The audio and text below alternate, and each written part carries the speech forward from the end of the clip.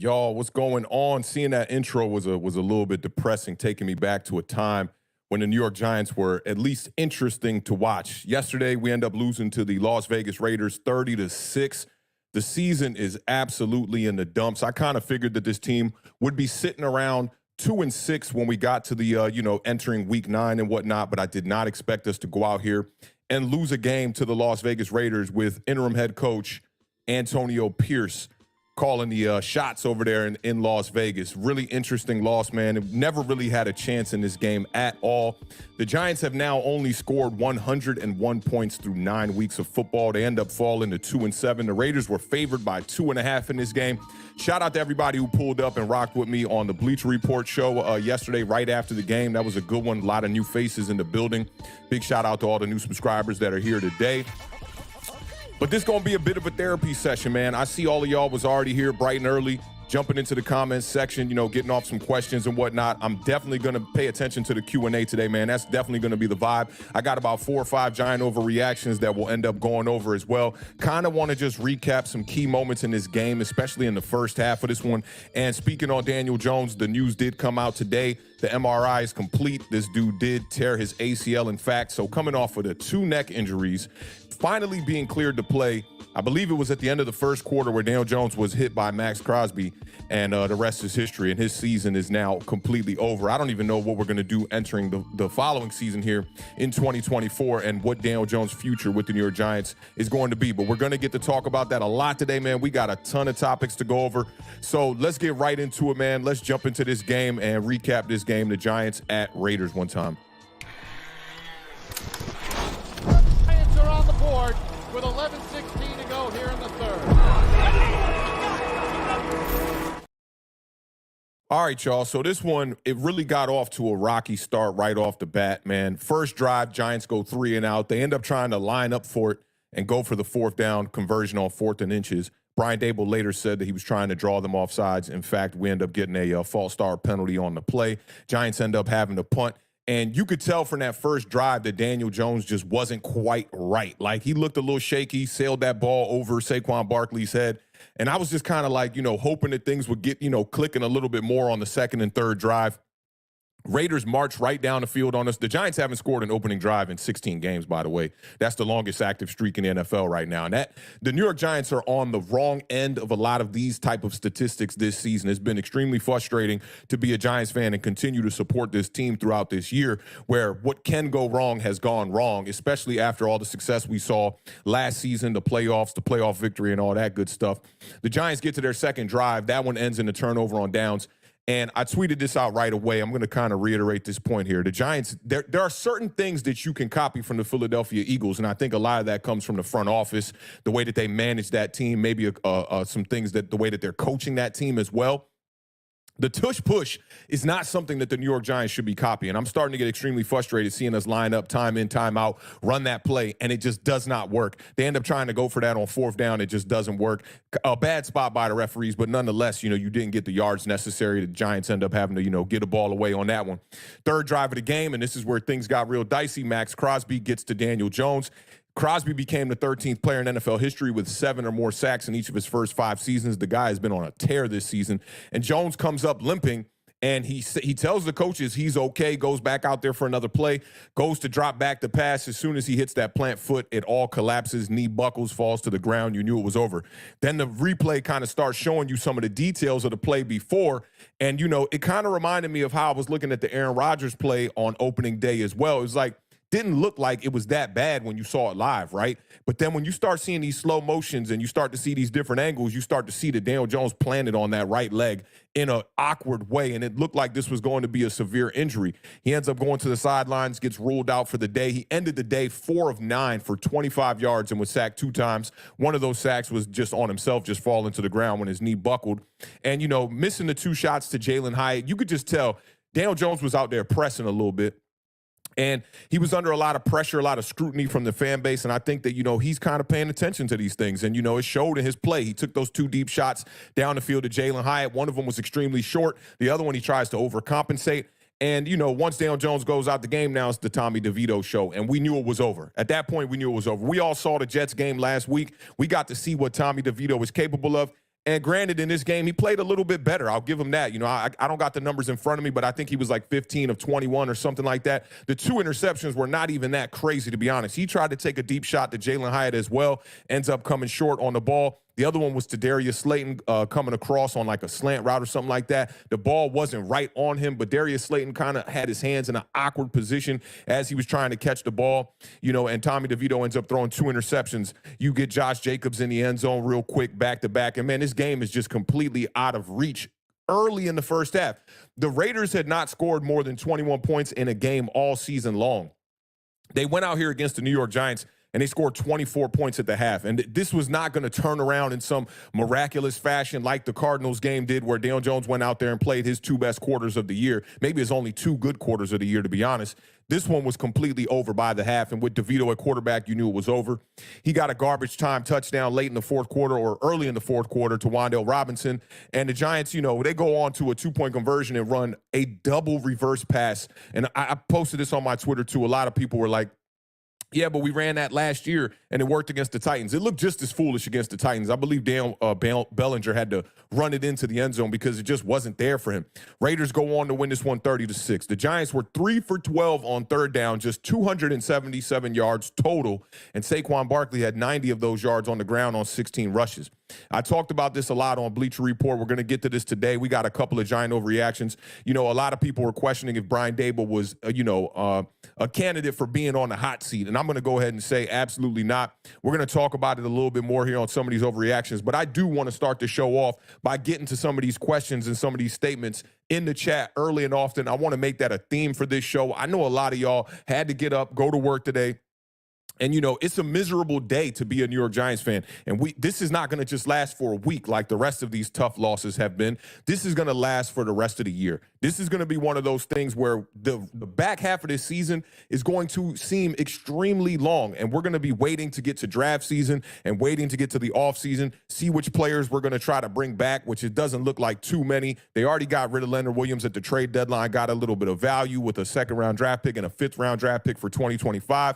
But the New York Giants are in a place where we're going to be here for a little while. So y'all get comfortable. This team is not going to be able to turn this around anytime soon, if you ask me. For me, it's looking like at least a good 3 years before the New York Giants become a team that's going to be back in contention, trying to get to the playoffs and trying to make a run for a championship. So it's going to be extremely frustrating, but y'all know what it is. I'm going to be here time in and time out to do these streams and be able to rock out with y'all and, you know, endure this pain as New York Giants fans that we've had to go through so far. So let's start this one off. I already see a couple of people sent in some super chats. Big salute to y'all, man. I appreciate y'all supporting the channel. We'll get to that. Definitely want to, go all the way back to the top of this chat and just rock out with y'all for a little bit and just see what the temperature is from the New York Giants community and, more importantly, my family in the chat. So let's see what we got here. Shout out to the homie, no Mets, no Nets, no Jets, always in the building, bright and early, man. One of the first ones to show up here on this stream here.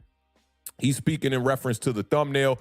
He said season, hopefully not for his sake, is only, or hopefully for his sake, it's only the season. The organization is for sure moving on. Giants football is nauseating. Yeah, I mean, if after this showing, the New York Giants are not completely confident in going out into the 2024 draft and drafting a quarterback, I think we got to question the people that are running this ship right now, okay? Because everything is very clear.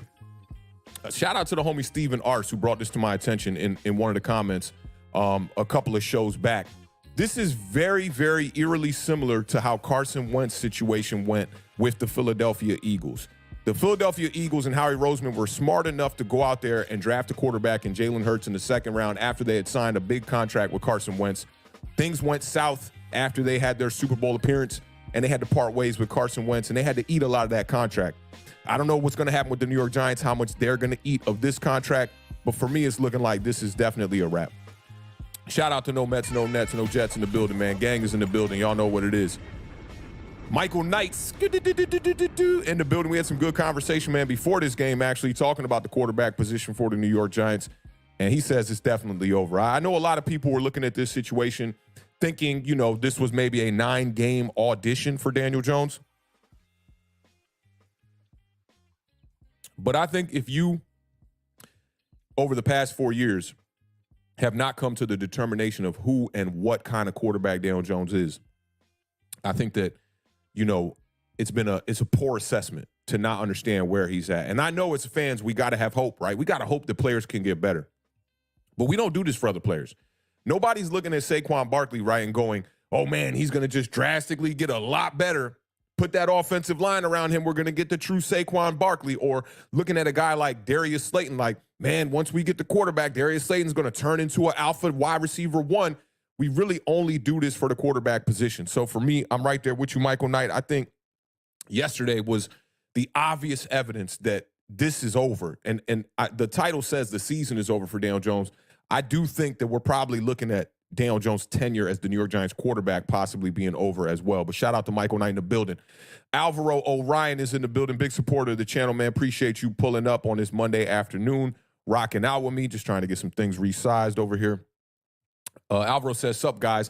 This season has been a complete wreckage, a disaster, horrendous, a nightmare. I don't have enough words to express myself. I'm right there with you, bro. This is bad. And, like, I expected a slow start, you know, tough games against San Francisco, Dallas, Buffalo Bills, Miami Dolphins, Seattle Seahawks. So I expected at least 5 losses by the time we got to this point. But when you're losing games to teams like the Raiders and they got a new coach out there, interim head coach Antonio Pierce, by the way, big salute to Antonio Pierce. Big W for him. That's major for them over there. You know, to start off like that, you could see it in the guys' eyes in the locker room, how motivated and how excited they were to have a leader like Antonio Pierce on the field. But for New York Giants, man, for the fans of this team, this particular 2023 team, it's been very, very disappointing, man. So I'm right there with you. I feel you on that. It's a struggle, bro. It's definitely a struggle. I see the homie Jameson is in the building. Shout out to Jameson in the building. Talking Eco is in the building. He says this therapy session is much needed. I'm right there with you. David Mann is in the building one time. He says, there is a good argument to fire Shane and Dable. Imagine if we take a quarterback this year and this team finishes 2024 with 6 or less wins.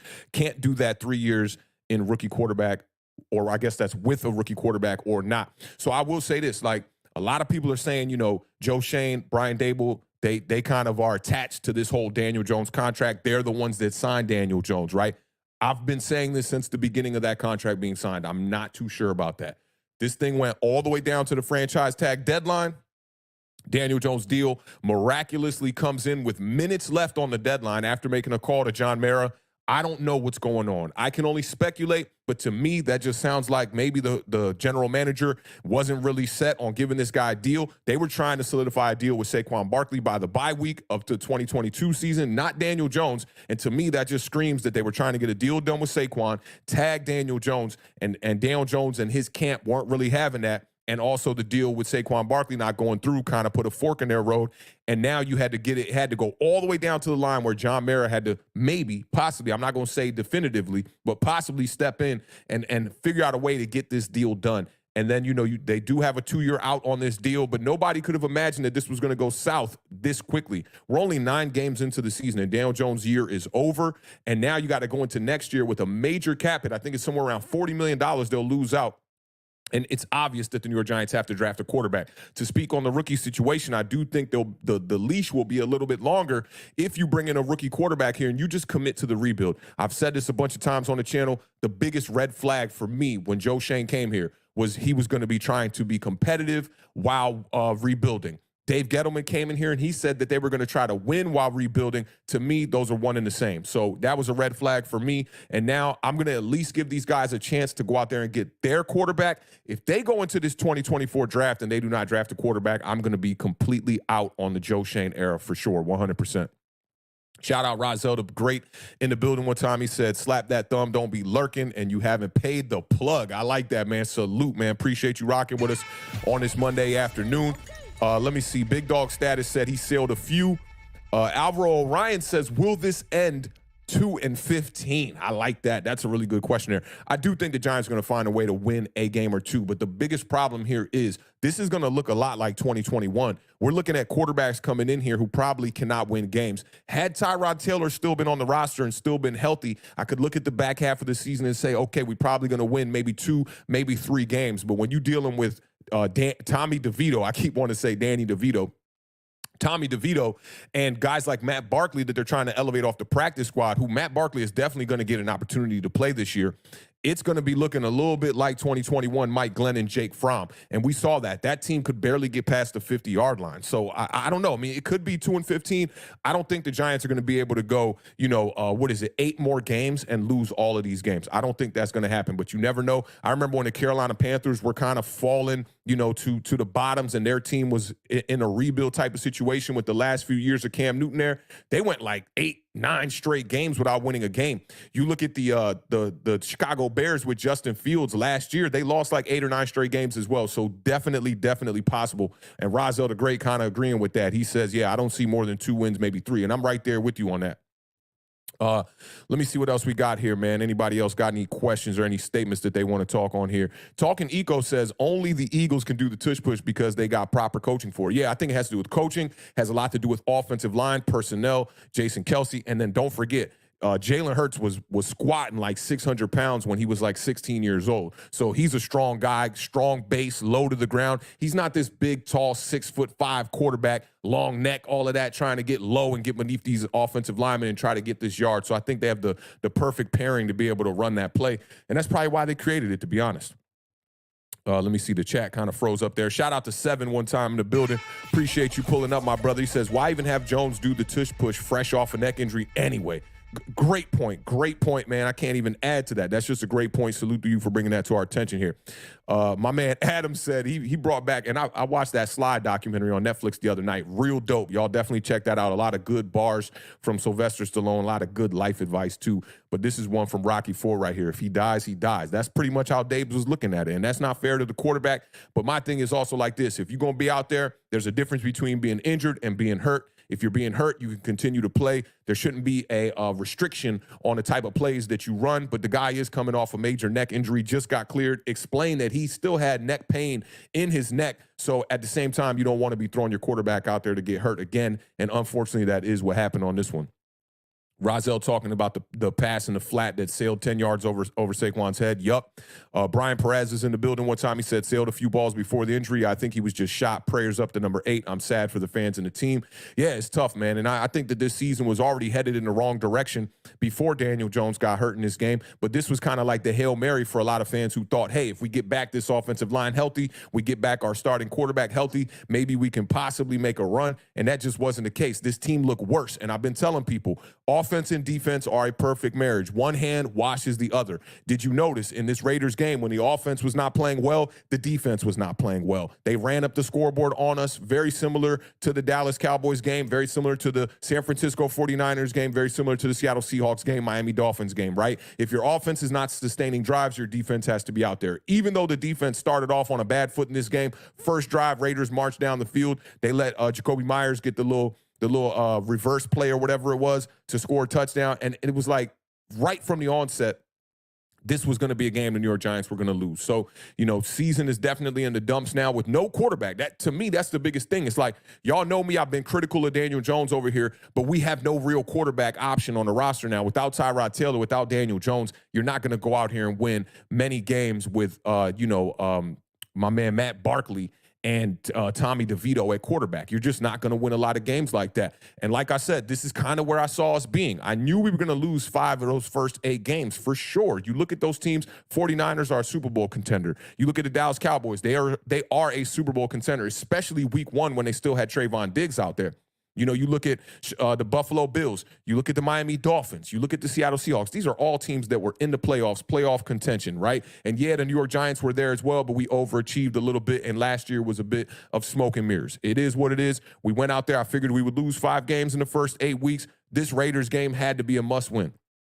You don't win that game, now you got the back half of the season, couple more division games, 2 division games against the Philadelphia Eagles, 1 against the Washington Commanders and the Dallas Cowboys. Again, this is not looking really good for the New York Giants. I figured we were going to be an 8-win team this year and possibly find a way to weasel in, sneak our way into the playoffs. It's definitely not looking like it. Shout out to Diet Ghost one time in the building, man. He says people said he tripped, but to be honest, it looked more like his knee gave out as he walked towards his teammate, as in that's where it happened. Look, I saw it a bunch of times on the replay. He goes to step to his right, and he wanted to cut it back inside. He stepped on that right leg tough. You saw him extend it, step on it tough, and then it kind of like wavered and it wiggled a little bit. He kind of falls to the ground. Whenever you see a player clench that kneecap, it's one of two things. You tore that ACL or you flex that knee to the point where it frightened you. Because I've had that happen to me when I was playing ball one time. Like I hyperextended my knee. My natural reaction was to just clench the knee real quick. And I did think I tore my ACL. I'm fortunate enough to have never torn an ACL. And I thought that happened. And then after I walked it off for a little bit, I was like, okay, I just kind of hyperextended it. And it was more about like being frightened off what happened to the knee. Once you saw Daniel Jones on the next play fall down, you knew what was up. You knew what was good. Let me see.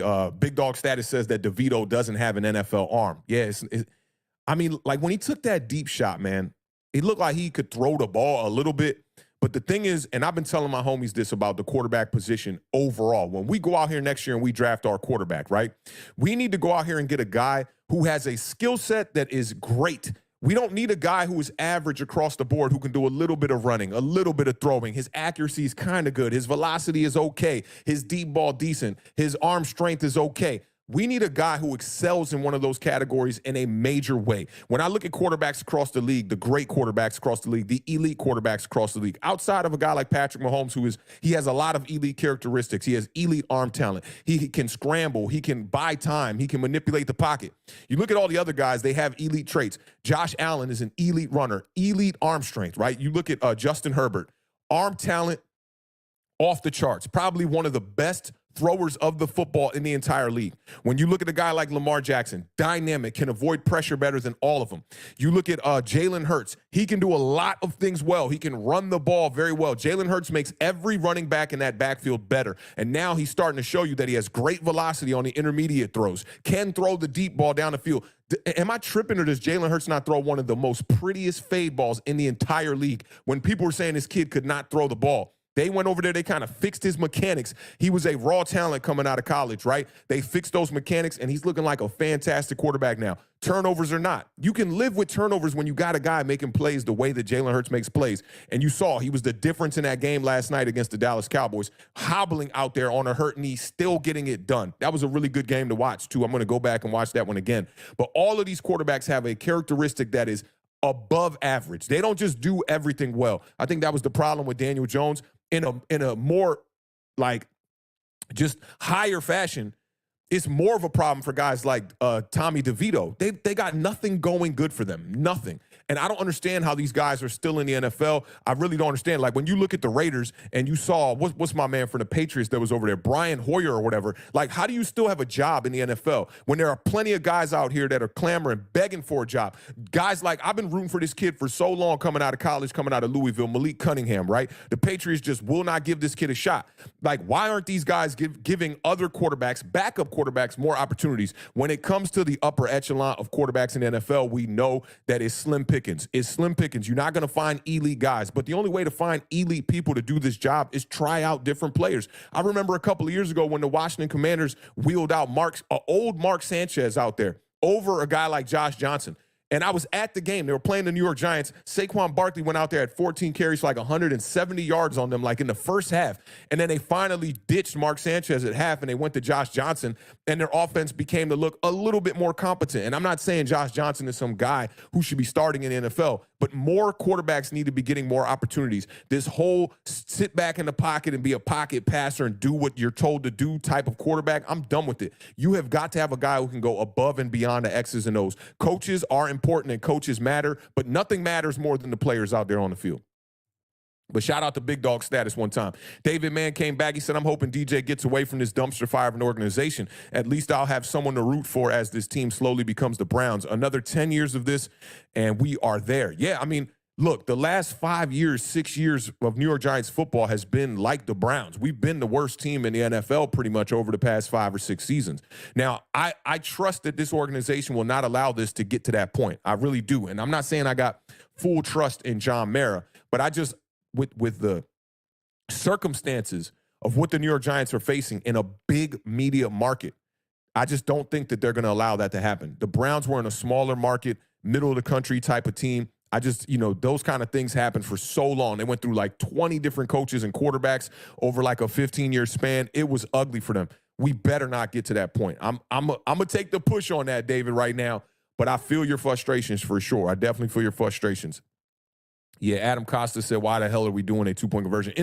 in the first place, why were we going for a 2-point conversion? I mean, you down 30-6 and you go like this whole analytics shit with football completely gets on my nerves, man. Like teams will be down by 14 late in the game and then they go for the 2-point conversion on the first touchdown. I'll never understand it. Or even the people who were saying like we should have kicked it off in overtime against the Jets last week. Like football has been played for years a certain way and you just don't see people doing that. It just doesn't make sense. James Hollister says that DJ wasn't healthy. I don't think he was healthy either, and mentally, I don't think he was there as well. Big Dog Status says Dable is safe until he gets his own guy. I think he's safe. I don't know if it'll be until he gets his own guy. We'll see how that goes.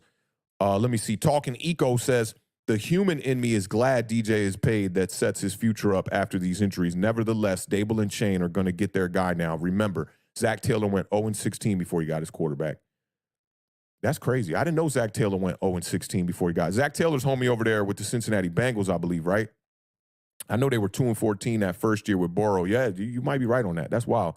That's definitely a good point there, though. Shout out Talking Eco one time for pulling up and rocking out with us, man, on this Monday afternoon. Big salute to all of y'all in the building. We're just going to go through the chat. We're going to do all Q&A vibes until we get to these overreactions. I got about 4 or 5 of them we'll go over in a little bit. I also want to bring to y'all attention a clip from Chris Canty that came out this morning on ESPN. I thought he was dropping some good facts in that. We'll get to talking about that, too. I see the homie Mason is in the building. What's going on, fam? Hope all is well with you.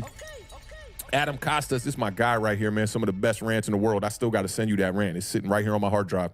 Adam says, time to be in full rebuild. Take a quarterback and build this the right way. No competing while rebuilding. That's 100%, man. I'm right there with you on that.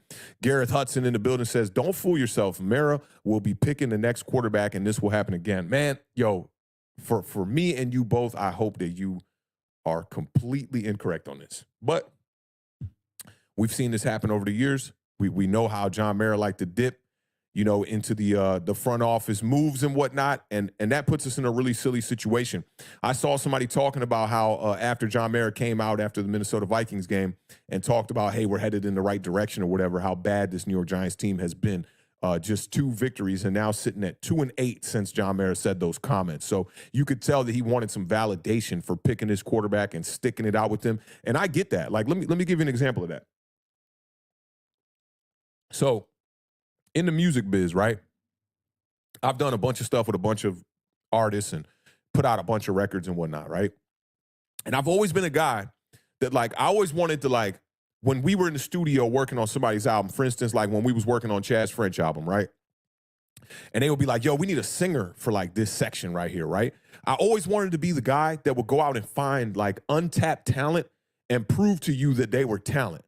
So I understand where John Mayer's coming from with this, right? It's like you want to be that guy to find the new. You don't want to be the one that piggybacks on it and, you know, go out there and, like, hire a guy to go get you your quarterback that you didn't draft, that you didn't have a hand in drafting. So I understand the sentiment of wanting to stick it out with Daniel Jones to try to prove people wrong, but that's being prideful. You got to find a way to put that to the side. If I'm in the studio and I recommend a singer to come in and, you know, the singer comes in, does the parts, and all said and done, the song stinks, we got to find a new singer. That's just what it is. And I think the New York Giants definitely got to find a way to just move on from their pride. Pride is holding this organization back, and the fans don't deserve this. We've been here for a while. The fans just do not deserve this year in and year out. Last year, you know, was like an anomaly as far as getting a couple of wins and getting to the playoffs and whatnot. And thank God we got to see the Minnesota Vikings in the first round, because I think probably any other team that was in the playoffs would have probably been able to beat the New York Giants. But y'all know how I say over here, if was a fifth, we'd all be drunk. So I can't be sitting here relying on hypothetical situations.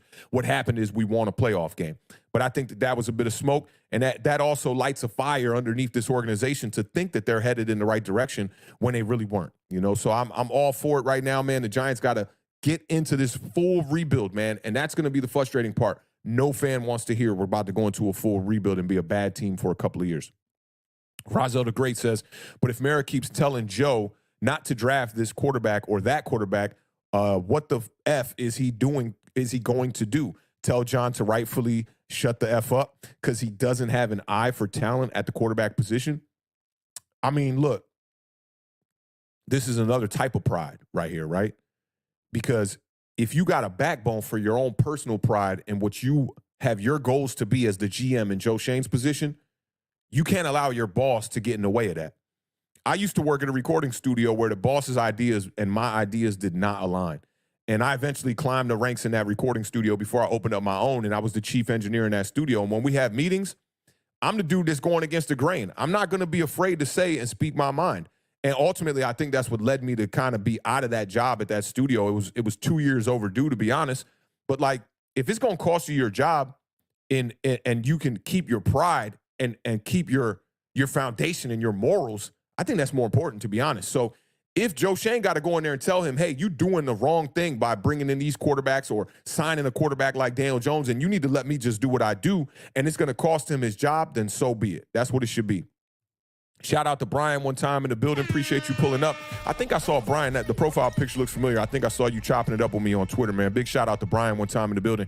He says, sucks to talk about drafting a quarterback November 6th, but let's get a quarterback and make it right. I'm right there with you, bro, 100%, man. Like, we can't keep doing this week in and week out. We can't keep resetting our hope clock, right? And just be thinking, oh, this is going to be the week. Next week we'll win a game.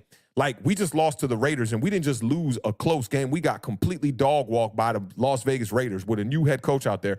And now we got to go and play the Dallas Cowboys in Jerry World.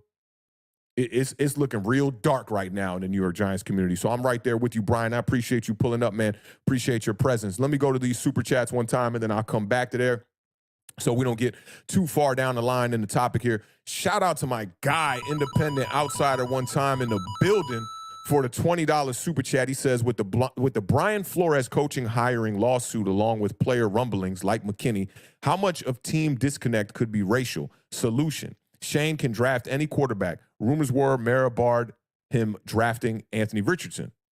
Now, look, I can't go off the rumors. They did end Eli's active streak with a black quarterback. That was Geno Smith. This year, when it came time, to bring in a backup quarterback, it was Tyrod Taylor. I don't think that the New York Giants are like some, blatantly like racist organization. I don't think that. The Brian Flores lawsuit, I didn't look into it that much. I'm going to keep it real with you. I'm sure there was some sketchy stuff going on. They pretty much said Joe Shane and Brian Dable had this job locked up. I don't know if you can say that's racial, Brian Flores did get a job as a defensive coordinator with the Minnesota Vikings. He has helped turn that defense around. I really don't know, to be honest. I don't know what's going on behind closed doors, in the New York Giants organization. I do think outside of it being anything that has to do with race, I think it has to do with bringing in a new type of person to run these things, right? I see this in the content creator, lane as well, too, because, like, I come from, like, urban black background, right? Everything I do is hip hop, urban, black, right? And I come into a space where that's not the norm, right? So I know that I'm even jumping over hurdles in this space, right? Where it's like people are not used to seeing a dude who produces records, makes beats, and is in the studio all day talking football. So I get these crazy comments on a lot of the content that I'm doing on Bleacher Report, a lot of the content that I'm doing here on YouTube, a lot of the stuff that I'm doing on Twitter. People aren't used to this. And I think people got to get used to this because this is where the content creating world is going. A lot of people call themselves content creators, but I don't think that they're really that. I think that more people are more just like streamers. Like, they just get up, hop in front of a mic, they just talk ball, that's it. And that's cool too. But the content creation world is changing. The way that running a NFL football organization in the modern day is changing, and people got to get hip. The Giants' way needs to be able to be altered and adjusted to fit 2023. And I think they're lacking doing that. I don't think it has to do with the racial thing, but I don't rule anything out. So I always say, hey, 99%, this is probably how I'm thinking, but there's always that 1% factor. You don't know what's going on behind closed doors. Nobody knew what was happening with the Clippers organization with Donald Sterling before all those recordings came out. And, all that, the talk about Magic Johnson and all that stuff. Nobody would have ever speculated that. So we don't know what's going on behind closed doors, but at the same time, I'm not going to, point the finger and blame anybody for anything that I can't prove right now. So I'm New York Giants fan. Till that casket dips, that's what it is. You know what I'm saying? The front office is the front office. They got to go out there and handle business. If they continue to fail at handling their job, they're going to have to, own up to that and face the noise from the fan base. That is what it is. Shout out NYG Mason one time for the $4.99 super chat. He says, cutting DJ as a post-June 1 cut has same cap impact as cutting him in 2025. Basically, do you want a $47 million paperweight on or off the team in 2024? Man, that is some good words right there. It's really interesting. I mean, I don't know if you can part ways with Daniel Jones. The problem here for me is going to be that He just blew out his knee in week 9. We seen it with Kyler Murray. Kyler Murray's probably about to take his first snaps, after his knee injury for the first time this year. He probably going to, in week 10 will probably be the first time. So I think you got to kind of just, feel this out as time goes by. I wish Daniel Jones a healthy recovery, and you got to just kind of just see how he progresses.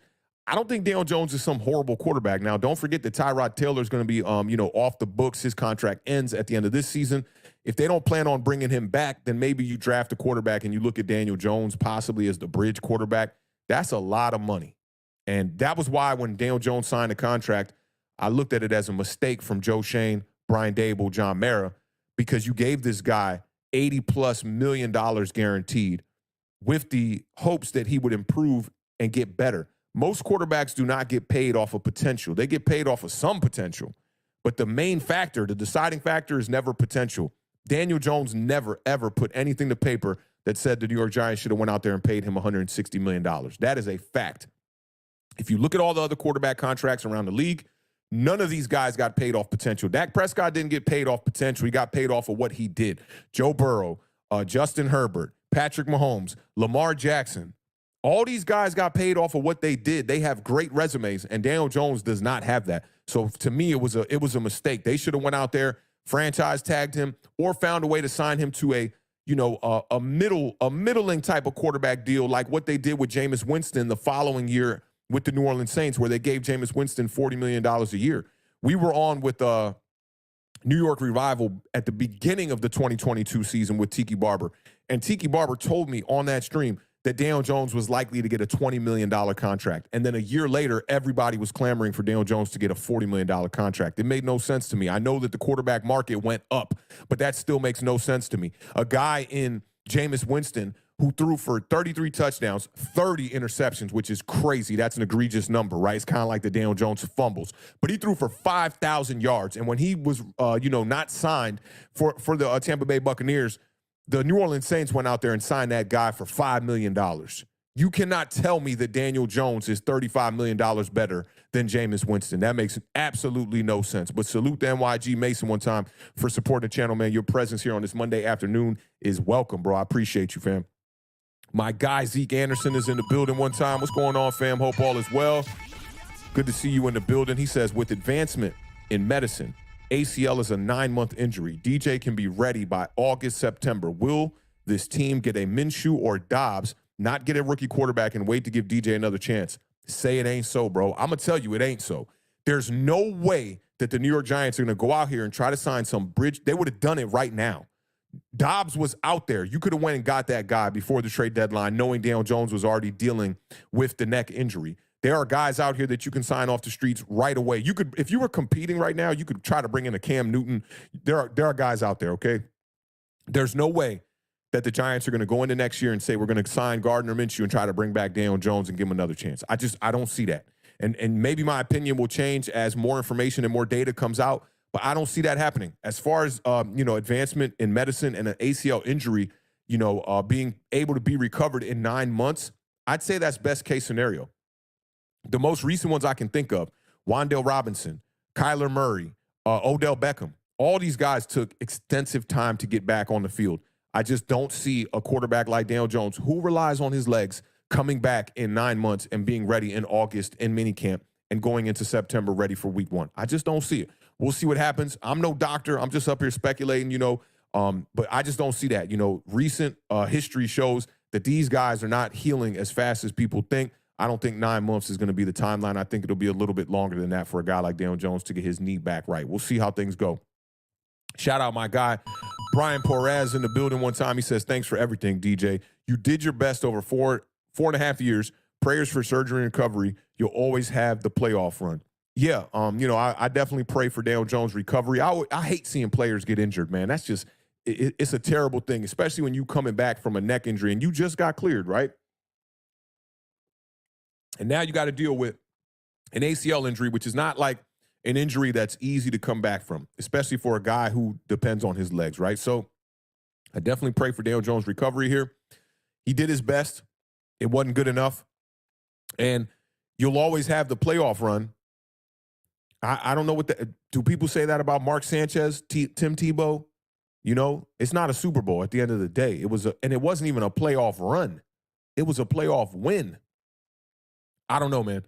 I don't know. This Ryan Tannehill has 2 playoff wins. Nobody gives a damn, to be honest. I got to keep it real on that. But shout out to Brian for supporting the channel. Shout out my guy BBU in the building one time, man. Just sending in that 199 salute, brother. I appreciate you pulling up. Brett Carnahan is in the building, man. Appreciate you. He says, bro, I'm at a loss for words. What are we going to do about 26? I don't think Saquon Barkley is going to be a part of the New York Giants' future here, man. You know, if you look at the way that the Buffalo Bills operated with Shady McCoy, I've been saying this for 2 years, man. They just allowed him to walk. Maybe they franchise tag Saquon Barkley, you know, entering this year. He's been relatively healthy. He did have the high ankle sprain that kept him out a couple of games. But I think that a guy like Saquon Barkley could aid a rookie quarterback coming in here. It would be nice to have a little bit of a foundation because teams are bringing in rookie quarterbacks and trying to win games. You look at what the Colts did. You look at what C.J. Stroud is doing with DeMeco Ryans and the Houston Texans right now. Like a lot of that is working out, right? And Anthony Richardson ended up getting hurt, and the Colts are still trying to go out there and win games. You know, so I think you could bring in a rookie and keep Saquon around, but at the end of the day, it's going to cost you about $10 to $15 million to keep a running back in a situation where you're probably not going to be winning games. I think it's time to rip the Band-Aid off and just commit to this rebuild. You're probably going to have to go out there and draft a running back again anyway. The Eric Gray experiment doesn't seem to be working out quite well. But if it was up to me, man, you know, I hope that Saquon Barkley will be a Giant for the rest of his career. He's one of my favorite players, and none of this is his fault. The regime tried to tie the whole Daniel Jones contract to Saquon Barkley. It would have been nice to just have gotten the Saquon Barkley deal done, franchise tag Daniel Jones, and all of this would have just been, you know, swept under the rug, no problem. Instead, they ended up paying the quarterback $160 million and franchise tagged the running back, ended up signing him to a deal with incentives that would give him an extra $1 million, I believe it was, that he's not going to hit this year, cost you about $10 million, cost you about the tag. And I just don't see Saquon Barkley being a part of the future simply because of timing for the most part. Shout out BBU, my man in the building.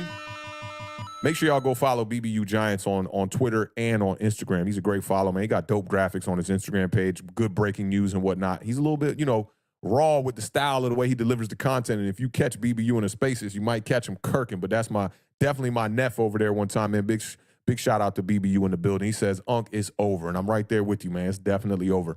Talking Eco is in the building. Appreciate the $4.99 super chat. He says, if the Giants end up with the 4th through 7th pick, I would want Shane to trade up to 1 or 2, get a chance at one of those generational quarterbacks. I'm definitely not mad at that one bit. We know Caleb Williams, Drake May definitely are the 2 top prospects right now. You got the Carolina Panthers who you're going to be battling with, the Arizona Cardinals possibly, but I think the Arizona Cardinals are going to win a couple more games here once Kyler Murray gets back to quarterback. Carolina Panthers are definitely struggling. Their pick is going to go to the Chicago Bears. Chicago Bears are struggling. They might have 2 of the top 5 picks when you enter the 2024 draft. I'm with you on this. I think if you got picks 4 through 7, any top 10 pick for real, if you got one of those picks and you think your guy is out there at pick number 1, 2, or 3, you got to do what you got to do, trade up and go get that quarterback. But I did bring this up. You know, the Philadelphia Eagles situation, they found their quarterback in the early 2nd round when they got Jalen Hurts. You know, the Baltimore Ravens, they found their franchise quarterback at the end of the 1st round. So it is possible, you know, and a lot of these guys, Lamar Jackson was not on the radar as one of the top prospects in that 2018 draft, I believe that was. Was that 27? I think that was 2018 draft. Yeah. He was not one of the top prospects, right? So he ends up falling. The Ravens end up trading up and they get their franchise guy. The Giants could possibly do that as well. I trust this. I won't even say I trust this front office, but I trust them enough to go out there and try to get their guy. Whether it's going to work out or not, I don't know. I can't guarantee none of that, to be honest. But you can always go out there. Who knows? Could be a Cameron Ward. Could be a Michael Penix, J.J. McCarthy. There's a couple of guys out here in this draft that you could get. Bo Nix is out there. He's a little bit older, been in college for a grip. But who knows? One of these guys could come in here and definitely be an upgrade from what we already have at the quarterback position. Shout out to Talking Eco, man, for supporting the channel. Definitely appreciate you for supporting us, man. Independent Outsider pops back in one time. He says, what happens if DJ retires? I'd have to go look into it, right? But I know that if his career ends off of an injury, the Giants are due to pay him some more money. The almost $90 million that was guaranteed is guaranteed. He's getting paid that money. It was a 2-year out, so you got to look at the first 2 years of the contract. That's what he's going to be definitely getting for sure. I don't think he's going to retire. This is the first sign of real adversity for Daniel Jones, fighting an injury like this. All the other injuries kind of were like, stuff that you would think he would come back from outside of the first neck injury. And then once he was cleared the following year, it was kind of, an afterthought. Nobody really thought about it until this neck injury came up this year. But shout out Independent Outsider one time. Shout out Memo Mello MX for the $50 super chat, bro. Definitely appreciate that. And I haven't seen you here. Welcome to the family. If this is your first time here, really appreciate that support, man. That's major on a salty kind of afternoon like this for New York Giants and all the fans across the community. Memo Mello says, where do we go from here as fans? Evaluate the young core, hope for the first and second overall pick next draft. Yeah, those are definitely options on the table for sure. I'll start with this defense, right? There's a lot of building blocks on this defense. Kayvon Thibodeau, Dexter Lawrence, Micah McFadden, Bobby O, Deonte Banks, Jason Pinnock. I even think if you could get the right deal done with Xavier McKinney, he's a guy. Trey Hawkins. Who else is out there? Jordan Riley is a guy I think that could be a piece here moving forward. I think Azeez Ojulari could be a depth piece. Defensively, though, you got to go out there and draft some edge rushers, get some more depth. I would take some more depth in the secondary as well, but I like the foundation of the defense. The defense gives me a little bit of hope for the future here that this could take maybe 2 to 3 years because this is an offensive problem for the New York Giants for the most part. This defense and this defensive coordinator in Wink Martindale, I think, are the right fit. A lot of people might disagree with that, but I think that's the right fit. Now, offensively, you got a true bookend left tackle, and that's about all you got on this offense. Saquon Barkley's probably not going to be a part of this future. Daniel Jones is probably not going to be a part of this future. Evan Neal is looking like the dreadful B word, It's not looking good for him. JMS looks like he can be a foundational piece. Jalen Hyatt could possibly be a wide receiver 2, wide receiver 3 in the future. Maybe if he develops a real route tree, he could be a wide receiver 1, but I still think eventually, once the Giants get their quarterback, they're going to have to go out there and get that alpha wide receiver 1. You got to evaluate the young core. And I think a lot of them, we already know what we got, right? Like a lot of those defensive pieces, we know. We know what we have in guys like Dexter Lawrence, Andrew Thomas, Deonte Banks. Yeah, he's been, beat on a couple of routes this year, but that's going to happen to a rookie. All in all, he's been a really good prospect and a first-round pick that's translating. Yeah, and that's all you can ask for. Kayvon Thibodeau, same thing. So we know what we're getting out of those guys. Really, it's the offensive line. A lot of these depth pieces we don't know, and we still won't know by the end of this season. You got injuries to guys like Joshua Ezedu. Marcus McKeithen's probably not a part of the real future as a starter. Justin Pugh is a veteran. He's probably going to be up out of here. Mark Lewinsky signed a 3-year, $18 million deal. He's probably going to be up out of here. Ben Bredesen's probably not a part of the future. Marcus McKeithen, if I didn't say him, he's a guy that, probably a depth piece. There's probably a few. Matt Pert. I mean, Matt Pert, you would expect at this point in his career that he would be a guy we could plug in and be a player. Has not shown any signs of being a good player. It's tough. I think, you got to focus on and hope to get the first or second overall pick. The Giants are headed towards a top 5 pick nonetheless. That's what's going to happen. It will be nice. I'm never a guy that roots for tanking and roots for losing games, but there's nothing to root for right now as a New York Giants fan. You're sitting at 7 losses, 9 weeks into the season, and you got Dallas. Count it. That's going to be 10. 10 games, and then you're going to have what? 8 losses? Yeah, it's not a good look, man. But we'll be here, man. We'll definitely be here 4 days a week, man, chopping it up. In the offseason, I'm going to definitely be doing a bunch of videos. I'm finally set up in my studio now, man. Things are finally moving in the right direction in the crib.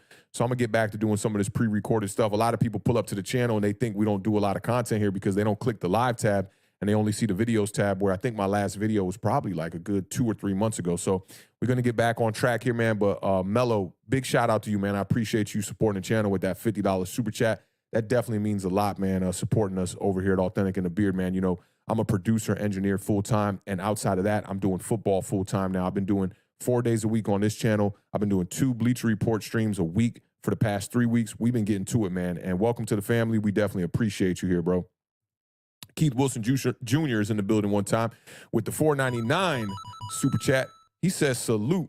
This regime just gives me shady vibes this year. I'm right there with you. That's a good pun, too. Coming back from a neck injury and you do a tush push, man, Mike Penix, we see you. Yeah, Mike Penix, he looked really good in that game against USC, battling a great offensive back and forth type of game. It was good to see 2 of the better prospects coming out of college this year. The only thing you got to think about with Michael Penix's injury history, and he's a little bit older. I think Michael Penix is like 25 years old already. So it's kind of like the Hendon Hooker deal, you know. And maybe the Giants might. I mean, look, Hendon Hooker's probably not going to see no playing time no time soon. So he's a guy that maybe the Giants might want to try to keep their eyes on. I don't know how his camp looked and whatnot, but he was dealing with an injury coming into this year as well. I really want to see Hendon Hooker get on the field. He was a good quarterback at Tennessee and whatnot. But yeah, Michael Penix, man, he's a guy. I'm a Cameron Ward fan as well. The kid from Alabama looking pretty good. The kid from LSU looking really good. Caleb Williams, that'd be like the dream situation for me. I would totally be all for Caleb Williams here as a New York Giant. Drake May looking really good. A lot of these quarterbacks looking good, man. So I trust this regime, like I said, to go out there and go find their guy. Whether it's going to work out or not, I honestly don't care. I'm just ready to reset this whole situation with the whole Daniel Jones thing. I was ready for that at the beginning of the year. But I do understand the fans who, you know, they wanted to run it back because they saw a team make it to the playoffs for the first time since 2016, get their first playoff win since 2011. That stuff is, you know, it's inspiring. It's really inspiring. And it makes you think that your team is headed in the right direction when they're really not, you know. And I don't fault the fans for any of this. Fans are going to fan. We all fan our own way. And I never try to tell people how to fan. Do this your way. If you want to tank, that's cool with me. I'm not one of these people on Twitter like, oh, man, you guys are fake fans if you want to tank. Yo, like, do you, bro? Like, this is like, fanning is all about doing it your way. It's like when people are fans of music and they say, hey, I like, I'll use this time to shout out like a independent artist I rock with. So like, let's say it's like Mick Jenkins, right? If you don't know Mick Jenkins, check him out. He got some dope music. And they're like, oh, I like Mick Jenkins for his production. And another person's like, well, I like Mick Jenkins for the lyrics. And another person's like, I like him for the artwork. It doesn't matter. They're all fans. Everybody's right. So for me, it just really doesn't matter. Fan how you want to fan. You know, I think rooting for losses is a little bit weird, but in this situation, it's like, what else do you want fans to do? This is what it is, man. So I'm definitely not mad at that. But you know, Mike Penix, yeah, I would be all for Mike Penix. And he seems like a guy who could be a day one starter, to be honest. Some of these other quarterbacks, you know, haven't played a bunch of games and whatnot, but Mike Penix has a lot of experience under his belt, playing ball in college and whatnot. BBU says Justin Fields and Daniel Jones are the same level player in different ways too. And I was really high on Justin Fields coming into this year, thinking that he could mature kind of like how Jalen Hurts did. And that definitely wasn't the case, because in this league, you have to be at least at bare minimum a decent passer. You got to be able to read basic coverages in the NFL. And that's where Justin Fields struggles. I think talent-wise, Justin Fields is way higher level talent than Daniel Jones is. But now, if you and I see John B was talking about this. Shout out John B in the building one time. He says, why not trade for Justin Fields, pick swap, and future pick? Let me tell you the problem with that. Justin Fields now is going into the last year of his deal. So you're going to put yourself in the exact same situation that you were in when you came to New York, speaking for Joe Shane, with Daniel Jones, where you got to figure out if you want to decline the fifth-year option. I don't think it's a good situation. I'd rather go out here and just reset the rookie contract clock, go out there and get your rookie, maybe sit him for a year or half a year, and then bring him in mid-season, get some experience under his belt, and start looking towards 2025 as the year where you try to compete. BBU also says quarterback is the most important position in football. Another offensive tackle in the first round does nothing. Wide receiver in the first round does nothing. We have the chance to take a quarterback at the top of the draft. Go get your quarterback. It's that simple. That's facts right there. That's facts. There's no other position that's more important in any sport, for real. I've seen people argue other stuff, but like, nah, quarterback is the most important position in all of sports. He should be your leader. I compared it to when I did the Daniel Jones video for Cool Runnings. This is Darius at the front of the bobsled.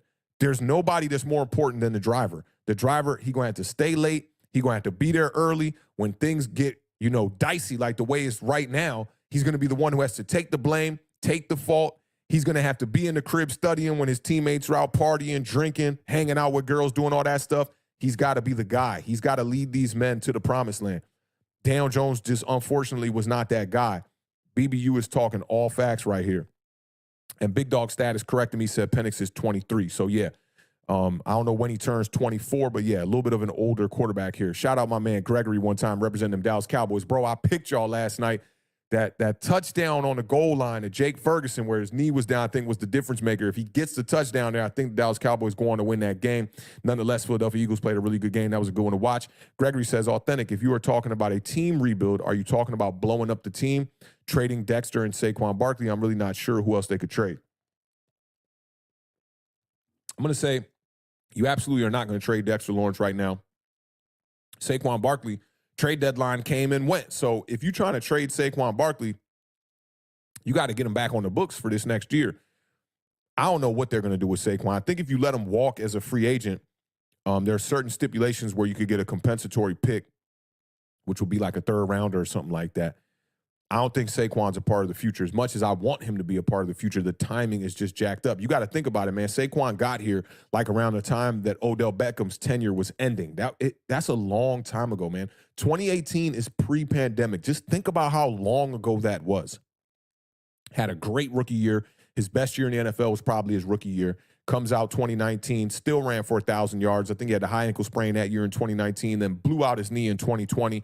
Came back 2021, just was not the same player for that entire year. And then last year, he put up his best year since his rookie year. I still think Saquon's a really capable running back. But if he wants to stay and be a New York Giant, it's going to take a serious pay cut. Teams are going to be extremely weary about paying these running backs. You saw the Jets go out there. They paid Dalvin Cook. It's not working out at all. Dalvin Cook don't even got 200 yards on the season. Carolina Panthers went out there. They didn't pay a lot of money, but they paid Miles Sanders. That's not working out over there. It seems like Miles Sanders is really the running back two, even though he's making more money than the running back, the true running back one over there. So, yeah, I know teams are going to be extremely weary about paying running backs. I don't think Saquon's a part of the future here. You don't just blow up the whole thing. Like I said a few seconds ago, I don't know if you were here for it, Gregory, but this is more of an offensive issue, and it starts with the quarterback, but it's more of an offensive issue than it is a defensive issue. Brian Perez says, ignoring the O-line will result in ruining another quarterback over the next 4 years. No Mets, no Nets, no Jets. And let me see what just trying to scroll back to see exactly what he said about the offensive line. But to speak on that, to speak on the offensive line, they have not neglected trying to build the offensive line. And I said this, man, like on the Bleacher Report stream yesterday, actually, right? Most teams, when you get the bookend left tackle, they're not in situations that the New York Giants are in where it's like the offensive line has been bottom three for the past like 3 or 4 seasons. Normally, when you got a guy like Andrew Thomas playing left tackle, it's enough to solidify what's going on from left guard to right tackle. To me, this has a lot to do with the quarterback, man. Like I've been saying this forever. A decisive quarterback is an offensive lineman's best friend. We saw this with Eli Manning and Nate Solder. Nate Solder was a poor tackle. He was a poor tackle at that point in his career. And Eli Manning somehow, when the Giants signed Jamon Brown, he found a way to make Nate Solder look serviceable. And then they went to the switch to Daniel Jones, and Nate Solder went right back to being absolute garbage. You have got to be decisive in this league, and we saw it with Tyrod Taylor in the game.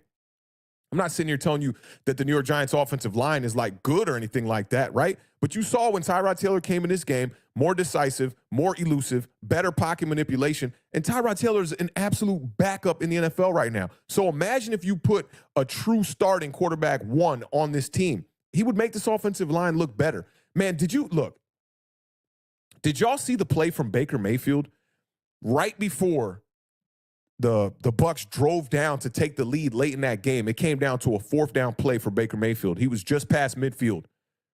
Listen, man, you can say what you want about Baker Mayfield. His pocket maneuvering and manipulation on this play, and then he ended up running it. Oh, my God. I was like, look at Baker shuffling those feet.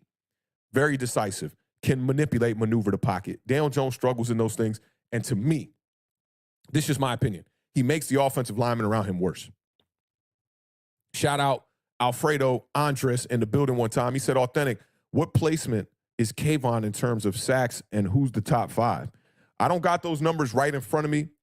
Kayvon, I want to say came into this game 3rd. I think he was tied for 3rd in the NFL with 8.5 sacks. He didn't get to the quarterback in this game. I don't got those numbers right in front of me. I'll try to get them as we do the stream and whatnot. But yeah, Kayvon Thibodeau, man, he's a guy. We know what Kayvon does well. He gets after the quarterback. We got to put some pieces around him to help him out. Now, we did see in this game, without Leonard Williams out there, that definitely affected the way the New York Giants have defended the run, and it affected a little bit the way that the front four can get after the quarterback as well. And I won't say front four necessarily for the New York Giants. We definitely don't run a 4-3. It'd be nice to get back to a 4-3. Those were the glory days for sure. But yeah, man, I think Kayvon's a guy. He was top 5 entering this game. Might have changed up a little bit here after this past week. I got to go and check out, the updated numbers as well. I'll probably do that after the stream, but I will try to get to that. Shout out, no Mets, no Nets, no Jets. He said O-line shouldn't be top priority. We've spent too much on O-line. Yeah, listen, let's just keep it funky here. The people that want to address O-line and wide receiver are still trying to save what is the situation with the quarterback right now. I'm not mad at them, right? You paid the guy so much money, and to abandon him now after not even a full year. The dude has played what? He missed 3 games out of the 8 games. So he's played 5 games. And it's already shot to shit, right? It's already done. So I get it. People are still clinging on. They still got faith in the quarterback. I don't have faith in the quarterback. I wish him well in his recovery. But I came into this season with these kind of vibes of like, all right, I don't think Dale Jones is going to go out here and stink the joint up. But to me, you would have fast forwarded into the future much better if you brought in a bridge quarterback or just rocked with Tyrod Taylor and brought another bridge quarterback. Jacoby Brissett is just sitting on the bench over there in Washington. You could have went out there and got him, paired him with Tyrod Taylor. You'd be spending under $10 million for 2 quarterbacks that could have got you through the season and got you enough victories to keep things looking all right until you drafted your guy. So for me, I just think the people that want to prioritize O-line and other, like I see James Hollister in here is talking about it too. I say we get Marvin Harrison first round, hope for a good quarterback, maybe Penix in the second round. I wouldn't be mad at this approach here, but if you get Marvin Harrison with the first pick and then you can't get your quarterback in the second round, you're stuck between a rock and a hard place. But if we could end up with getting our quarterback and it's Penix in the second round, because I don't think a lot of people are going to reach on Penix in the first round, to be honest. And the Cardinals came out today, I believe it was, and said they're committed to Kyler Murray. But fool me once, shame on you. Fool me twice, shame on me, right? I remember they did this same thing with Josh Rosen. They went into that draft, and they said, yeah, Josh Rosen's a guy. Weeks before the draft, they were like, we're committed to Josh Rosen. And he was shipped up out of here within weeks. So you never can trust these teams. But, yeah, I mean, this would be a good idea, a good plan here if it could possibly work out. Whatever you do here, get your quarterback. It'd be nice to get a wide receiver 1 along with that. I don't know if right now, without the quarterback on the roster, you could go out there and spend a top 5 pick on Marvin Harrison Jr., though. I don't know. He is a generational talent, though, for sure. And his pops was a dog. I got to see his pops play, his whole entire career. He was definitely a beast. Let me see. Rozelle says, thank you. The O-line is the top priority. I disagree with you on that.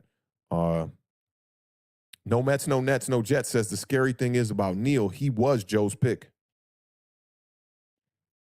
Yeah, that is the scary thing. And it's not like Evan Neal wasn't high on people's draft boards. That's why I don't quite fault Joe Shane, but you got to have guys in the scouting department, especially Joe Shane showing up to these games, being there on the sidelines.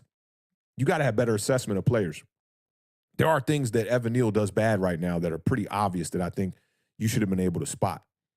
Let me see. I see Cavale reacts. Says we need another linebacker and edge. Yup, I did go over that. That's facts right there.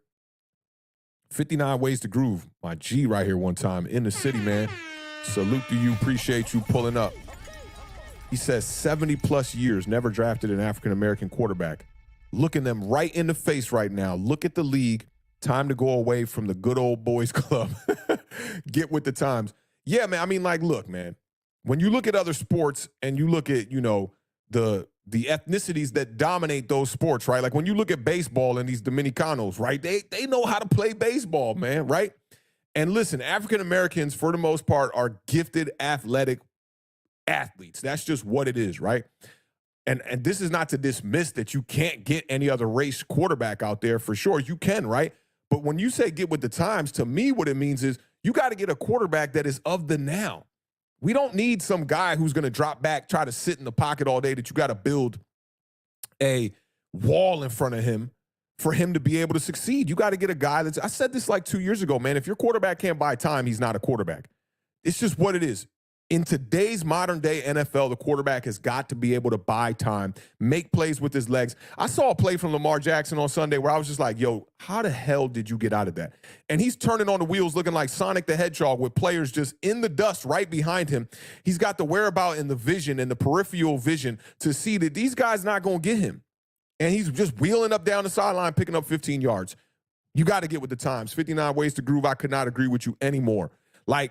Does he have to be African-American? No, I don't care. Quarterback could be purple for all I care, as long as he's out there making plays. That's how I look at it, right? But I do feel where you're coming from on this. It's like the New York Giants, the last couple of quarterbacks that they've drafted, you know, you got guys like Davis Webb and Daniel Jones. And there was another one there. There was another quarterback, and I always mistake him for Davis Webb, that we drafted like late third, fourth round or something like that. You just wasting picks when you do that kind of stuff. And I just think like right now with the pocket passers in the NFL, there's not many. You got Kirk Cousins. You got even a guy like Joe Burrow is still mobile. Joe Burrow's still making plays with his legs, but I will consider him a pocket passer. Outside of that, it's not really many pocket passers. Tua over there with the Miami Dolphins, but they got great weapons around him. That kind of game is done for now. It's done. You got to have a guy that can run the rock from the quarterback position, be agile, show his agility, be able to move laterally and all that. And right now, the Giants don't have any of those type of guys. Tyrod Taylor showed you the best, version of that, and it worked out for a little bit. But we know what it is with Tyrod Taylor. He can't stay healthy. That is what it is. Big Dog Status says Neal is cooked, man. Yeah, like another injury. You went out there, you ruined your right ankle. It had you on the sidelines for a couple of weeks. You get back in the game, you ruin your left ankle. You can't predict injuries, right? But like this is getting extremely ugly for guys like Evan Neal. It's just not a good look right now. Shout out Kevin the PRF in the building. He says, Awthentik, if the Bears have a top 2 pick, Fields may be available. Yeah, the timing ain't right. I would have liked the Fields move entering this year because then you could have got him in the Brian Dable system, started to mold him as the quarterback. Now he'd be going into his 4th season, with a year under his belt with the New York Giants. Right now, you cannot bring in Justin Fields into this kind of turmoil. Justin Fields will make a couple of splash plays with his legs and whatnot. I really like Justin Fields, the prospect, but I think the timing is all wrong. And then you're going to have to go into that 5th year, and it's going to be an issue when you try to go into the 5th year option with them, putting yourself in the same situation that we were with Daniel Jones. Shout out Sank Zappa one time in the building. Sank says, yeah, we actually need to lose every game from here on out. Sucks to root against your team, but this is reality. Kind of wish they changed the draft rules so we didn't have to root against our team. I definitely feel you on that, bro. And, I don't like to root for losses. I like to root for good football. But it's like rooting for wins right now is going to do nothing for the Giants. So I'm somewhere impartial and like in the middle of this, right? I will say this, though. After the Miami Dolphins game and around that time, right? I'll say not after. Before and around that time. I was completely just like clocked out. I watched the games with no emotion, feet up, chilling. Nothing that they could do on the field is going to get me excited. Nothing that they fail doing on the field is going to get me down. I did not care if the New York Giants lost games at that point, right? Tyrod Taylor came in. I saw him play that first week, and I'm like, we might have a little something here. Sparked me. Reeled me back in a little bit to be like, man, maybe the Giants can win some games. I was okay losing the Buffalo game, right? Even though that was a tough loss, right? You get down to the 1-yard line at the end of both halves, and you cannot punch the ball in for a touchdown. I blame a lot of that on Tyrod Taylor. I blame a lot of that on our coaching staff. The Jets game, that game broke me because that's a game that you absolutely should win. Kayvon Thibodeau playing the game of his life, closes out the game late with a sack on Zach Wilson, and you find a way to botch that game, 4th and 1, you don't get a ball to Saquon Barkley. You come out as the head coach in the press conference afterwards, and you tell this fan base that Graham Gano is fine. And a week later, not even a week later, they got Graham Gano on IR. That's irresponsible. I don't mind coaches, hiding things from the fans a little bit, right? But don't lie to us. You don't got to tell us. Right? Because if you don't tell us what's good, that's not lying to us. But when you flat out tell the fan base a lie that he is fine, we had him out there, we put trust in him. Graham Gano is not used to missing no 35-yard field goals to win the game.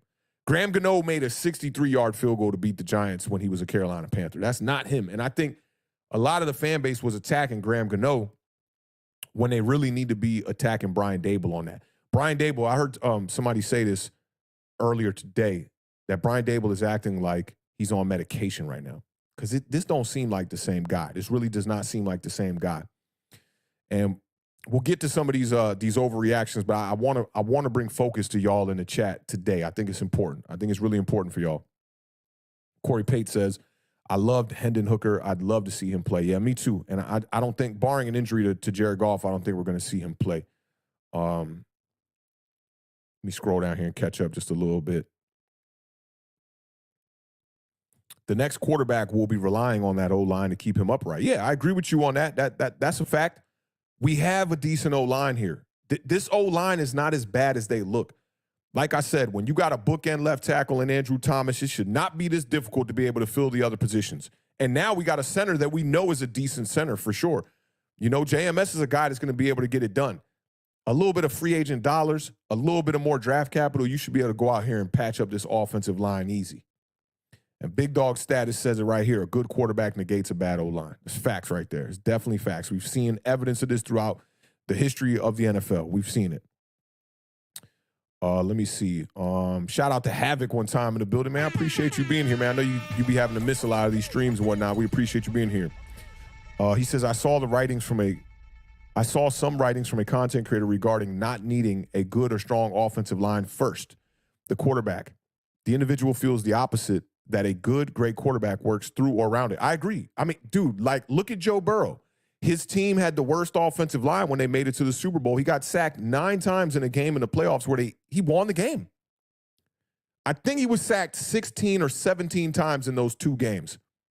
But he's a gamer. Look at what Sam Howell is doing right now with Washington, and he's not even nearly as good as a quarterback of any of these elite guys. The dude was sacked 41 times entering this week's game. He's still finding ways to put that ball in the end zone and stretch the field and stay in that pocket and take hits, take shots. Yeah, a good quarterback is going to make that offensive line much better. That's what it is.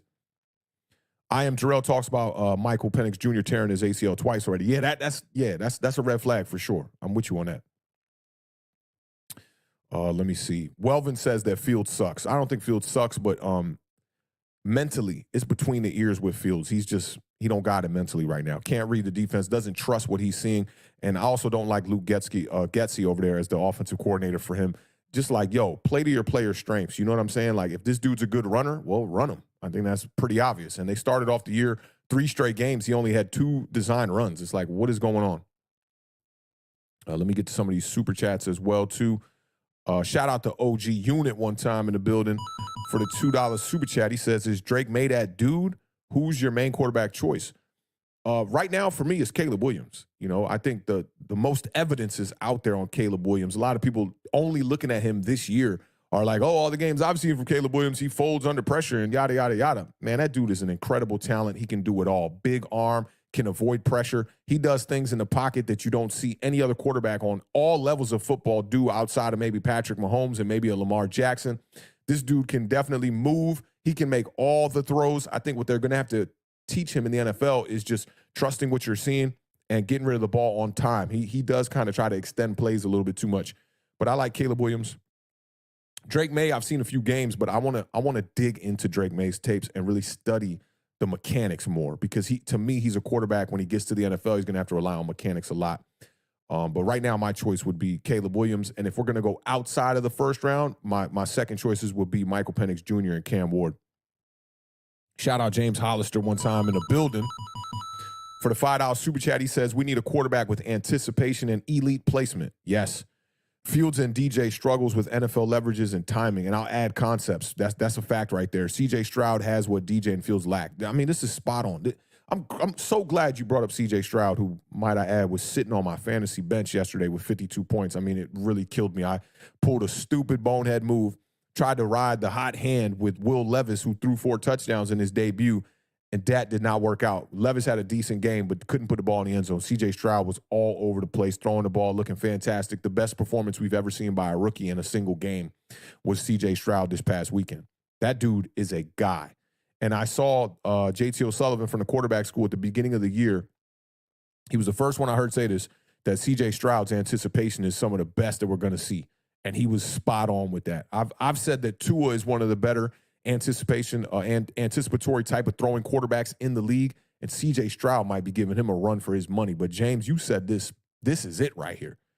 Daniel Jones and Justin Fields lack everything that CJ Stroud has. CJ Stroud has the athletic gifts that both of those guys have. I'll say that Justin Fields probably has a better running skill set than CJ Stroud does. But outside of that, they're very similar athletes, man. Very similar.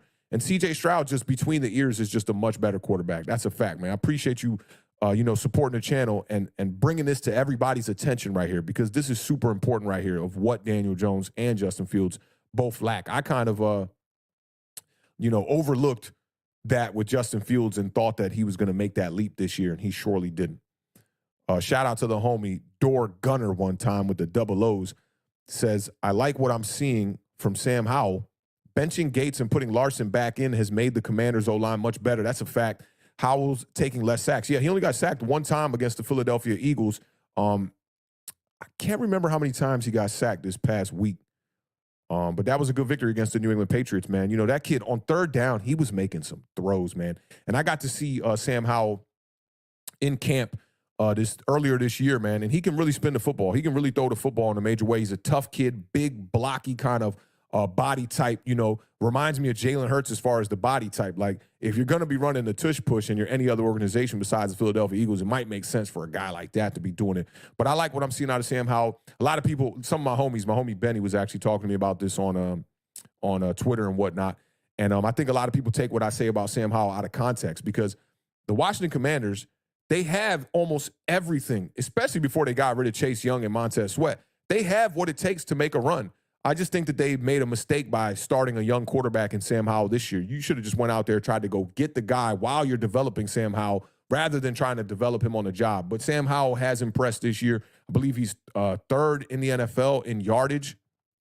He's first in yardage across the last 5 games, but the attempts have been absolutely ridiculous with Eric Bieniemy. This kid's throwing the ball 40 times a game damn near. He's throwing it so many times. He has 2 games where he threw it over 50 times this year. But, nonetheless, moving Nick Gates, which I hate to say, I really like Nick Gates. He's a really good dude and a tough competitor. But sending him to the bench and bringing Larson definitely helped out that offensive line. That's a fact right there. Shout out to Door Gunner one time for supporting the channel. We appreciate that, my brother. All right, I'm going to catch all the way. I'm going to catch all the way back up here. And, Kevin the PRF says Sam Howell was sacked 3 times yesterday. Let's see. Mo said, who the hell cares about painting nails? Didn't Dennis Rodman paint his nails? How was he? Yeah, Dennis Rodman was a dog. That's facts right there. That's definitely facts. I don't care about that. That's all personal stuff. I have a recording engineer that I follow on YouTube. I'm trying to think of the name of their channel. Damn, I don't know why the name of the channel is leaving me, but he does gear reviews all the time. And he had to make a whole video about why he's in Sweden and whatnot. And he had to make a whole video about why he paints his nails and shit, right? And I'm like, man, dog, forget that. You don't got to be explaining yourself why you paint your nails or why you wear a certain garment or certain clothes, whatever, man. Like, yo, go out here and get the job done. He's the best to me at what he does. I don't care what he does with his nails or what he wears, as long as he's not offending nobody with what he's wearing and whatnot. Fashion and painting your nails, whatever you want to do, man, that's an expression of you. Do what you do. That's an extension of your style and your type of swag and whatnot. Do you? I don't care about none of that stuff, man. So, Caleb Williams and referencing painting his nails, bro, do what you do. I don't give a damn about none of that. NYG Season says, imagine how much he would get killed by the New York fans if he played bad. The dude paints his nails. So this was in response to that. New Yorkers, if you haven't been seeing what's going on with Carl Banks and the 2 dudes at WFAN, that kind of lets you know what's going on with New York. Sometimes you got to just not give a shit what the media talking about. It really don't matter, and it's not going to help anybody play any better or any worse on the field. People going to talk shit. That is what it is. And we live in a day and age now where social media allows people to have this voice, where back in the day you had to actually speak up in person and deal with repercussions when you said something, like possibly getting punched in your mouth if you said the wrong thing. Where nowadays on social media, these people can hide behind a burner account, say all kind of crazy shit, and not have to deal with no kind of consequences from it. It is what it is, man.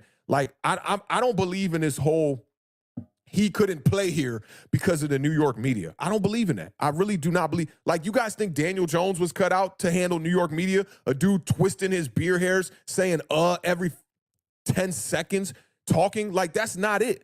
That's not it. To me, if you want to talk about a quarterback who would be perfect for this market and this media, it's a guy like Jalen Hurts.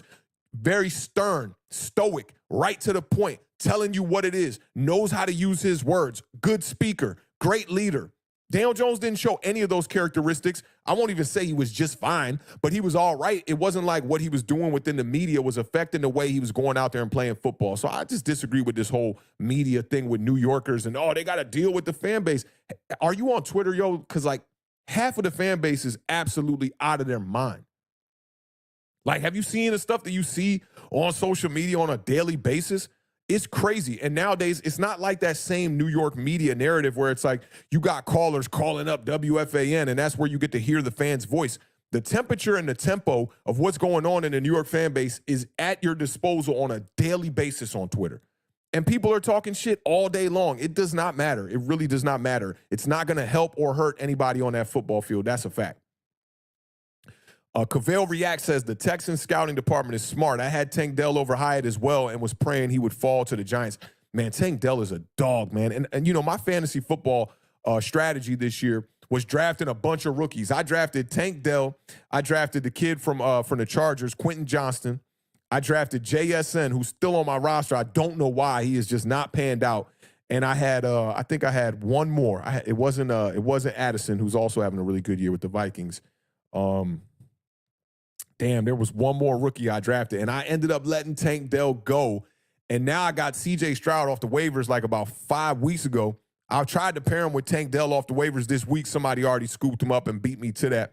Tank Dell, definitely a dog, man. That dude can definitely play ball. Big-time playmaker. He can do all the slot stuff across the middle of the field. And you saw it this past week, deep down the field, caught that deep shot on the right side on like a fade route, man. The kid can definitely make plays. Love Tank Dell. I wish we had a wide receiver like that. And he fits the mold of, like, you know, what Brian Dable and Joe Shane like to do and the kind of caliber of player that they bring in. It's unfortunate. Maybe because we already had Wan'Dale Robinson on the roster, they figured they wouldn't go after a guy like Tank Dell. Can't remember where he was drafted either. I think Tank Dell was drafted in like the second maybe or the third round. I can't remember though. Somebody remind me on that one. But I definitely agree with you on this one, Cavell.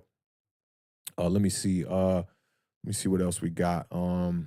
Yeah, big dog, I'm with you on this. Painted nails ain't got nothing to do with how he plays, and who knows, he may come to NY and quit the nail polish. Hey, you never know, man. You never know, man. But, you know, express yourself how you want to express yourself.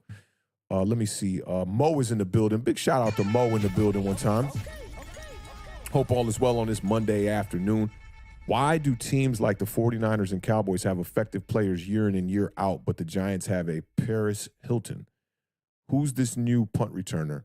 The new punt returner, Gunner, he was, I think he was with the Pittsburgh Steelers for a while. And he was, I mean, serviceable, I'll say, at least doing okay, you know, and not fumbling punts like Sterling Shepard and not putting guys back there to return punts that don't return punts, which to me, that's just egregious mistake. You can't do that as a head coach. Paris Hilton, I think you're talking about, man, maybe Paris Campbell, possibly. I guess that's who it could be. Now, Cowboys are really good at drafting. 49ers, man, they allow Kyle Shanahan to go out there and do the player assessment. He missed on this quarterback they traded up 3 draft picks for I don't even know why that kid's name is just like completely leaving my mind right now. But y'all know who I'm talking about, the youngin that was traded to the Dallas Cowboys. Trey Lance, that's his name, Trey Lance. You know, so they missed on that. But outside of that, man, they've been great drafting players, man. Brandon Ayuk coming in there, Debo Samuel, George Kittle. They got players. That defense is fantastic. Finding guys in late rounds 3 through 7 to come in and make plays. I don't know why the Giants can't do that. Maybe it has a lot to do with John Mara. Let me scroll back here one time. Shout out to the homie Talking Eco, man. Talking Eco been supporting the channel heavy. Appreciate you for that $4.99 super chat one time, brother. I've been hating fans talking down on 24 quarterback prospects lately to serve their agenda. Like, who cares if Williams paints his nails? He's a dog at quarterback. Right. I'm slouching a little bit. Let me sit up here to answer this, right? That's pathetic. And this is the thing. These are the same people that were like being my mentions talking about I have a narrative. Like, Awthentik's narrative is not going to do anything to the New York Giants' bottom line. I just assess ball how I see it, right? And when I see Daniel Jones go out there and play, I see an average quarterback. That's just what I see, right? I don't have no agenda against Daniel Jones. If Daniel Jones plays good football, that's great for the New York Giants, and we're probably going to win a lot of games. But what's interesting about this is those people are the people with the agenda. Those people who the quarterback can do no wrong. On Saturdays, when we're on Twitter, screenshotting plays, hyping up guys like Williams and May and Cameron Ward and Michael Penix and all these guys, right? They get angry about that. Yo, that's soft. That shows your insecurity at the quarterback position. If you have faith in the quarterback who is not playing well and not going out there and getting to the W's, that's cool. There's no problem with that. I still had faith in Daniel Jones entering this year that he could be a decent quarterback. But to go out here and try to shit on these young men that are coming up in their early 20s, bidding for a quarterback job in the NFL is completely pathetic. So talking eco, I'm right there with you. I think that's so much worse than anybody who like wants to tank or anybody who's just like, you know, a Daniel Jones hater, as people like to call it. Like, these people they're much worse. They're still Giant fans at the end of the day. I can't tell them how to fan. But that's what it is. It's like I see these people calling people fake fans because they're not rooting for Daniel Jones. Or, you know, I saw one that I got into, a back and forth with a couple of people where he quoted this young dude who was just like, man, I can't wait till we're in position to draft Drake May.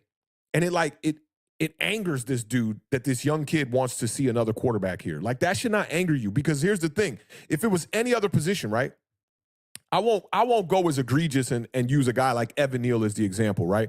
But let's say like Azeez Ojulari.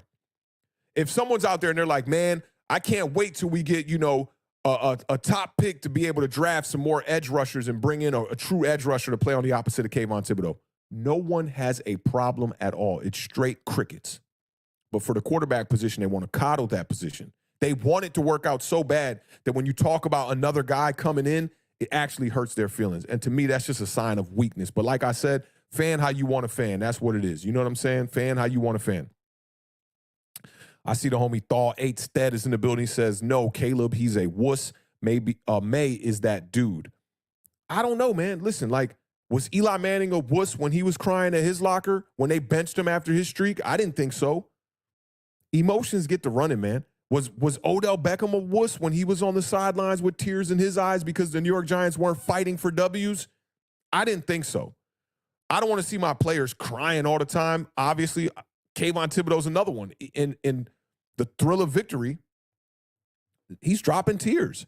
I was kind of like, oh, that's interesting. But at the end of the day, he's a dog. I don't care. These dudes is out there going to war, man. We're not out there. We're sitting on our couch. I can't call Caleb Williams no wuss. He won himself a Heisman. He's one of the best quarterbacks in the country right now. So I can't call him a wuss. I mean, I respect that you think May is that dude. That's cool, too. Fan with the mic says Drake May has a effing cannon. Yeah, that's a fact. I've really, you know, like I said, I've seen a couple of games from Drake May. I've seen a lot more from Caleb Williams and some other quarterbacks I've had my eye on.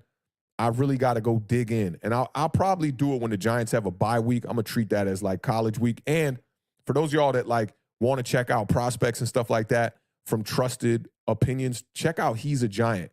That's my homies, Monty and Sal. They have a show that's just dedicated to prospects. They do a really good job of that. They know a lot more about college football than I do. They're really studying the game.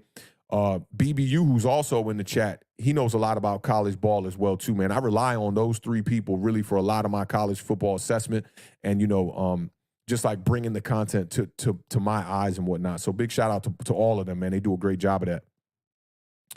Let me see here. Big Dog said Williams to Hyatt would be crazy. That's a fact right there. That's definitely a fact. Dan is in the building. Big shout out to Dan. The Fusco or the Fusco. I'm going to say the Fusco.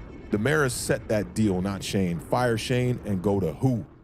I'm with you on that. Like, if I had to choose a direction in my speculation and put all my chips in on it, I'm going to say Mara got that deal done, not Joe Shane. Corey Pate says, Jones will be a great backup.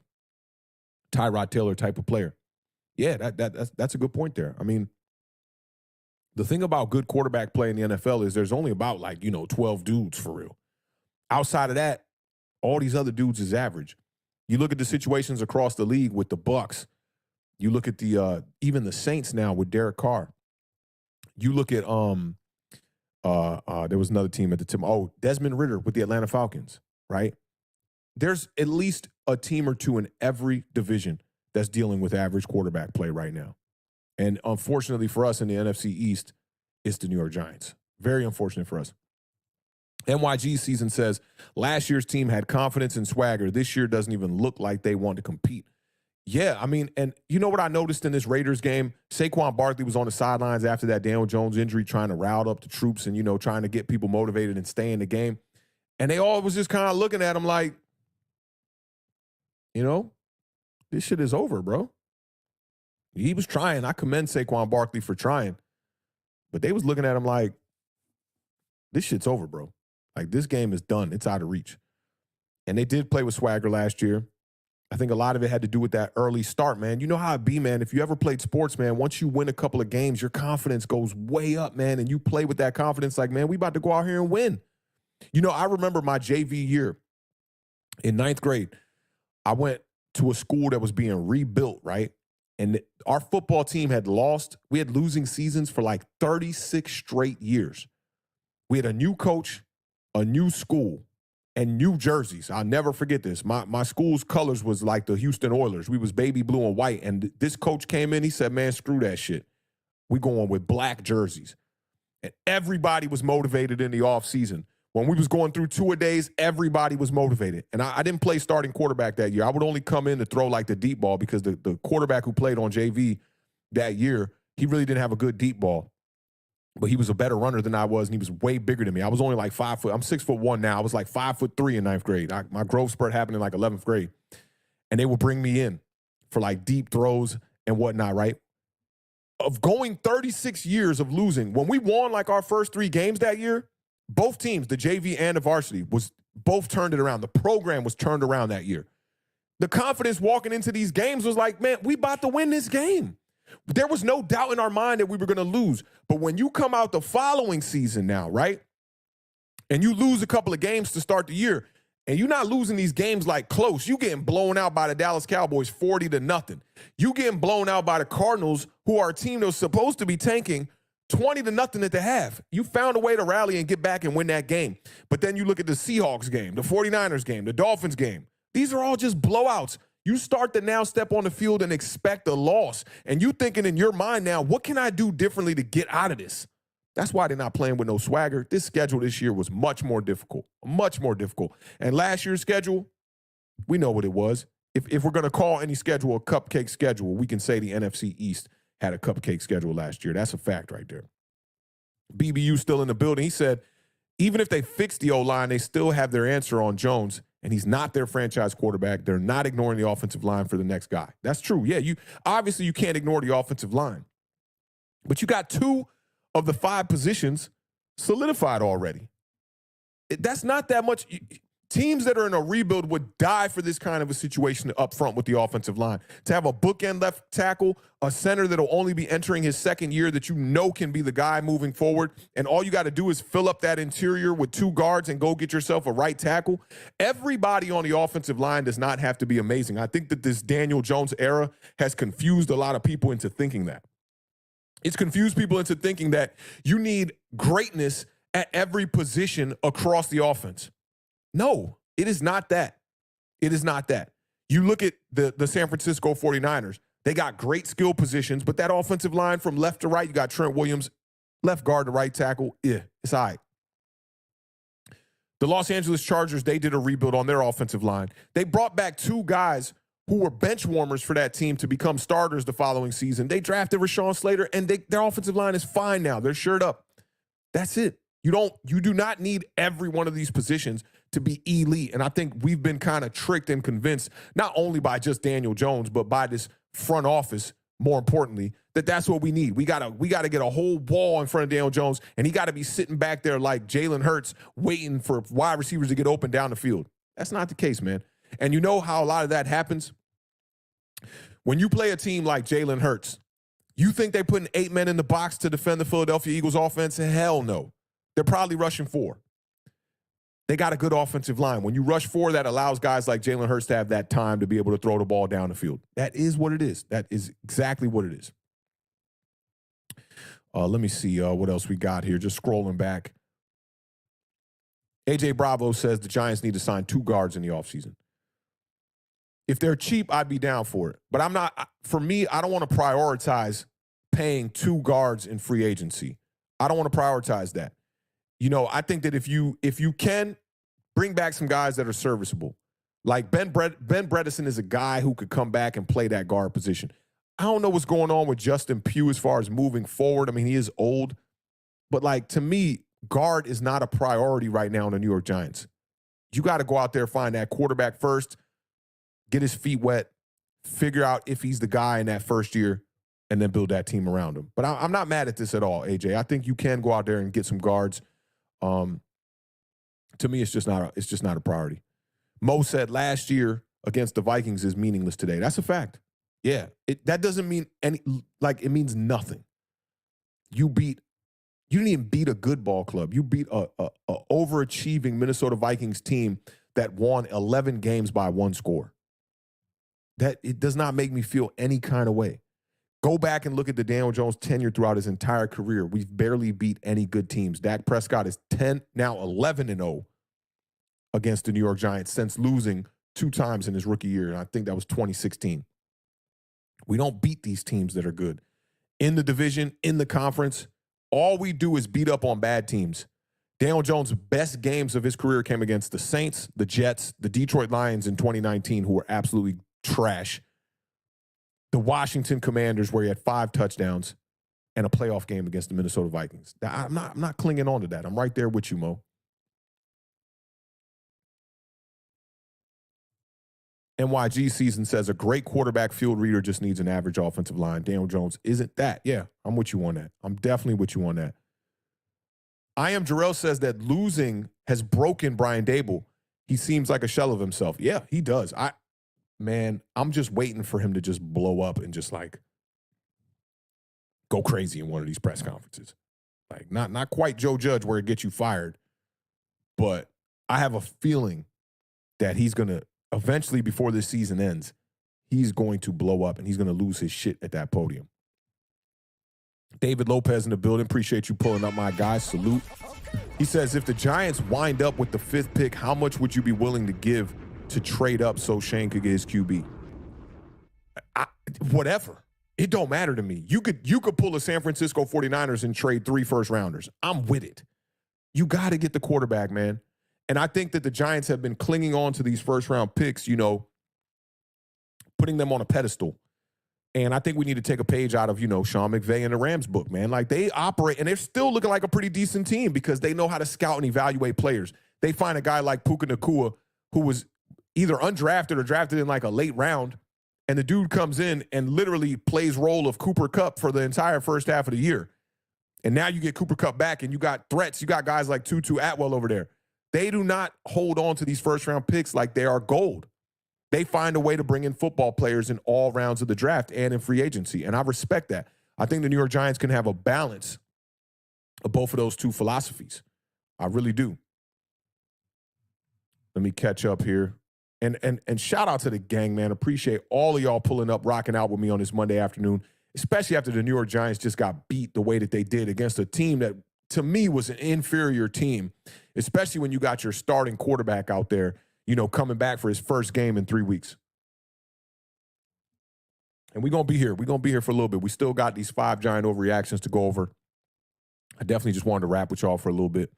No Mets, no Nets, no Jets in the building. Salute, gang. He said, call me crazy. Our offensive coordinator doesn't matter. We all expected Dable to call the plays and run the offense. We want Dable. We wanted Dable, not some rando OC. Yeah, and what's questioning for me is how much of the philosophy of the direction of the balance of how we call plays is on Brian Dable. Too many times, especially this season, and dating back to the end of last season, the Giants come out on the first drive or 2, and they just get pass happy and just throw the shit out of the ball. I don't understand it. We waited for the second drive for Saquon Barkley to touch the ball. He's your best player on this offense, and it just seems like Brian Dable and his coaching staff want to neglect that. He had 10 carries at the half. Every time he touched the ball, it was pretty much positive yards for Saquon Barkley. The first 2 runs of the day were for 9 yards.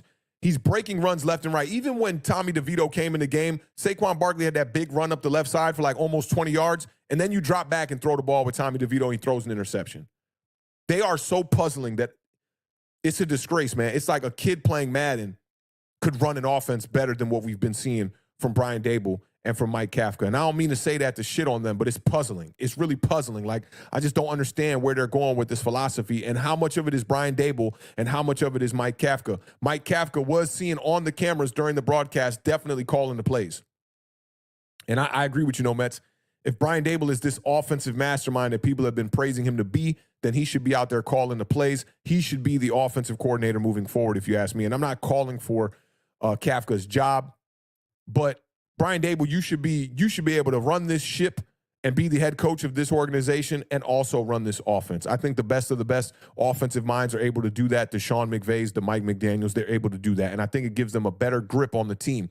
We saw Brian Dable, have to go into these meetings and into these locker rooms and kind of, lead by example for the offensive coordinator, for the offensive line coach. And then we started to see some positive football out of the New York Giants. Since then, we really haven't seen that. Mike Jones in the building one time. Salute, fam. He says, I think we're tanking. Yeah, I mean, they came out today and said that Tommy DeVito is going to be the starting quarterback moving forward. Brian Dable is very vague about the injuries to Tyrod Taylor. We don't know when he's coming back. Brian Dable, if you ask him, he's got a rib. Can't stand that. I definitely cannot stand that. Let me see. Big Mike said, I still can't believe McKinney said that it's coming. I didn't see these comments yet, I don't think. I'm going to keep my eye out on what you say in the chat, Big Mike. Maybe you could clarify that for me a little bit, or somebody else in the chat could clarify that a little bit. 59 Ways to Groove says, Dable just might be a good offensive coordinator, not a good head coach. I mean, he won the title, but the NFL is about longevity. Cool to be emotional, but he's definitely losing it. Put your big boy pants on. Yeah, man. Like, I don't like that. A lot of people was giving me shit about that when I said I prefer a coach to be cool, calm, and collective for the most part. Because to me, when you're distraught like that, like, just imagine trying to defuse a bomb and you're like, you're just like all losing your mind. And how are you supposed to stay calm like that? He went into the locker room during the Buffalo Bills game at halftime and pretty much said, like, yo, I can't speak right now. I got too much shit going through my mind. Yeah, that makes sense. When you losing your mind on the sidelines, you screaming at your quarterbacks, you screaming at players, you throwing tablets at players. I saw somebody else talking about this on Twitter, or it was in the space earlier today. Like, you never going to see Mike McCarthy throwing no tablet at Dak Prescott, right? You're not going to see Brandon Staley throwing no tablet at Justin Herbert. I even think a guy like Brock Purdy has earned that respect from Kyle Shanahan. You're not going to see Kyle Shanahan throwing no tablet at Brock Purdy. You're just not going to see it. And I think that that's just like, it just shows that you're not cool when you coaching. You're distraught and your mind is in different places. You thinking about the last play, because it's costing you, opportunities to score touchdowns. I'm with you on that 59 Ways to Groove. Independent Outsider said Shane is drafted well late rounds, and that Isaiah Simmons trade was very nice considering. Yeah, I mean, I liked the Isaiah Simmons trade at the time. I made a video about it, and I thought it was a good move. He's a former first rounder and has great extreme talent, but I think that his skill set being so versatile is difficult. Where do you place him? I saw him out in coverage at the cornerback position out there on a tight end this past week, looking like Carl Banks back in the 80s. I've been looking at tape from 1986, the season with the New York Giants, and they were moving Carl Banks like all over the place. Carl Banks would be out there on the corner playing cornerback. And I think that, Carl Banks was a very versatile player, much better than Isaiah Simmons is. I'm not too mad at the move on Isaiah Simmons. I really hope it pans out, but my gut is saying it's probably not going to pan out. Shane drafting well in the late rounds. The names that come to mind, Micah McFadden. I guess you could say Wan'Dale Robinson, who was drafted, I think, in the second. It's not really a late round, but Wan'Dale Robinson looks to be a decent player. Jalen Hyatt could be a decent player from the third. He missed on some of these offensive line depth pieces late in the drafts. Darian Beavers was a miss. I'd say I'd give him a fair assessment and give him a C as of right now. I'd like to see how things pan out in the future. Gator said clown fans from Twitter are in the comments section. Yeah, they probably heard I was running it up, man. I definitely feel you on that. Let me see this one from Const. I haven't seen Const yet. He says, yup. Second, we came out and through the first three plays, I knew that game was lost before it started. That's how I was feeling too. I was hoping like, Daniel Jones a little rattled. The throws were looking a little kind of, just not accurate and whatnot. But my gut was telling me, man, this game over. And shout out to Stephen Arts, man. Stephen Arts brought that great comment to my attention a couple of streams back. The comparisons to Carson Wentz's contract. Like, that's how the New York Giants need to figure out how to nip this in the bud. You got to it's over. The Daniel Jones thing is over. But this particular comment here, Steven says, is Brandon Brown next in line if Joe Shane is gone, though? Or does the trio all go? Shane, Brown, and Dable? Not saying we should, though. Yeah, I mean, they all came in as a kind of a, paired unit, it seemed. I like Brandon Brown a lot. There were times in the draft room where Brandon Brown was looking at Joe Shane like, with the Keenan face, like, you sure? Like, you sure about this one? Like, I like Brandon Brown. I think he deserves opportunity, but I'm also with you on this. I'm not like all the way out on Joe Shane, Brian Dable, and all that. They had one great year. They're having one terrible year. I'll give them the opportunity to split the difference and see where this third year goes to make the moves. But the contracts in the offseason entering 2023 were handled poorly, for sure. Let me see. Stephen R's got another one here, too. He said Kafka should be like a yellow light. It's a suggestion. He should give suggestions only. I'm with you on that.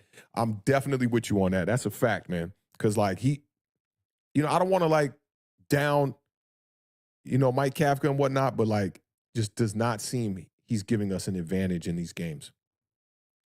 Rozelle the Great said the smartest decision they've made. Don't play with it anymore. Tank for Caleb. Yeah, I'm with you on that too. Shout out BK Bully NYC one time in the building, says, I don't mind the tank if we are going to be aggressive in trading up.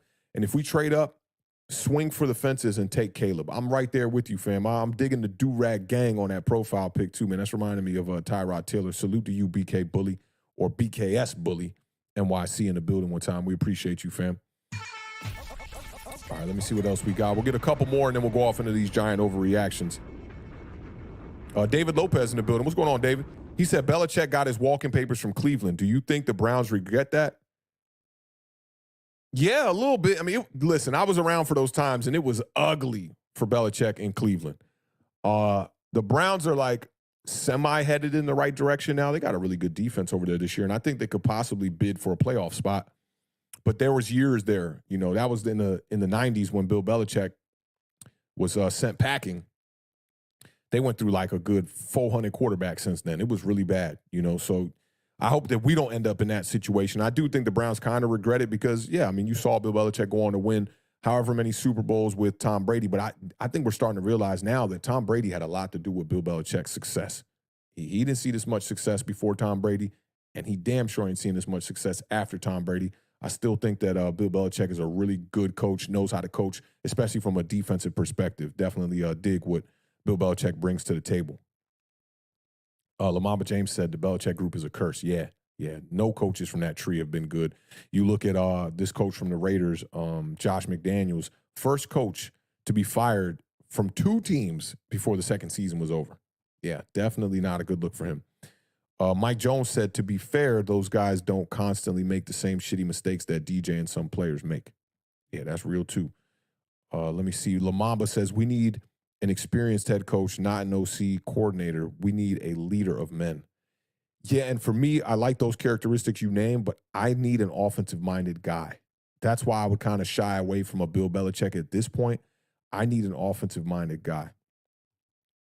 And independent outsider talking about Flott, McFadden, Trey Hawkins. Yeah, Cordell Flott was a good pickup. Starting to look like a good pickup for Joe Shane. I will say that. And Trey Hawkins, he not having a good year. So I think he'll be a piece, later on. But not yet. I'm taking a push on Trey Hawkins. Darius Smith in the building. Shout out Darius. He says Brown will be gone from the Giants in the near future. He will be a future GM. Yeah, that might be the case. I'm with you on that. 59 Ways to Groove said, honestly, in a way, this is a Saget Tiger uppercut from the coaches and players at all time. They need to be hungry, even with success, still want more until they have the mindset or have that mindset. They will be mid. Yeah, you're right about that. They're definitely headed in the direction of mid. Like, if they don't turn this around fast, they're definitely headed in that direction. I think the defense does give them an opportunity to be good here because now you just got to focus on that offense, patch up some things on the offensive line, get you your weapons, get you your quarterback, and you could be headed in the right direction. It doesn't take that long. It took the Cincinnati Bengals 2 years to get right, man. I think the New York Giants, it could happen in 2 years. Let's see. Mike Jones says, exactly. Let's not overreact to a totally terrible season. We were always rebuilding. Don't be fooled. Yeah, I'm one of those people that was not fooled. A lot of people on social media, they're like, this ain't no rebuild after we started winning games. And I'm like, man, y'all just looking at this like, oh, okay, we won a playoff game and we won 9 games in the regular season, but like y'all not really looking at the way these games were won. Still a rebuild, man. They went out there and didn't put nothing around Daniel Jones as far as offensive weapons. You got him out here throwing to Richie James, Isaiah Hodgins, Darius Slayton, David Sills, Marcus Johnson. Like, they didn't care. They went and they got lucky and won some games. I don't even think they thought they were going to win that many games, to be honest. And then it happened, and they're like, okay, we'll take this Coach of the Year trophy over here. And like, yeah, these fans all think we're doing a great job. It's going to look good. But at the end of the day, everybody should have known it was a rebuild for sure. Let me see. We just scrolling. I'm going to catch up, and then we'll go to these overreactions one time. Stephen R. said, should the O-line coach be the fall guy? Because honestly, the O-line coach shouldn't be that impactful to hinder team success. But not developing offensive line prospects, who gets the blame? Dable, offensive line coach, or Joe Schoen? All of them. I think they all get the blame. I'm not one to be like, hey, just fire this guy because the offensive line unit doesn't look good. I don't think like that. This guy Bobby Johnson has climbed the ranks, man, and he got there for a reason. Whether he's the man for the job in the future, we really don't know that right now. But I don't call for people's jobs. It's not my style. I'll let the coaching staff in the front office figure that all out.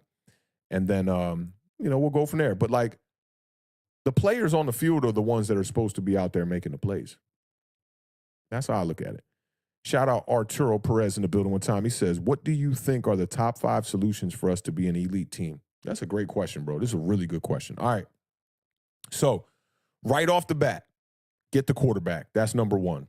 Number 2, this coaching staff needs to settle in. Either find the guys who are going to be the guys moving forward that are going to put this offense and put these players in the best position to win, or make the adjustments. Right now, you saw a team go from being aggressive, have really good time management, to a team that has been being very conservative and having awful time management. So 2, you got to get this coaching staff. It goes back to what Stephen Arce was talking about. If Bobby Johnson's not the guy for the offensive line, go find a guy for the offensive line. If Mike Kafka's not the guy to be the offensive coordinator, then go find the offensive coordinator, or Dable start calling the plays and just take over the offense. Number 2 would be coaching. Number 3, shore up that offensive line. Number 4, get some depth pieces for this defense. And number 5, which I think could be number 3, to be honest, you absolutely have to find some talent at the wide receiver position and go find your alpha wide receiver 1. So those are my 5 right there. Arturo, that's a fantastic question. I'm glad I saw that in the midst of all the questions here, because that's a really good one. Let me see what else we got here. Mike Jones says that the playoff game got DJ paid, and that's why the money is all up front. They never fully committed to him. Yeah, and I thought that the guaranteed money was just too much. It really, it's not going to cripple us in the future, because within a year and a half now, you can get out of that Daniel Jones contract. But I think you're just wasting time. Andrew Thomas is not getting any younger. Dexter Lawrence not getting any younger. And those are the 2 guys, I feel like, of the staple pieces of this team that you don't want to allow them to get older and not have these problems fixed and have a solution for this where the New York Giants can get back to competing. Let me see what else we got here. Yeah, and Independent Outsider talking about it too. If we fire anyone, special teams coach, but yeah, that's above my pay grade. I'm with you on that.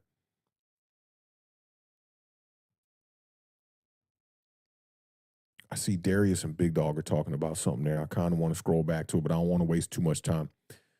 Shout out to Welvin one time in the building. Welvin says, were you out on DJ before this year? Never loved him till last year, but he made me eat my words. He was objectively good last year. I agree with all you saying right there. Daniel Jones was definitely objectively good last year. I'm glad you didn't say great, because he was good last year. No doubt about it. I came into it, let me give you a brief timeline of how I looked at the Daniel Jones situation. Rookie year, preseason, it was the year we started our podcast. I'm a big Eli Manning fan. I thought paying Eli Manning the $20 million to come back was the right move. I thought that benching Eli after 2 games was the wrong move. Daniel Jones comes in. He shines against the Tampa Bay Buccaneers, and I'm starting to feel like the way you felt about like eating your words a little bit. I'm like, oh, damn, maybe it was time to move on from Eli Manning. And Daniel Jones is out here having a good year. The fumbles started to pile up that year, 19 total fumbles. 11 of them were lost. 5 of them were scooping scores. 6 of them were pretty much scooping scores. 1 of them was down on the 1-yard line. And I finished that 2019 year thinking, okay, if we can bring in the right coaching staff to clean up Daniel Jones' turnover issues, I think he had 12 interceptions that year as well. So you're looking at 11 fumbles lost and 12 interceptions, 23 total turnovers. I'm like, if you can clean that up, this kid has potential to be one of the better quarterbacks in the league. 2020 comes around. They brought in Joe Judge and Jason Garrett. I thought it was a decent move, being that Joe Judge was an unproven head coach, to bring in a guy in Jason Garrett who was just a head coach with the Dallas Cowboys. I thought it could be a decent marriage. The year goes terrible. Daniel Jones ends up getting hurt towards the end of the year, misses some games there, throws for under 15 touchdowns. I'm worried at this point, but I'm not out on Daniel Jones. In 2021, comes back, gets hurt again, under 15 touchdowns through the air again. I'm out. If a lot of people will tell you that have been following this channel for a long time, that in 2021, those were some of my most critical takes against Daniel Jones. I was literally like trolling Daniel Jones that entire year. Like, why does Taylor Heineke have more touchdowns than Daniel Jones? Why does Davis Mills have more touchdowns than Daniel Jones? Why does Marcus Mariota have more touchdowns than Daniel Jones? It was awful for me. So entering 2022, I'm looking at it like, okay, they declined the 5th-year option when they came here. The Daniel Jones shit is over. It's going to be done. He's going to put up another average year, and they're not going to care because it won't be an elite year, and he'll be out of here. He puts up a decent year, 15 touchdowns. It still made me go, all right, this is a head-scratcher. We got 3 straight seasons now underneath 2 regimes where this quarterback has not thrown for over 15 passing touchdowns. And some people are going to look at that, especially the Daniel Jones apologists out there. They're going to be like, oh, passing touchdowns isn't everything. Well, tell me what stat is. Don't tell me QBR or something like that. Passing touchdowns is one of the number 1 stats. You can look at the top of the league. The guys who are throwing over 30 touchdowns in this league are the guys who are elite quarterbacks or somewhere near elite quarterbacks, right? So I looked at it like, all right, he had a good year, but I was still like, if you look at the first video I released on this channel in 2023, it was a short format video of 2 minutes where I said, I'm ready to reset the rookie contract clock. I said, I'm people when speaking about people who were out on Daniel Jones. I know he won a playoff game. I know he had one of the historical performance against the Minnesota Vikings, and it would have been tough to do it, but I was ready to rip the Band-Aid off at that point. So have I ever loved Daniel Jones? Probably not, but I was high on Daniel Jones in 2019 and 2020. I did understand the organizational failures that they did for Daniel Jones when they didn't draft him a wide receiver outside of Darius Slayton in the 5th round. I understood that. You know, he definitely was not given the best set of cards here to go out there and have a winning hand. So, you know, but when it came down to it and they tried to build around him and they brought in Kenny Galladay and they drafted Kadarius Toney and brought in John Ross and brought in Kyle Rudolph. Okay, I'm like, all right, they're putting some guys around him. It didn't work. The previous regime tried to bring in guys like Golden Tate, Cody Latimer, and these dudes was all right. When you look at that receiving core in comparison to what Brian Dable was working with in 2022, that receiver core in 2019 was much better. Still didn't really yield great results. And now I'm obviously completely out. I entered this year being completely out on it, but like, hey, I didn't think Daniel Jones was some poor quarterback. I thought he was an average quarterback who has the additional bonus of being able to run the ball, which makes him a better game manager than most of the game managers that you see in this league. Thought he was a better option than guys like Jimmy Garoppolo, some of these other backups in the league, Taylor Heineke's and these guys. I thought Daniel Jones is a better option than them because he has that ability to run the ball. But yeah, I'm one of the people that was kind of eating my words, but I never was one of those people that was like, yo, Daniel Jones is a horrible quarterback. He's trash. I never say that stuff. I try to avoid those words in general, but like if you trash, I will call you trash. Daniel Jones proved to be average. That's all he's been. And when you saw him in this game against the Raiders, like, wasn't it proof to you again? Like, You saw Tyrod Taylor go out there and be decisive for 3 weeks, and then you see Daniel Jones out there just like late on the checkdowns, late on the throws down the field, not accurate, overthrowing the ball. Just all these things that make up the makeup of an average quarterback. But shout out to Welvin, man. That was a good comment. All right, let's go ahead and get off. We right at the 2-hour mark, man. Salute to all of y'all. We've had high numbers in here this whole entire show. Appreciate all of y'all rocking out with me on this Monday. Difficult Monday for the New York Giants, where you got to look at the rest of the season and go, damn, we got 8 more games of nothing to root for, pretty much. And I like this comment by Big Dog Status. Bro, they could have literally brought him back for 15 to 20 million. And that's what they should have brought him back for. I don't think they could have brought him back for that. But they should have at least allowed him to go test the market and try to figure it out and see what teams would have offered him. Instead, they just said, let's give him $40 million. Nah, man, that ain't it. That ain't it. And that's a big stain on this front office. It's a big stain on this front office. Especially when you got a guy like Tyrod Taylor going out there for $5 million, right?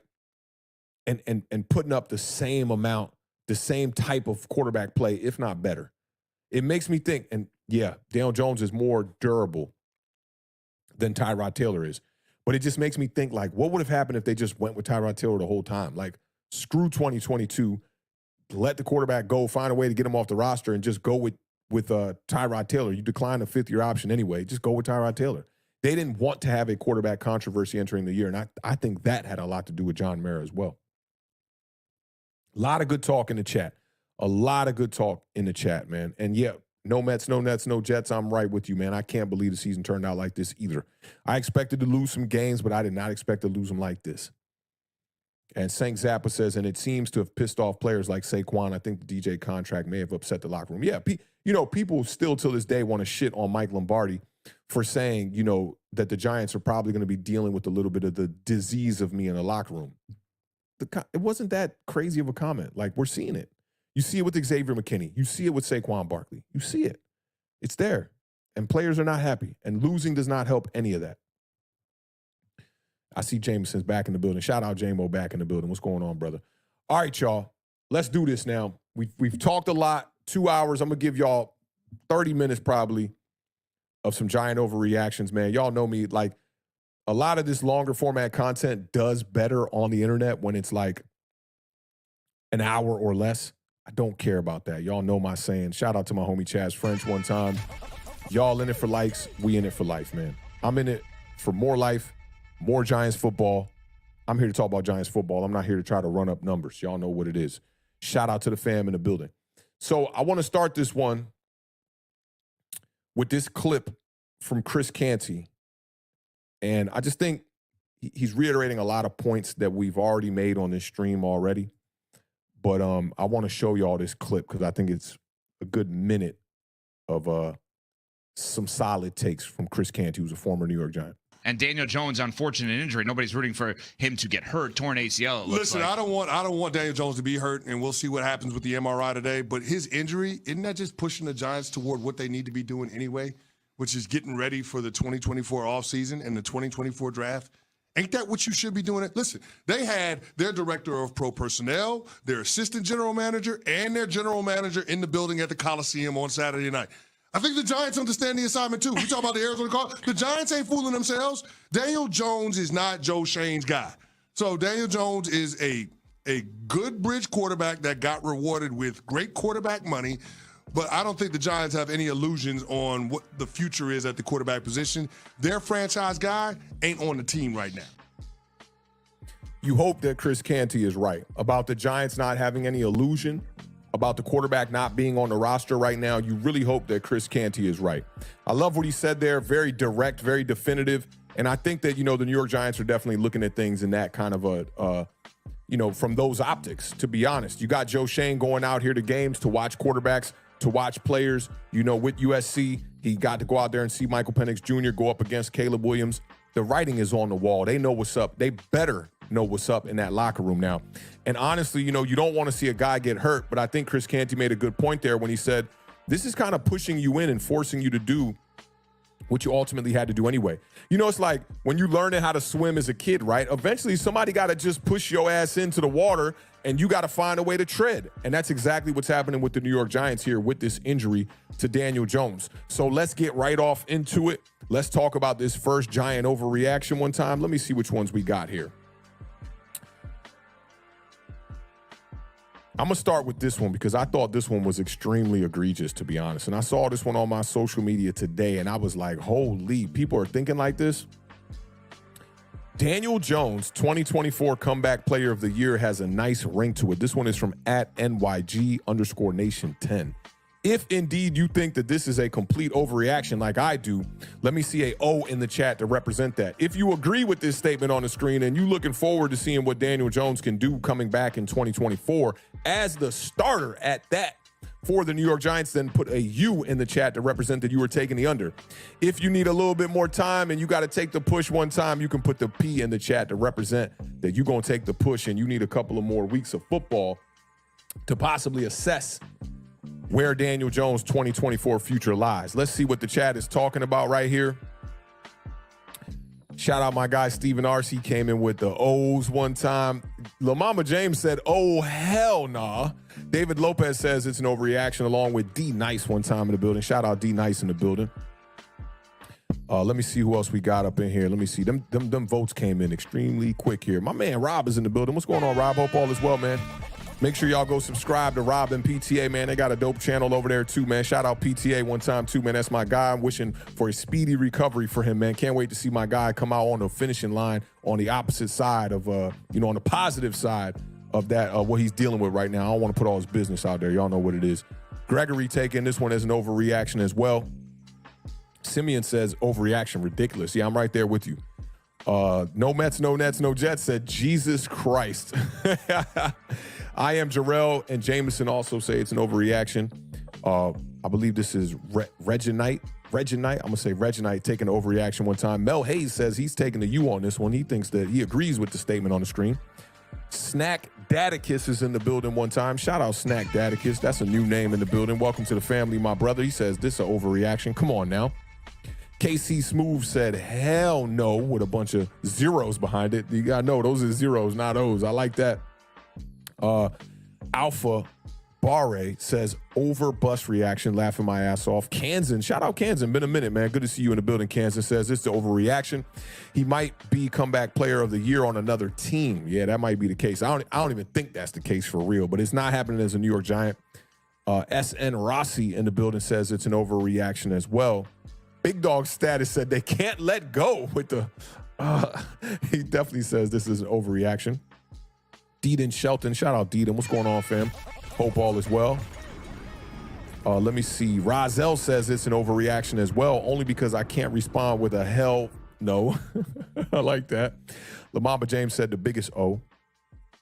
Zach G says overreaction because an ACL tear has you out at least, let me see, an ACL tear gas at least 2 years to heal. So he's talking probably 11 months to a year to heal. Maybe 2. We saw that with Odell Beckham. That took him a while to come back. James Hollister says, it's an overreaction. Yeah, this is definitely an overreaction. Shout out my man Rob. He said, happy Giants are getting a new quarterback day. I feel you on that. He put the little LOL at the end of that, too. Shout out Rob in the building one time. Kareem Yee is in the building. What's going on, fam? Says it's an overreaction. I don't want to watch that movie. I feel you on that. Mike Jones in the building says it's an overreaction. LOL, it won't be as a Giant. Corey Pate says it's no. Everyone's saying this is an overreaction. David Lopez says the DJ truthers are all in their feelings. Yeah, man, and you know how we do over here at Awthentik in the Beard, man. Facts over feelings all day long. Alvaro Orion says it's an overreaction. Eric Rivera makes a good point here. He says push to 2025 will be his year. I like that right there. I wish Daniel Jones well on the recovery and his future as a football player. Lou Mateo says, not capital O. Jones won't even be ready for the start of the 2024 season. I'm looking at it just like that, Lou Mateo. Stephen R. says, dude is missing 5 games minimum. How is this even possible? Let me see what else we got. OG Unit, overreaction. Barry says it's an overreaction. Yo, it's all overreactions from the gang one time today, y'all. He won't be ready next year. Kant says it's an overreaction. Big Dog Status said, How are we this attached to a guy that plays bad against good teams? I couldn't tell you, bro. I couldn't tell you. Cookie Monster in the building. What's going on, fam? That dude ate a lot of paint chips as a kid. That's grimy right there, bro. That's grimy. Twin said it's an overreaction. How you playing like 8 games or less? Yeah, that's true. Darius Smith says, if he is comeback player of the year, it will be on another team. I have to say overreaction at this point. Most definitely. This is overreaction for sure. The independent outsider said, come on, Mel. Because Mel right now, the only person that took the under. Mel, was this the same? I don't think it was the same Mel. No, it was. It was Mel Hayes 3D. He said, I'm a Cowboys fan, so the more Daniel Jones, the better. You trolling us, Mel. Come on, dog. Shout out to Mel one time in the building, man. You trolling us. Talking Eco says it's an overreaction. Jameson said, hey, Mel, because Jameson's a Cowboys fan. JV Bronx says this is a complete overreaction with I'm going to say about a good 9 O's right there. Hacks Films TV says, not going to lie, it's over. I'm a Jones fan, but it's just time to move on. It's good to see people getting to that realization point. It really is. Dom Dizzy in the building says it's an overreaction. He done. A. Salamo said, comeback player of the year? Nah. Heart of a Giant says it's an overreaction. The team needs new energy at the quarterback position. I definitely agree with you on that. That Cherry Coke got me a little backed up here. No Mets, no Nets, no Jets says these guys have clearly never been dumped before. Yeah, you got to get that first dump. That'll definitely teach you how to deal with some shorties for sure. Kevin the PRF says, oh, as an obvious. Facts. Stephen R. says, did Eli split the fan base as much as the Duke quarterback? I can't believe fans love a quarterback this much that hasn't produced. Kurt Warner did more in his career than 8. Yeah, as a Giant, Kurt Warner did more in his career. As a football player, Kurt Warner did way more than Daniel Jones did. I don't know if that might be speaking to Eli possibly as well. Eli split the fan base, but once Eli won a Super Bowl, it was like, all right, if you're not on this Eli train, you an idiot. And then he won another Super Bowl. It was like Eli could do whatever he wanted after 2011. I didn't care. Like, go out here and stink the joint up until you retire. I don't care. You gave me 2 Super Bowls within a 5-year span? Yeah. Go ahead and do what you do. So, yeah, it's very different. I don't understand you know what I will say, though, Stephen Ars? The love for Eli and the people who had faith in Eli, right? When it was looking a little gray in the first 3 years, and then Eli goes on to win the Super Bowl, I think that gave them the faith and belief that they have in Daniel Jones now. They're like, oh, Eli did it. You guys just wait and see. Daniel Jones going, nah, it's not going to happen. So I definitely think Eli helped out the whole Daniel Jones thing. And then, when you think about the demeanor, quiet, try to lead on the field. Eli successful in leading on the field. Daniel Jones, not so much. That approach, the kind of all shucks player that a lot of people like to talk about with Eli and Daniel Jones. I think they looked at Daniel Jones as like the younger brother of Eli Manning. And in return, that kind of hurt Daniel Jones, and I think that gave him a longer leash as well. 7 says it's a overreaction. Zeke said, hell no. Simeon says 2024 DJ will be opening his insurance company. James Hollister said DJ to the Jets. That could be a possibility. Big Dog said, bro, when a new quarterback gets here, it's going to be a breath of fresh air. Were you still suffering from Dave Gettleman's mistakes? Yeah, that's a fact. Like, even having Tyrod Taylor in the lineup was a breath of fresh air for me because it was just changed. Like, let me just see something different from the most important position on the team I love. I enjoyed those couple of weeks. And to see Tyrod Taylor get hurt on a stupid slip the ball out of your hand kind of play was like, God damn, that really blew me. Like, I was so upset about that. And then now you got to deal with what we saw in 2021 with the Jake Fromm and the Mike Glennon type shit. Like, yeah, I'm not looking forward to this. Zach G said it's an overreaction. I was trying to say at least 1.5. Yeah, for ACL tear, need to heal. Typing on the phone got me. Yeah, I be in the car doing that, man. Yeah, and I feel you on that. Trying to use voice to chat and all that stuff don't be working. Sank Zappa said, such a good question. The attachment with DJ is reaching unhealthy levels. It has. And I think that, like, even the biggest of apologists are, that game on Sunday, that kind of like, that's got to have you throwing it out the window. Like, yeah, it's over. Even if you really like the guy as a quarterback, got to have you thinking it's over. Strider in the building. What's going on, Strider? Hope all is well. Appreciate you pulling up again. Said 5 years of Daniel Jones, seen enough. It just sucked he had to go out like that. It did. It's sad we have to talk about drafting a quarterback. Let's move on. Yep. Yeah. It's right there, man. Appreciate you pulling up, Strider. I know it's a tough day for us, man, but yeah, it's tough, and it's only week 9. Yo, Lamamba said, come on, Melly, you hurting the feelings.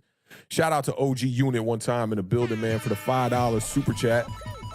Definitely appreciate that. He said, bruh, people want Daniel Jones to stay on this team and to continue the pain with the U, but for me, hell no. Yeah, I'm right there with you, bro. I'm right there with you, man. Like, this year was just more confirmation for me of what my gut had been telling me throughout the past 3 seasons. David Lopez said, only teams Daniel Jones plays well against are the Commanders and the Vikings. Don't fall for the okie doke. Yup. Cookie Monster said, what's up, Awthentik? By the way, I'm done with Jones, man. He was fearless at Duke. He's just not the same. I feel you on that, man. You know, seeing Cookie Monster reminds me of one of the earlier people that used to rock out with me on the channel, right?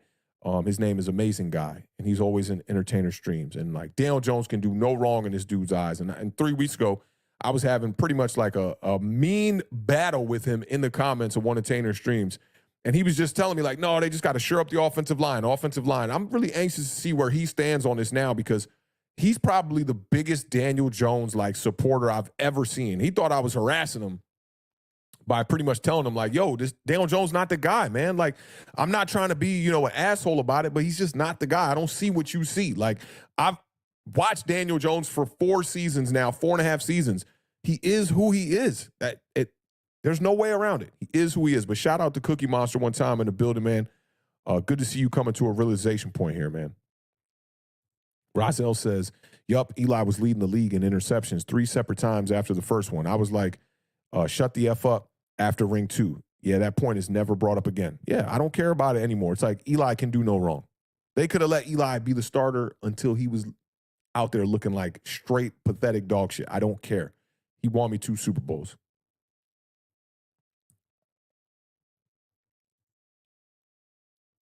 No Mets, no Nets, no Jets, says DJ looks shell-shocked. The wrong version of Eli to resemble. Oh, he looked like the shell-shocked version of Eli. Yeah, that's facts. And the thing is, like, Eli was smart enough to at least just go down. Daniel Jones out there dying on that shield getting cracked. It definitely was not a good look. Independent Outsider says Matt Barkley is the backup, I think. Yeah, I mean, right now, New York Post put out an article. Paul Schwartz retweeted it earlier that said Danny DeVito is a starting quarterback moving forward. So to me, that says they're committing to the tank. And Adam Costa says he won't be comeback player of the year. Yeah, I'm right there with you on that. He'll be missing probably at least 4 games next year after rehabbing. Right there. James Hollister says, I think Cam Ward has a high ceiling. Won't be mad if they draft him in the 2nd round, but he looks like a Seahawks-Pittsburgh quarterback type. He does. Smaller stature. Yeah, I feel you on that. I really like Cam Ward, though, a lot. Big arm. Darius Smith says, just so long as the quarterback we pick can process the field faster than Jones, throw with anticipation, use his legs as a weapon, and is durable, that's all that matters. Yeah, just be good. Just be good, man. Just go out there and win games. People want to act like quarterback wins is not a stat. It is. It's the most important stat. It's the reason why Pro Football Reference still has wins and losses on the quarterback stats. It's a quarterback stat. A lot of people disagree with that. I've always thought winning is a quarterback stat. You're never going to see a guy in the Hall of Fame who was losing a bunch of football games. I remember having a conversation with Entertainer about this on Twitter like a year or 2 ago. And he was like, yeah, like, what about Archie Manning? And I'm like, bro, ain't nobody looking at Archie Manning as no Hall of Fame quarterback. He was getting his teeth kicked in. His offensive lines were terrible. But you got to be a winner in this league. You really got to be a winner. Let me see what Stephen R. is talking about right here. Post-Eli quarterback hell was on the way because we trade for him unprecedentedly. Fire Tom Coughlin, OBJ trade. The Giants been shooting themselves in the foot for a decade. And people want to say we won the OBJ trade. Getting Dexter Lawrence was amazing, right? But the reason why we lost it is because you drafted Daniel Jones and he didn't have a wide receiver 1 when he came in the league. So to me, it was kind of a wash. And then Odell Beckham goes on to be an average wide receiver, an injury-prone one at that for the rest of his career. And people use that as evidence to say, oh, we won the trade. I disagree. I'm right there with Stephen Arce on this one. Yeah, a lot on this topic right here. Shout out LaRon Bethel. Sorry about that. In the building. This is a new face. Welcome to the fan, my G. Our offense can't move the ball in the air or score touchdowns. Thank God for Saquon. Yeah, and you know what the problem? I said this about this on the Bleacher Report stream yesterday. This coaching staff knows that, and they don't die on just giving Saquon the ball. Like, they want to try to get cute and throw the ball. Like, it's like me in Madden, right? When I play Madden, I don't run the ball, like ever. I get to the line. I line up in the shotgun. I'm going to have, one running back to my right. Everybody else going to be wide receivers. I'm stretching the field. If you try to play a dime defense or quarters defense, I'm going to run the draw play until you check out of that. And I'm throwing it every damn down. The Giants are approaching the New York Giants as if they are a Madden team. And that's just not it. You got to go out here and be balanced, play to your personnel. Saquon Barkley is that. They should be giving him the ball more. And using these other running backs as well. Stephen R. said, Awthentik, I have to get your opinion on this. Fans said if we didn't sign number 8, who was out there? They said Lamar, yet Lamar is better. But how this season went, why couldn't we go with Tyrod? Yeah, Stephen, look, this was my thinking. The guy for me entering the year, and in hindsight, I can say, okay, maybe it would have been a little sketchy, but it couldn't have been no worse than what we see right now. The guy for me to attack would have been Marcus Mariota. Bring him in. Pair him with Tyrod Taylor. You could use whoever wins the starting job to be the starting quarterback, right? But at the end of the day, you could use Marcus Mariota for some of that durability stuff, like running the ball, getting the tough yards, exactly how they used Taysom Hill and how they used Marcus Mariota with the Las Vegas Raiders. And just use that as your bridge. You don't got to pay a guy $40 million to find out he's not the guy. He was never the answer. And when you saw him out here, leaving plays out there on the table, not throwing the whole shots as a quarterback, afraid to stretch the ball down the field, afraid to throw it down the field. Check down galore. It was ridiculous. They should have known. So for me, those fans, I think that they're influenced by a lot of the content creators who were spreading that narrative too of like, oh, we didn't have any other options. Dude, Baker Mayfield right now, let's look at his numbers right now. He's with the Bucs right now on a $3 million deal, right? And yeah, they got better talent than we do. Daniel Jones has now gone 39 straight games without throwing multiple passing touchdowns in back-to-back games. 39. You got to go all the way back to 2020 to find a game, 2 games where Daniel Jones had back-to-back games with just 2 passing touchdowns. Baker Mayfield just did it last week.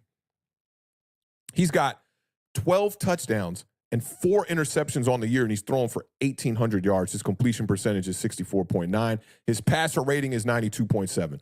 You mean to tell me that wouldn't be a better option? Then I'm obviously not speaking to Stephen Arce here, who he's definitely dropping some gems here with this one. That's not a better option than Daniel Jones? Let's go to Gardner Minshew. Let's check out Gardner Minshew real quick. Another guy making under $3 million this season. Right? On the year, Colts quarterback Gardner Minshew has 1,527 yards, 8 touchdowns, 5 interceptions. His QBR that every Daniel Jones apologist would love to talk about last year, he's top 10 in QBR. He's top 10 in QBR. And Gardner Minshew's got some piercing eyes. They're staring right at me on this stat sheet. Gardner Minshew has the 7th best QBR in the entire NFL right now. 8 touchdowns, 5 interceptions.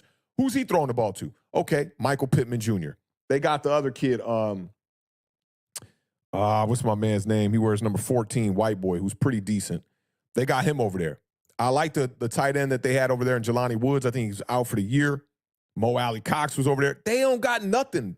Jonathan Taylor wasn't there for half the year. They had Moss over there doing, Zach Moss, I believe it is, over there, running the ball for them, having some success.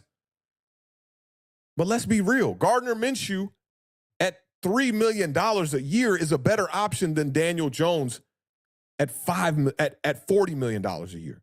Let's just be real. And I can say this definitively in hindsight, right? Even going the Derek Carr route.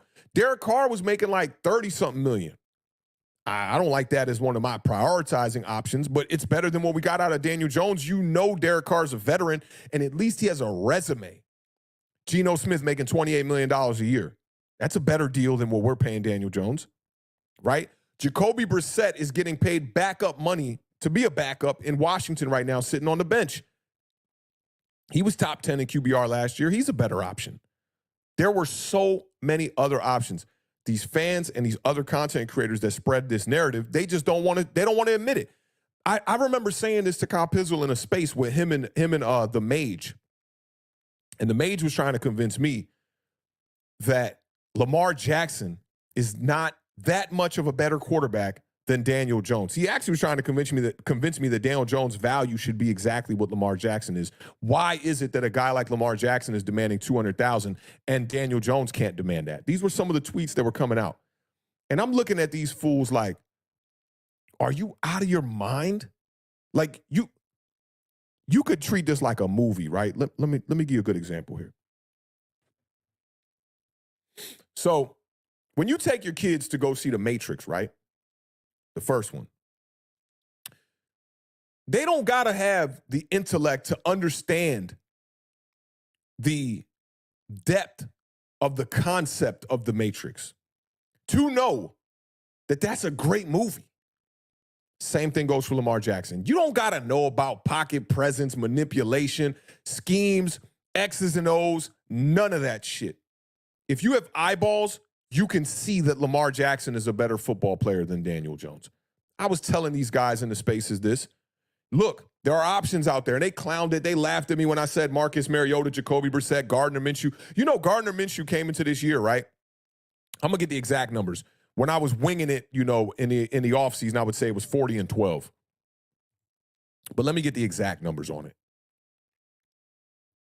His touchdown to interception ratio right now is 52 touchdowns to 20 interceptions.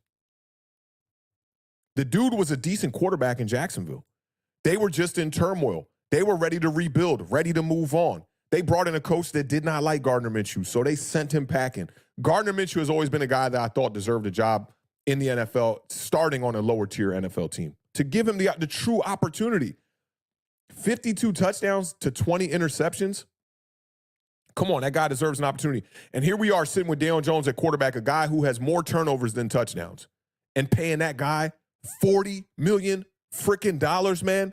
It don't make no sense. I'm not going to go off into my rant bag and get too crazy, but it absolutely makes no sense.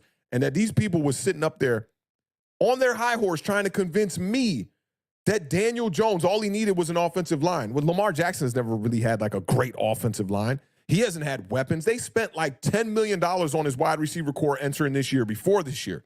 And now they spent the money on the weapons. And big money on Odell Beckham, who just got his first touchdown. I called that, too. I don't know if y'all saw the parlay on Sunday morning.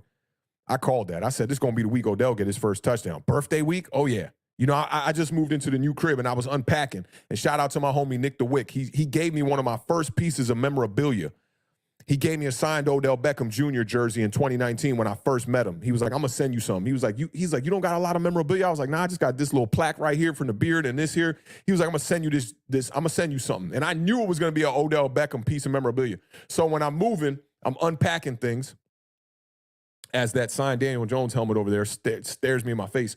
But I opened the box up with the Odell Beckham jersey, and I was telling the beard, it was like light came out of the box as I opened the box. And I said, man, this is going to be the week Odell going to get that touchdown. He ended up fumbling one little easy comeback route too, but he did get in the end zone. So shout out to Odell, man. But yeah, this organization, they got to find a way to get us back in the right direction. It started with Dave Gettleman. And now it's like these coaches kind of were stair-stepping downwards from Pat Shurmur. You could say Ben McAdoo before that, to Pat Shurmur, to Joe Judge. And Brian Dable gave us a little bit of hope. And my man Adam Costa says, hope it is a paperweight. I mean, it's a heavy-ass paperweight over here, man. I mean, maybe I ain't even going to say that. That would be very disrespectful. Shout out to Word in the building, man. I hope all is well, Word. Sorry-ass team is right. Definitely. Darius Smith says, arguing over what should have, could have, would have happened is a distraction. Our feet point forward. Do they, though? Listen, man. When this might be a philosophy for you, what you're saying here, right? Because I know Darius was a very pro Daniel Jones supporter and whatnot, entering all the way up until this year. And me, when you steady telling people, I'm going to give you an example. Y'all know me. I'm good with these little metaphors, and I always got an example for something. Tupac has this one famous interview where he's talking about poverty and children being hungry. And he said, when they first come to your door, they're going to be like, can you please feed us? We're hungry. The second time they're going to come to the door, they're going to say, hey, man, we're hungry. They're sitting out front of the business, the restaurant that throws away food. The third time they come to the restaurant, they're going to be like, they're going to be singing now. Please, we're hungry. We need some food. The fourth time they come, they're going to be like, yo, dog, I'm starving.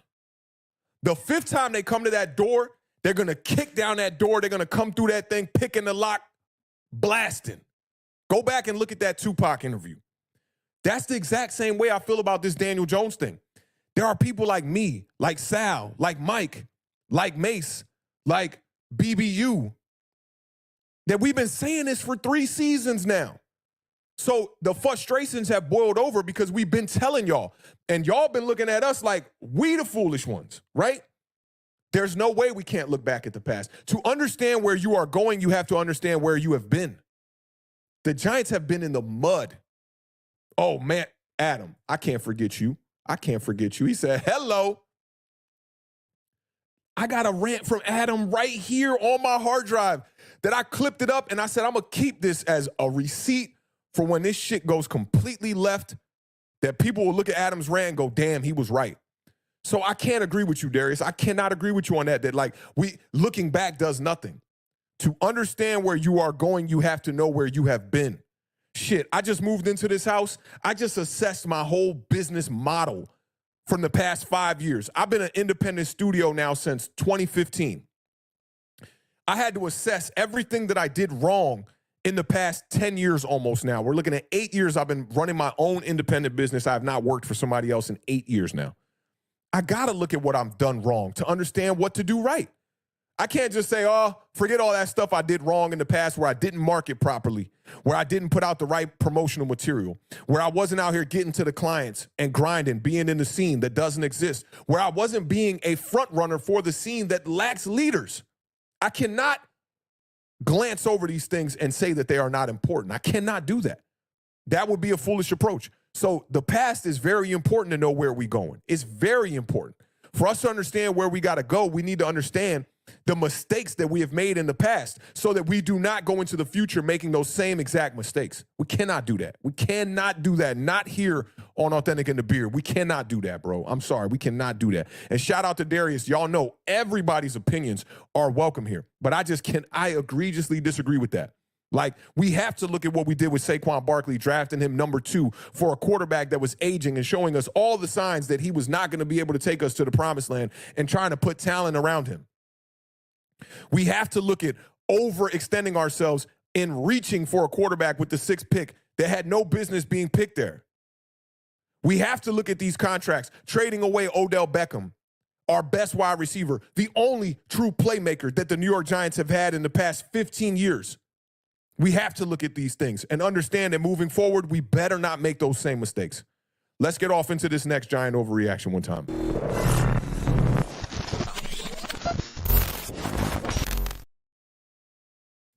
All right, y'all, let me know how y'all feeling about this one right here on the screen. I thought this was a really interesting one. This one comes from I Am Hip Hop Head on Twitter. That last one got me a little heated. I ain't gonna lie. That got me a little heated. He says, I'd be surprised if Brian Daboll lasts the entire season. Just a horrid coaching job all season. If you think that Brian Daboll's job is on the line this year, and you agree with this statement on the screen, let me see a you in the chat. If you think that this is indeed an overreaction, let me see some O's in the chat. We got to keep this stream going a little bit longer, so what I'm going to do here is I'm going to fill up this red cup here with a little bit more drink because, man, I've been rapping with y'all for a little bit. So y'all hang tight. Give me y'all reactions in the chat one time. This is going to take me 2 seconds. I'm going to step here and just get a quick drink real quick. Give me 2 seconds, y'all.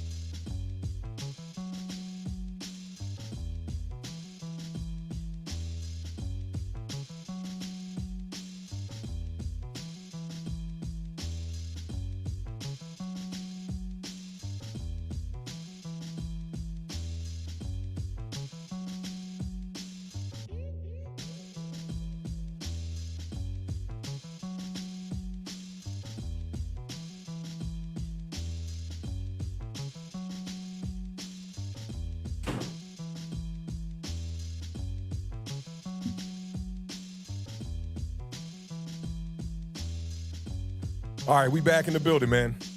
My girl's upstairs. She's like, oh, real time. Like, I get to see you pop out for the stream and whatnot. It's kind of funny. I needed to put some whiskey in this cup the way these New York Giants is playing. My God. All right, let me see how y'all feeling about this one real quick.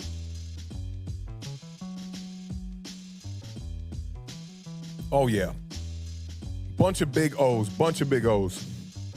Yeah, shout out Darius Smith, too, man. He's a big Giants supporter. He says, I do appreciate the shout out by Awthentik, even though he and I actually agree on what was said. For sure. Most definitely. Let me see what we got here. Flem Dog in the building. What's going on, fam? He said definitely a O on this one. I feel you on that. Independent Outsider said, dude. That was probably waiting on me to get back and whatnot. Shout out Corey Pate. He says it's an overreaction for sure. Got to give him more time. See what he does with a new quarterback first. Coaching Josh Allen gave him this chance. Yeah, and I think the same goes for Joe Shane. A lot of people been talking about this. Like, Joe Shane, his real claim to fame is Josh Allen. Outside of that, it's trading for Stephon Diggs and, like, that's it. So these dudes better get it together, man. It's time to really get on this. Knicks Nation in the building one time. Shout out Knicks Nation in the building. What's going on, fam? He says, gotta let the man get his guy. We know Jones was Mara's guy. If Jones was a Dable Joe guy, they wouldn't have gotten the deal done last minute. That's a fact. If they were really, really high on Daniel Jones, it would not have taken this deal that long to get done. That's a great point right there. And I'm going to wheel back to the Super Chats to see we got a couple more that came in. I'm going to go over this overreaction, and I'll get to y'all Super Chats. I apologize on that, y'all. Let's see. Kevin the PRF says it's an overreaction. Independent Outsider says overreaction, but I do think this has to turn around quick next year. 2024 is hot seat time. That's how I feel about it, too. No Mets, no Nets, no Jets says overreaction. Come on. You have DJ 5, at least give Dable 3. That's a fact right there. Adam says it's an overreaction as well. He earned that from Mara, Coach of the Year. Yeah, that goes to the point that Colin Cowherd talked about, that, like, no matter what goes down, Brian Dable earned himself an extra year. If they were going to fire him in 2, well, it'll be 3 now, because Brian Dable, Coach of the Year, took a team that nobody thought was going to go to the playoffs and win a game. And, the rest is history. So I do think Brian Dable will be around for a little bit. 59 Ways to Groove says it's an overreaction. Dable and Joe are butt buddies. I ain't heard that term in a long time. MYG Season says it's an overreaction. This team doesn't even have the Joe Shane and Brian Dable mark yet. Yeah, that's very true. A lot of this is still stains from Dave Gettleman. Shout out my guy Mac, the Giants fan one time. He does a podcast with the homie Adam Costas. Make sure y'all go subscribe to both of them. Feel free to drop y'all links in the chat, fellas. You know what I got to do? I'm gonna handle this now. I'm gonna definitely handle this now, because we need to upgrade the moderator situation here at Awthentik in the Beard. And, like, normally when I'm on here live, I don't keep the YouTube account open, and I can't add y'all as moderators from the back end of StreamYard here, so we have to do it from the actual YouTube login. So let me just handle that now, because I want to add a couple more of y'all as moderators so y'all can post y'all links, man. I really get down with Mac the Giants fan and Adam, and I definitely want them to be able to post their stuff here and be able to be moderators on the channel as well. Let's see. Remembering your Google login password is like the craziest shit. Like, it's like, is it this one? Is it this one? Yeah, there we go. All right, let me pull up this stream one time. Yeah, and shout out to all the new faces in the building today, too, man. I see we got a couple of people over from the Bleacher Report. Yeah, if you're digging the vibes, man, support the channel, man. Hit the subscribe button. We're a very, like, underrated channel, I would say. Like, we do this 4 days a week, and we give, like, very unbiased opinions and unbiased takes, and we're not afraid to call it like we see it. And I think, like, a lot of people will say, like, oh, these people are doing this for clicks and whatnot. They say negative things about the team for clicks and all of this stuff, right? But, like, in reality, that stuff doesn't get no clicks. Like, the homer takes and all that stuff is what's going to get people supporting your channel, is when you talk about what they want to hear. And I'm not about that. I've never really been about that. I like to talk about my opinions on the sport and no cut cards, man. I like to talk about it like how it is for real. You know what I mean? So, I always tell people, man, like, if you don't like, like, realistic speaking and talk about football, you're not going to like my channel, man. You really not. Like, we do this in a very realistic fashion over here, man. So shout out to all y'all for supporting, and all the new people. If you're digging the vibes, man, hit the subscribe button, because we do appreciate all the support. I'm not in it for likes. I'm definitely not, like, in it for clicks or nothing like that. But all that stuff just helps our channel get to be seen by more eyes and just get us more out there in the algorithms on YouTube and whatnot. And being a channel that does mainly live streams like this, YouTube does not really throw us out there to a lot of people who like pre-recorded short format content. So we definitely appreciate all y'all pulling up, man, and rocking out with us week in and week out. We've been doing this now for 5 seasons, y'all, and only had 1 winning season during that. So big salute. Shout out Payback NYC. I see you, brother. I see you. And I see Real Cold G. He said, first time checking in, definitely enjoying the content, bro. Salute. Appreciate you, Real Cold G. Tell a friend to tell a friend, as my man Carl Banks would say one time. Stephen R. said, this channel has the best division fans, Cowboys, Washington, and Eagles. Never gets disrespectful. That's a fact. Yeah, we always keep it chill over here, man. And, like, our moderators have done a good job. Like, when people come over here with the bull, they definitely, get shown the door very fast. Very fast. So let me see. Definitely wanted to add Adam there. And then a few others. And anybody else that want to be a moderator, just let me know, man. We'll make it work. Let's see here. Got that one and this one. Bun. Man, they got 2 levels of this now. Yeah, so speaking on this Brian Dable thing, I see a lot of y'all said it was an overreaction. I'm right there with you. Like, saying I'd be surprised if Brian Dable lasts the entire season. Like, he should last the entire season. If they fire Brian Dable mid-season, that would be extremely strange to me. He hasn't been given quite his fair shot, and just overachieving his first year. Like, come on, let's be realistic here. All right, let's get to I'm digging this, man. We've been here for almost 3 hours, and it's only felt like an hour.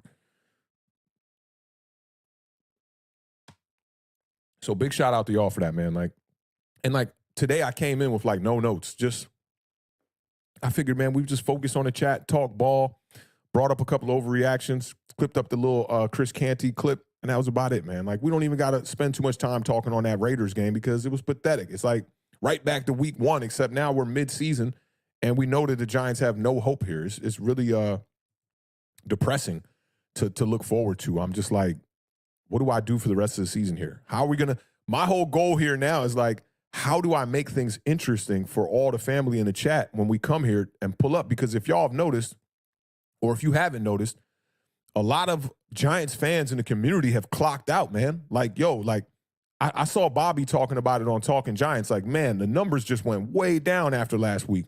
And I get it. Your team not winning, people are going to be, off that train. They're done with it. They don't want to see content about the team that's going out there playing pathetic and whatnot. So I definitely understand it.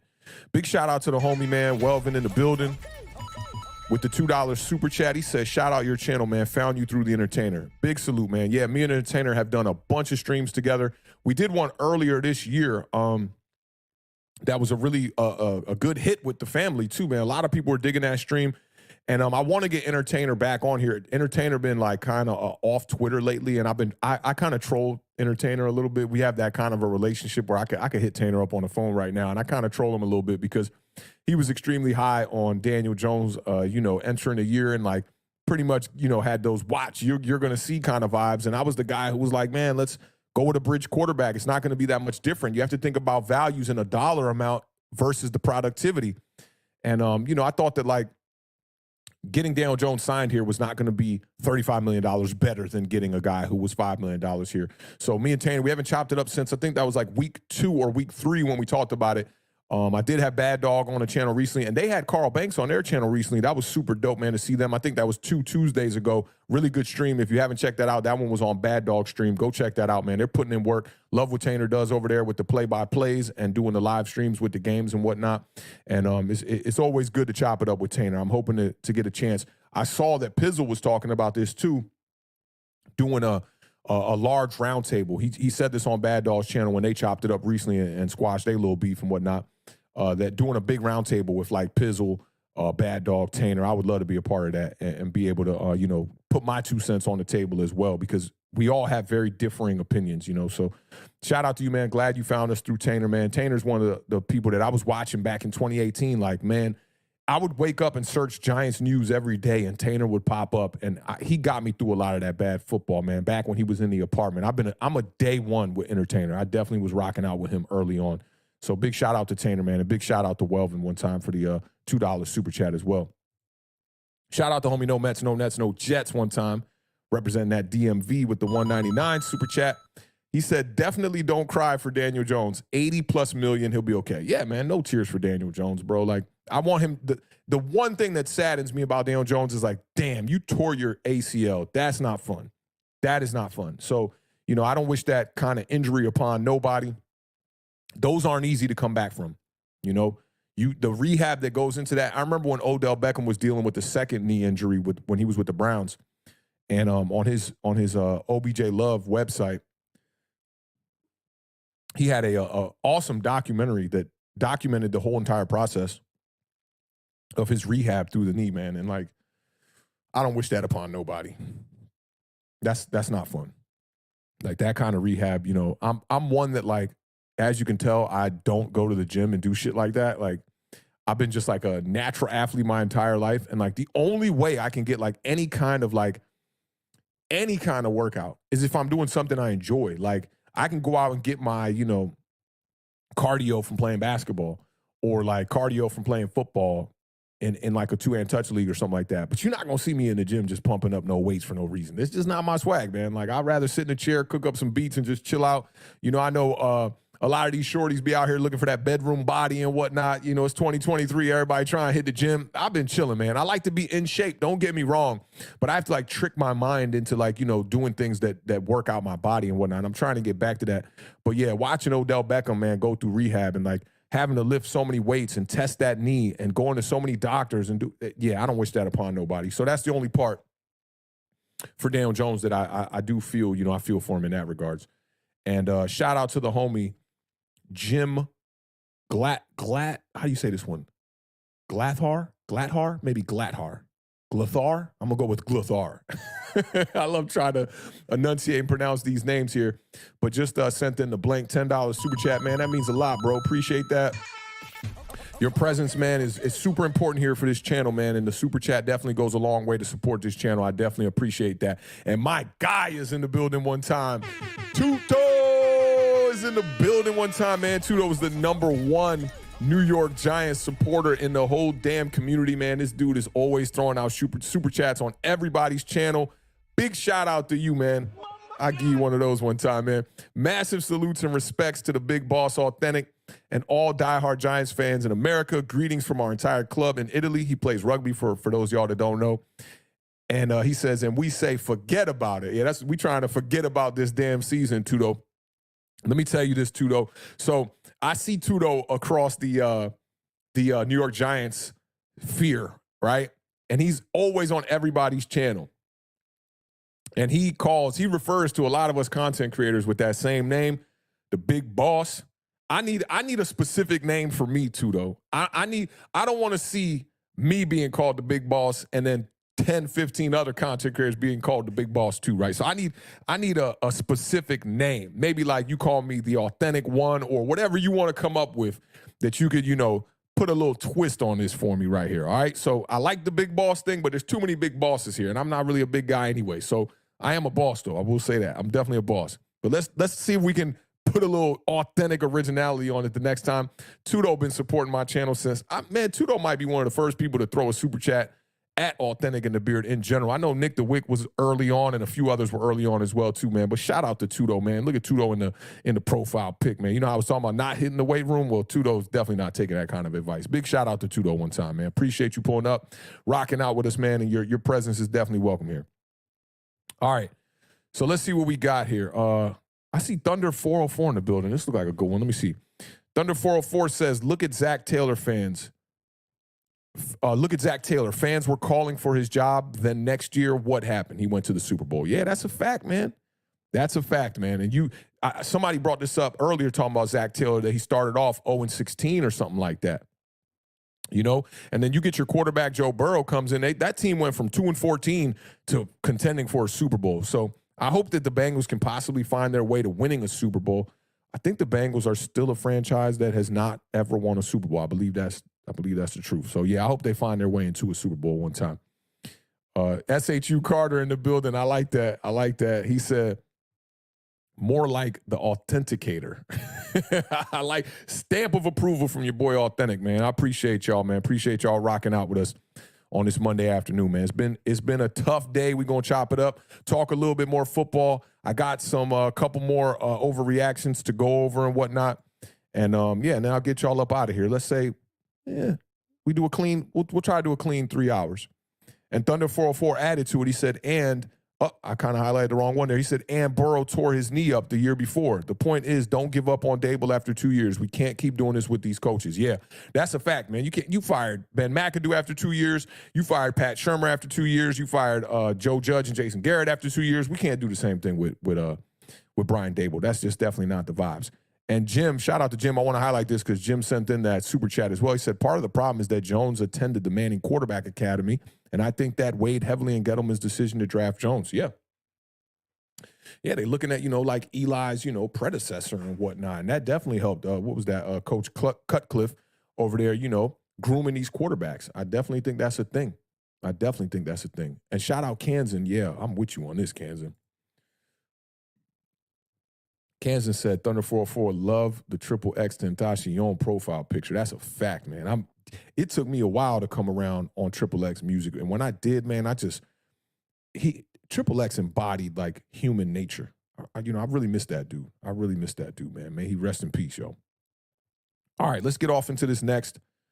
Adam Costa said, Cutcliffe said he was a mix of Eli and Peyton. And yeah, that's why some of these content creators thought he could be a Peyton Manning, moving forward. But that's definitely not the case. We can't just be throwing around names like that. You know what it is.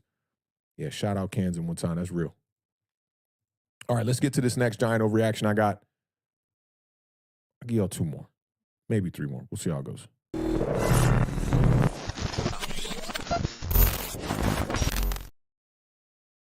All right, y'all. Let's go ahead and get this next one highlighted up on the screen. That's the old one, obviously. I want to talk about coaching, though. Joe Schoen has done an excellent job. Brian Dable has not. We'll piggyback off the last one, move through this one a little bit fast. What y'all thinking about this one? Is this an overreaction that Joe Schoen has done an excellent job and Brian Dable has not, or do you agree with the statement on the screen? If you agree with the statement on the screen, then go ahead and put the U to represent you taking the under. If you think it's an overreaction, let me see them O's in the chat one time.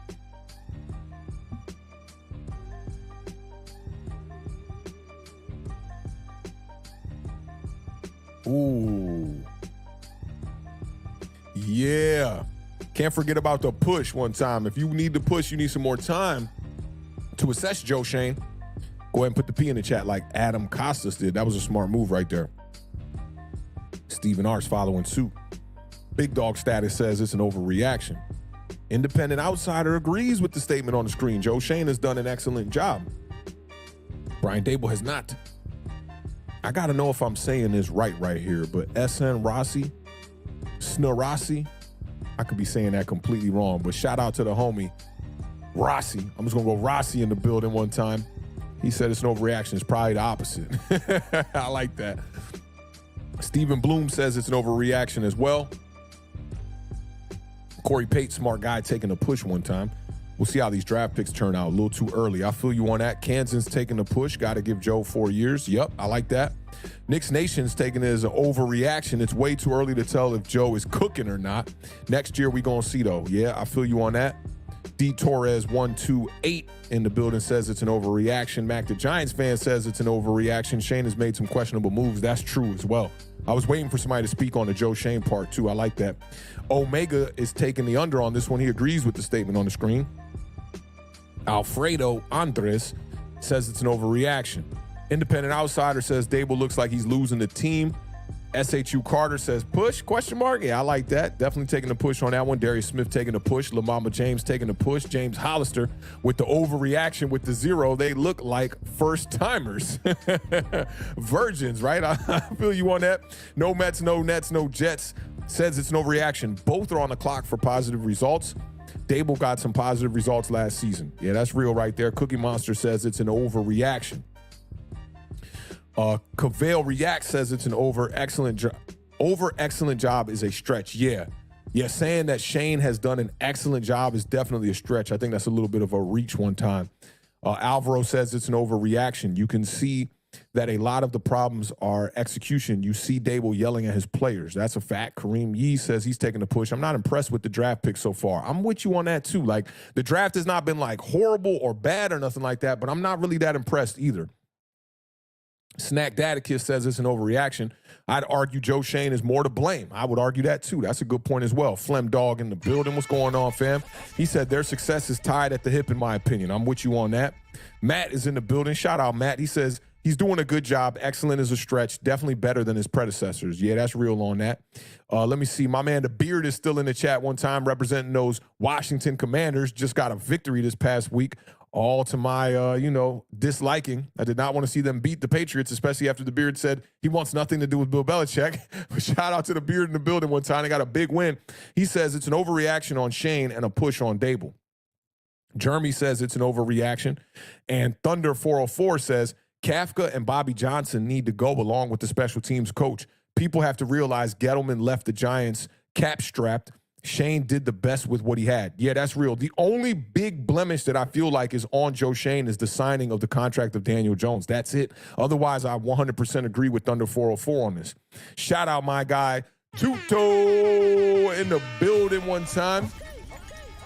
He said, Awthentik, number one, we've racked up another epic win on yesterday's afternoon here, and we're 5-4 now. Four matches winning streak. Since I've cleared 2-match suspensions. Tudo out there cracking skulls, man. Hard work and grind harder always pays off. That's a fact right there, man. Y'all know what it is. You got to keep raising that bar. You got to keep living those dreams right now. 5-4, Tudo, not too bad. I think that's pretty good. Y'all got yourselves in a position here. Go win some more games, man. Best of luck to you, my brother. I hope y'all do really well for the rest of the season here with the rugby squad in Italy, man. Salute to you. I appreciate the $9.99. Let me give you a couple of those. The Beard would love that $9.99 right now, by the way. But definitely appreciate your presence, man. I'm glad you could be here today during this live stream, too, though. My Cowboys homie Gregory is taking the over on this one. Adam Costa says the quarterback pick will make or break these two. I'm right there with you on that. Independent Outsider says that Neal is the biggest Shane whiff so far. I forgot about that too. You know, whiffing on a draft pick that the prospect is that high, it doesn't bother me that much outside of the player not being good, right? That's not good. You want a top 10 guy, you want him to come in and be a future piece, which Evan Neal does not seem to be that. But like Joe Shane is not out there, making the plays. Evan Neal out here struggling. So I don't think it was that big of a reach on the pick. There were other teams interested as well. He was, highly touted coming out of college. It's just not working out. But, yeah, definitely a big whiff so far, for sure. I got to agree with you on that one, Independent Outsider. Mac, the Giants fan, said Shane didn't upgrade this roster nearly enough from year 1 to year 2. Yeah, a lot of just moving pieces that seemed like they were just like lateral movements. They didn't do nothing. When you get rid of guys like Richie James and bring in Paris Campbell, that's a wash. There's nothing to it. D. Torres says it's an overreaction. We got to see Dable with his own guy. Stephen R. said, this was directed at the Beard. He said, I felt the same, but it's a push on both, in my opinion. I like that. I am Jarrell kind of agrees with you on that, too. Cookie Monster said, yo, Beard, I can't believe the Commanders traded away their defense. Scratching my head. I take it as a rebuild. I'm with you on that, man. That was kind of interesting. Like, they were sitting at 3-4 and just said, screw it, man. We're getting all the value we can for these two guys, and Chase Young and Montez Sweat. Montez Sweat just signed a major deal, upwards of about $100 million with the Chicago Bears. Alfredo Andres says, seems pretty even by the both of them. They both got good and bad. Brian Dable could get criticism for coaching and staff and decisions, and Joe Shane could be criticized for the Daniel Jones contract. 100%. 100%.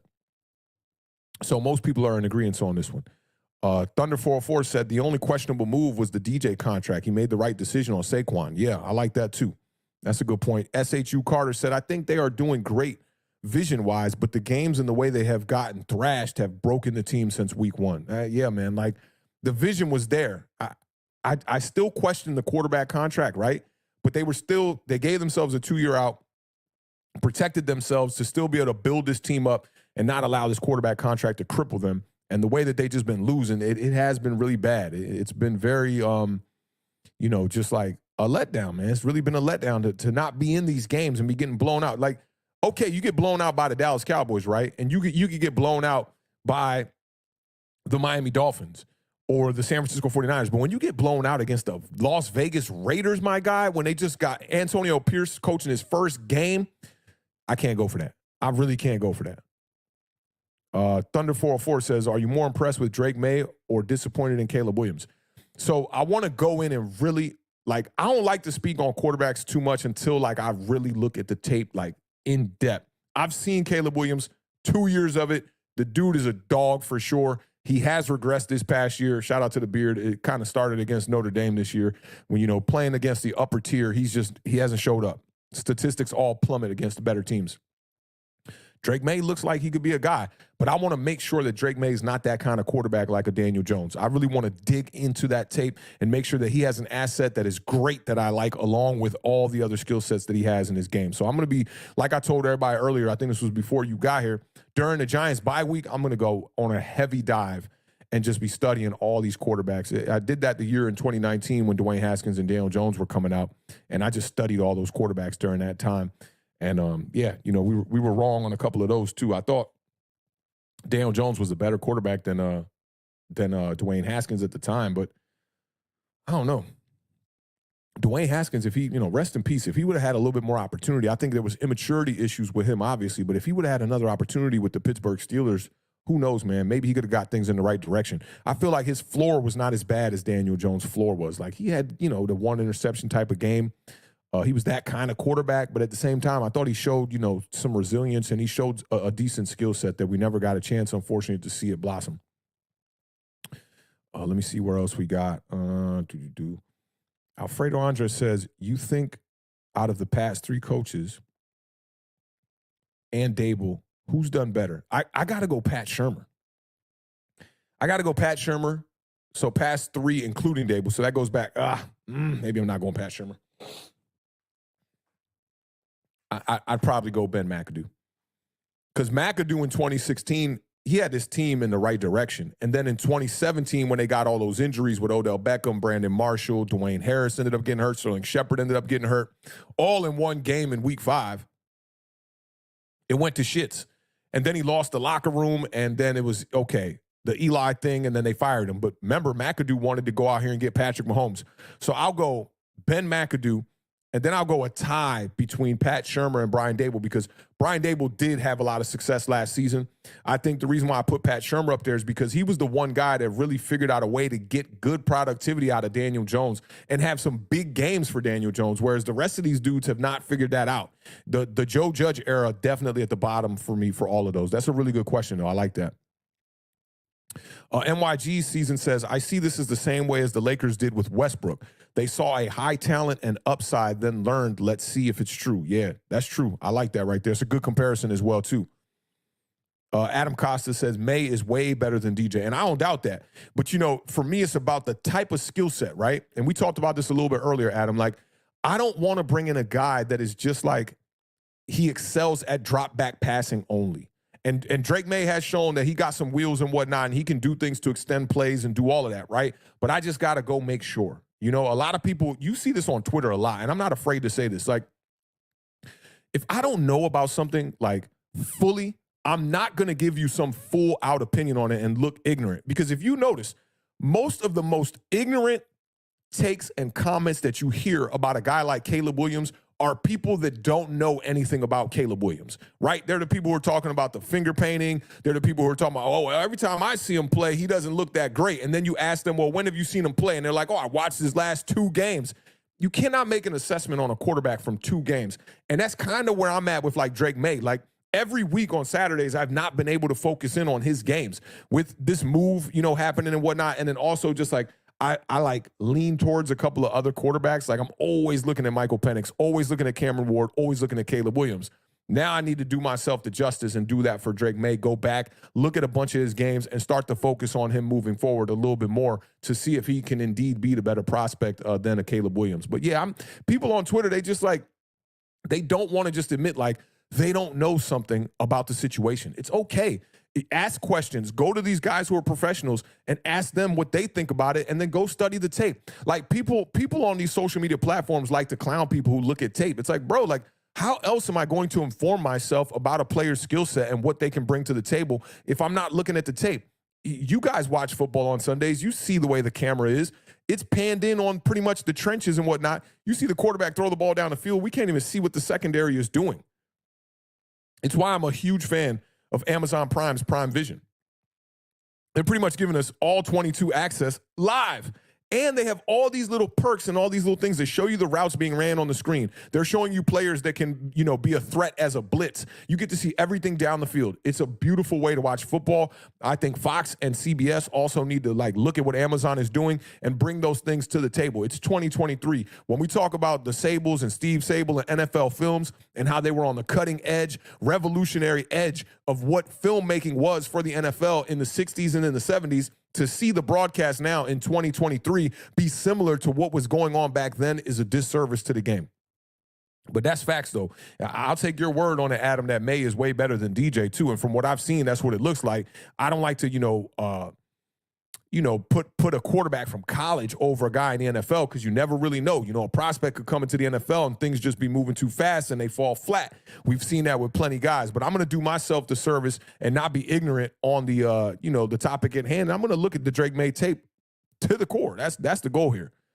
And D Torres right after is, I love these Bandersnatch type of ones. When you get May is way better than DJ, and then you get Drake May is Daniel Jones 2.0. That's straight Bandersnatch. I don't know if y'all know about Black Mirror, but the Bandersnatch episode allowed you to choose which way to go, and you could kind of dictate the way the film was going and whatnot. But yeah, a lot of good talk, man. A lot of good talk in here. I see Big Dog Status said May is a smart quarterback. Go look at the tape. Yeah, that's what I'm about to do, man. Like I said, man, I'm never scared to tell y'all I'm not informed on everything football. I know a lot about ball, but Drake May is a guy that I have not dug into the tape yet. I'm definitely going to be doing that in the next couple of weeks here. I Am Jarrell said that Pat Shurmur is now the OC at Colorado. Calling plays for Shedeur Sanders. I didn't even know that. Is that facts? I did not even know that. That's good for him, man, because I like what I'm seeing from Shedeur Sanders. I think if he were to come out this year in the draft, which I don't think he is, but if he were to come out this year, he's another guy. I wouldn't be mad if the Giants took a flyer on him in a later round as well. That kid, he's decisive. He makes all the throws. The one thing I'll say about Shedeur Sanders is that sometimes he can hold the ball too long, waiting for things to develop downfield. And, in return, that forces him to being sacked a lot as a quarterback. I've seen games where I'm just like, bro's taking way too many sacks. But I like Shedeur. He's a good quarterback. Adam says, I agree with you. I study as well. Thunder 404 says, it is valid to think that the Giants sign a proven tackle in free agency and move Neal to guard and hope he adjusts well, kind of like Eric Flowers did. Yeah, I think it is. Evan Neal, to me, don't strike me as a guy who's agile enough to play guard for real, but if he's going to be a bust at right tackle, you got to try to find a way to salvage that draft pick, or else that's going to be a major waste. Adam said, looking to Bo Nix as well. And yeah, I saw a couple games from Bo Nix this year, and he definitely got that gamer thing. That's what I like about Bo Nix. He got that it factor. Like when it's time to go win the game, he going to go out there and go put it all out there. Definitely going to be looking at more tape on Bo Nix and all these quarterbacks for real. I'm going to, when I'll get the notepad, man, and really start comparing and start right. I still have my assessment on Daniel Jones versus Dwayne Haskins in my phone. And so many things from that assessment of looking at the tape came to be true. It was really interesting. Yeah, Darius Smith says all 22 film is amazing. I love it. It's so great. Everybody got to have an NFL account. I don't try to break down tape on this channel too much because I feel like you got to be, for one, there's just people that do that better. If I'm going to bring value to a community, I'm going to bring it the best way I know. And the best way I know is not by breaking down tape. There's so many, if you want to see great tape on NFL quarterbacks, go look at Alex Rollins, NFL on YouTube. Go look at the quarterback school with JT O'Sullivan. They all do a great job. Kurt Warner's Quarterback Confidential, they do a great job. I don't need to be out here breaking tape when you got professional guys who have played the game at a high level breaking down tape. I don't need to be out here doing the same. But I will do it on my spare time. Kevin W. said late round dark horse Spencer Rattler. He kind of folded a little bit the last year and a half here, but I'll go look at some more Spencer Rattler tape as well too, because he coming out of high school, he was one of them ones for sure. He was definitely one of them ones. Oh, shout out Jonathan Studios in the building, bro. I see you, man. Good to see you back in the chat, bro. Let's see what else we got here. Oh, as a prospect is what Adam was saying. I agree with that. Man, I'm so slouching in this chair right now. Got my leg all crossed and whatnot. Let me see. James Hollister said, I looked at the Penix tape. It's a better version of Tua. Bigger arm is what it looks like to me, too. Tua's Tua is slowly but surely becoming one of my more favorite quarterbacks. Just the way that he anticipates, man. It's amazing. Yo, Kevin the PRF says, shout out to Jeff Bezos. Get Awthentik that plug. Yeah, because, dude, all I do is plug Amazon Prime Vision. It's so good. Like, that is the way football should be watched, man. It's an amazing way to watch the game and be able to, like, I don't have to go back and look at all 22 after assessing a game when I watch it with the Amazon Prime.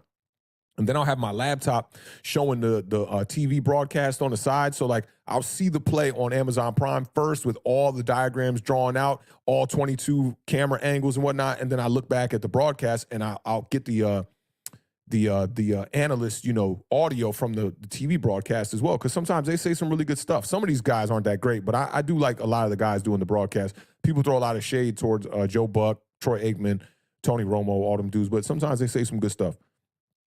Kansas says he really likes Bo Nix. Yeah, I definitely want to check into Bo Nix. A lot of people talking about Bo Nix. He's got good experience in college, too.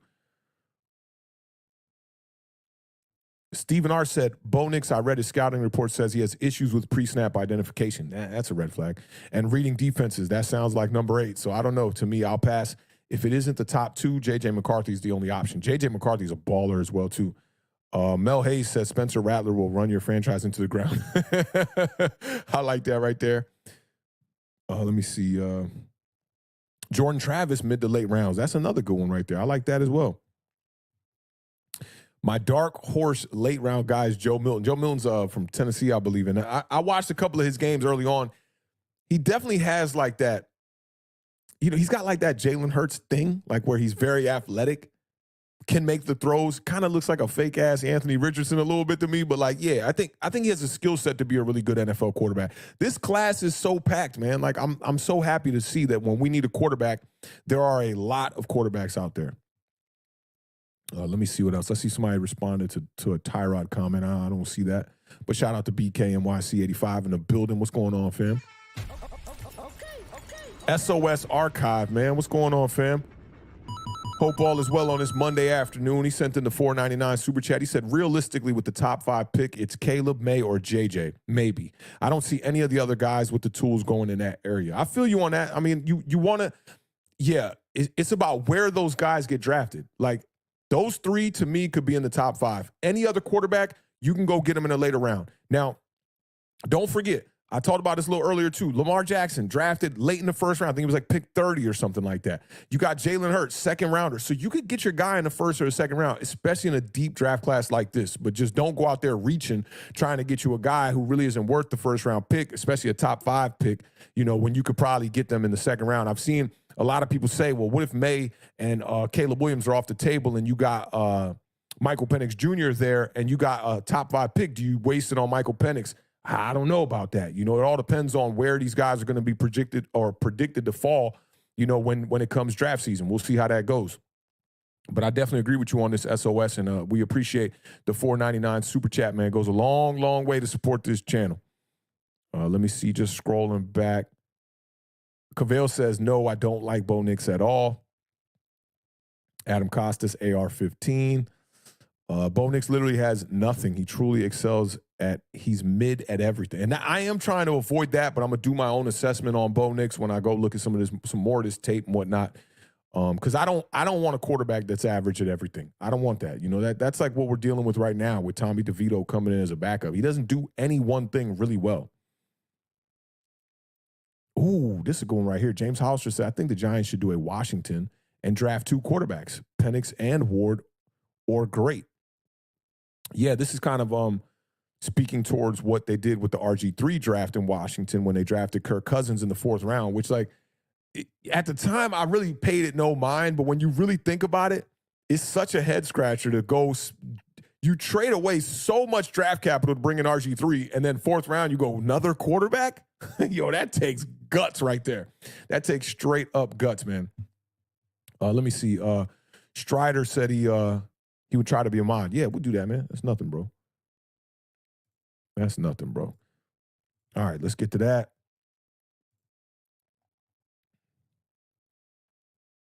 Facts. And I see somebody brought it to that Gregory need a wrench too. That's real. That's definitely real. Let me see if I can scroll back and find a comment from Gregory.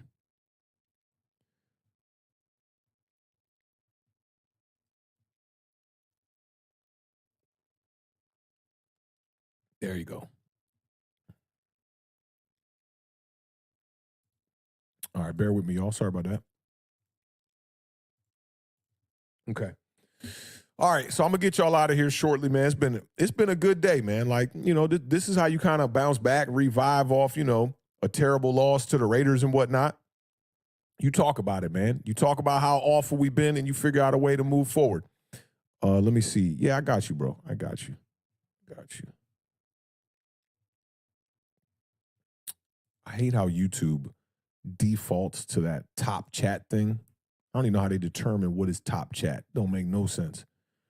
Yeah, Cookie Monster said the Giants therapy channel. That's facts, man. Yo, when I worked at this other studio, I used to have some wild ass clients in there, man. Like for one, the studio was in the hood. So like a lot of the clients would be coming in there. They'd be high out their mind and all kind of stuff, man. And like a bunch of them would say that, like, man, I just come here to talk to you, man. Like, it's straight therapy session. We talk for like an hour and a half and then get to recording. It'd be wild. And they paying money for that too. So it is definitely an authentic therapy session one time. I see Darius Smith says, I really do like this chat. Glad we can learn from each other about football. 100%, man. 100%.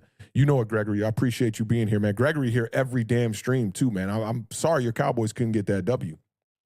Independent Outsider said, Professor Authentic. That's what's up, man. Yeah, and I am a teacher too, man. I teach audio engineering here in the studio. I'm about to get back to that a lot more. I haven't had any students in a long time. Let me check to see just where the super chats are at real quick. Make sure I didn't miss anybody. Yeah, I got Tudo. I got SOS. Yeah, we're good on that. All right. Let's go off into this next one. We got another giant overreaction here. At least one. Yeah, we got to go over this one. Let's get into this next one, y'all.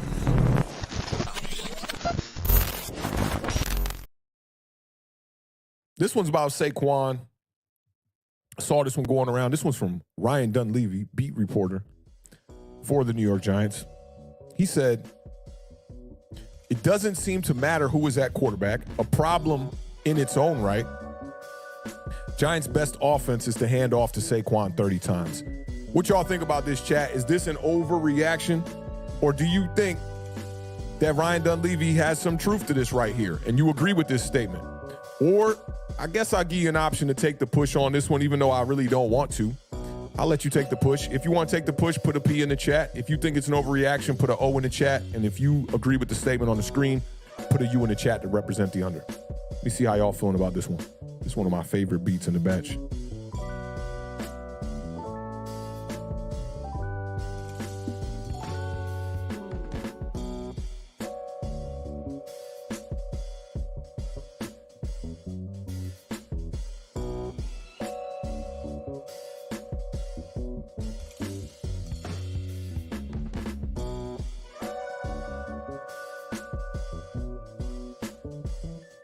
Shout out LaMamba James one time in the building. He said, love your chat.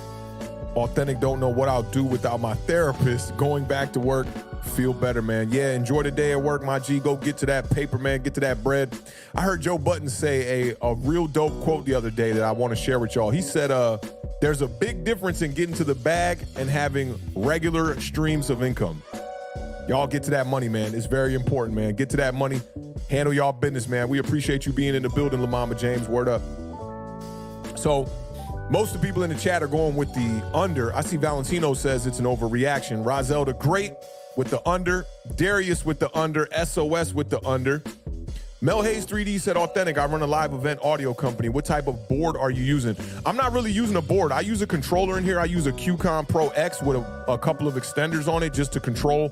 I use Luna now. I am certified by Avid for Pro Tools and whatnot, but I kind of shifted away from Avid when they went to the subscription model. So I've been using UAD's Luna for the most part. At the bigger studio, we got a Neve AMET console in there. It was one of the ones made by Neve, like I'd say in the mid 80s. And I'm very versed very well on the SSL 4000. The Neve, what was that? The 80, I want to say it was the Neve 8020 series I was using at Omega as well. There was an API console in there I learned. So when I first went to audio engineering school, I learned on those 3 consoles. And then they also had a digital one, a DigiDesign console in there as well.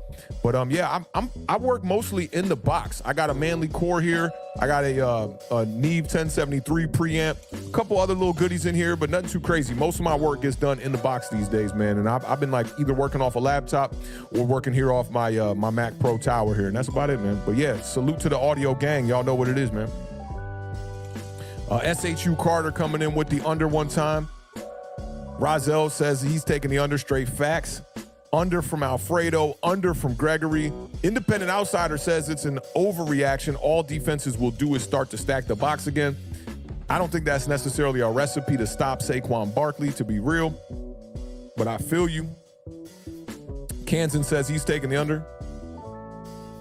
He says, I don't know if you saw, but I asked why them boys in Twitter be slandering Saquon, saying he's a loser, he is the team. Yo, I don't know why they do that. I really don't know, man. Like, people be on a agenda stuff, bro. People really be on a agenda stuff. I try to not slander any players. Like, people will say to me, like, yo, you be on your DJ slander. Like, nah, I just assess the game, how he plays. If he plays well, I'm gonna tell you he played well. That's what it is, you know what I'm saying? But I definitely rock with you on this. I'm taking the under on this one myself. Mac, the Giants fan, taking the under for sure. The proof is in the pudding. Real Cold G took the under. Joe Schmo 84 in the building. What's going on, fam? Taking the under as well. Mav is in the building, taking the under as well.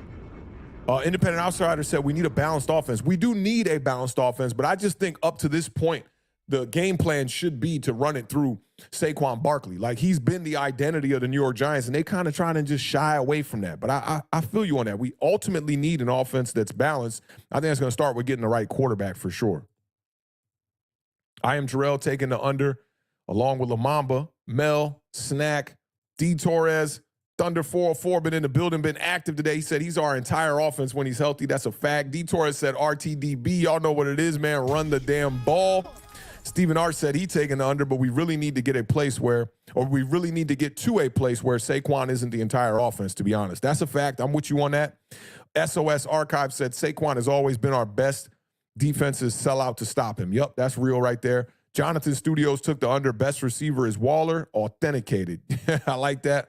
Valentino in the building. What's going on, Valentino? You can't win handing it off 30 times. We already see stacked boxes as is. Well, I don't know, man. You know, if you look at the way that the New York Giants got to 7-2 last year, it was a lot through Saquon. I think there was 2 or 3 games where he ran the ball 30 times. I think 30 times is a little bit egregious. For me, it would be get to over 20. That's what I think it would be. No Mets, no Nets, no Jets says he's taking the O on this one. It's dumb. Why run Saquon into rubble? Use 2 backs to reach 30 touches. I like this approach too. You know, you don't necessarily have to have Saquon Barkley getting 30 runs, but at the same time, I do think you need to maximize the amount of touches Saquon gets. I've been saying it for years, man. Treat him like you would treat Alvin Kamara or Austin Eckler. Find ways to get the ball into his hands. He will find ways to get into the end zone. That's just what it is. Mac, the Giants fan, says nothing seems to go well on this offense when Saquon is not involved. I'm right there with you. The mama said, I'm going to miss Saquon. They're going to let him go because they don't know no better. Scratching my head, I'm out. I feel you on that, brother. Welvin said it's an overreaction. New quarterback will change everything. I'm with you on that as well. That's a good explanation for the overreaction. Alfredo said, anytime you seek any hope, what do we let Saquon run the ball? Anytime you seek any hope, what do we let Saquon run the ball? I guess what he's trying to say here pretty much is if you want hope, let Saquon run the ball. That's pretty much when we've been seeing hope this year. I kind of can decipher that a little bit right there. Joe Schmo 84 said they need to pay that man. I'm kind of with you on that. I think the timing is a little bit off there. Jameson Taylor agrees with it one time. Kareem Yee taking a push because Tyrod was moving it around the yard with a healthy dose of Saquon. That's a fact right there. Yeah, when you and that kind of goes back to what the homie said up here. I think that was Thunder 404. Once you get the quarterback, it's going to solve all this. It really is going to solve all of this once you get the right quarterback in here. And then you can start to build around this team. Jameson with the under. Kevin the PRF with the under. He and Waller still the only league respected weapons on that team. Yeah, that's real. Let me see. Stephen R. said Trey Benson from FSU is a Brian Robinson type. Man, I've been saying this for years, bro. You got to pair Saquon with a power back. It might be too late. It literally might be too late. The guy that I always had in mind was Deontay Foreman. I thought he would have been a perfect pairing for Saquon. And let me think about before that. Before Dante Foreman, it was, I think that was it. But I always said that he need a power back to go with him. That would be perfect for him because you look at the way that they paired Alvin Kamara and Mark Ingram. That was such a perfect marriage at the running back position for them too, man. I really like that, and I would love that for Saquon. Nick P said it's Saquon or nothing. Shout out Nick P one time. Let me see. Thunder 404 says they won't pay Saquon. It's just the way the running back market works. They'll run him into the ground till the end of the year and either let him walk next year or tag him again. 1,000%. Yo, Thunder 404, you know some ball, bro. You definitely know ball. Respect, yo. SOS Archive pulled up with another $4.99 super chat. Big salute to you, fam. He said, people always want to say we failed DJ, but we failed our number 2 overall pick just as much, if not more, and Saquon ain't complained once. Wow. That's facts. That is big facts right there. And that's the coddling of the quarterback position that tends to happen a lot.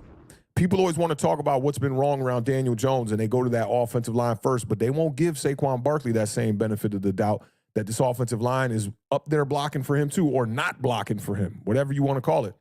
And I think that's definitely unfair. Saquon Barkley came in here in 2018, and the whole goal was to try to like save Eli Manning in a way. And he came out here and he put pen to paper. This man had 91 receptions, over 1,300 yards on the ground. He was a guy. We knew that from day one. And it kind of like covered up a lot of the problems with drafting a running back that high in the draft because Saquon was so good that people were like, all right, man, I'm cool with it. Even though we don't want to draft a running back at the number 2 position in the draft, I was good with it.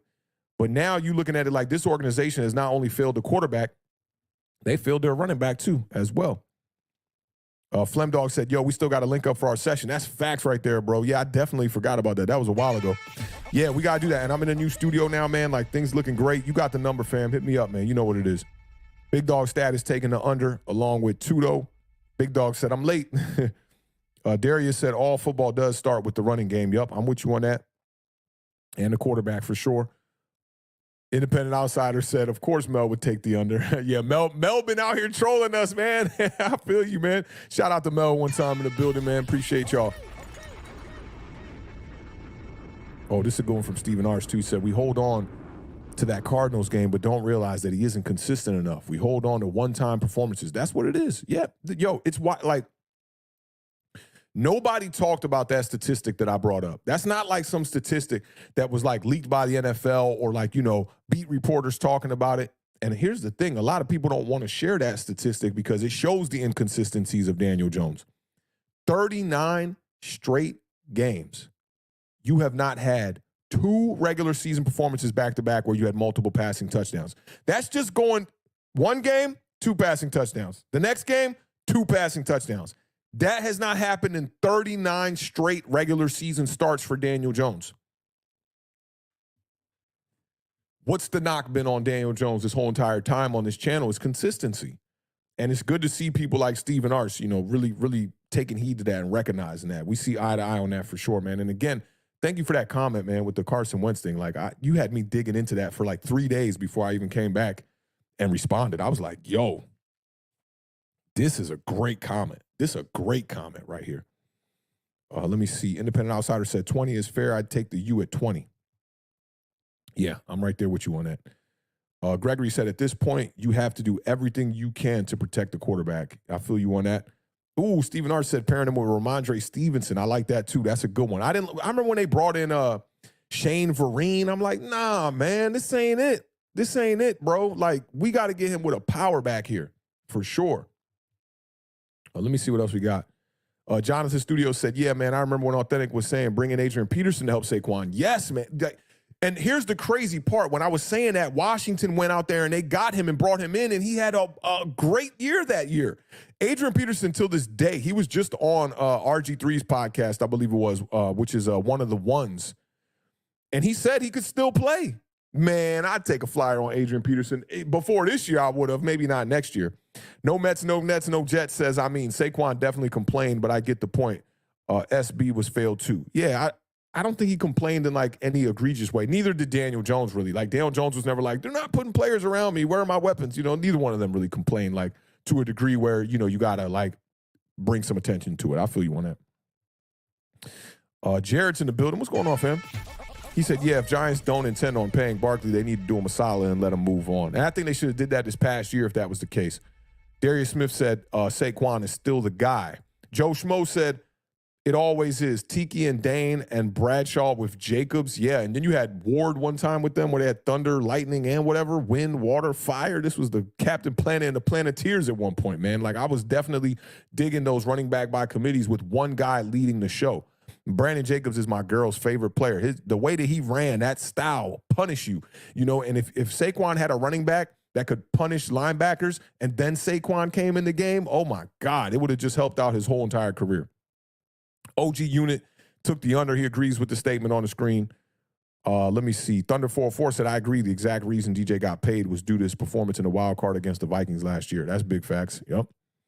I'd say the win against the Colts helped him out too. Standing ovation, coach hugging him and all that. You know, they want those moments, man. It really ain't what it was.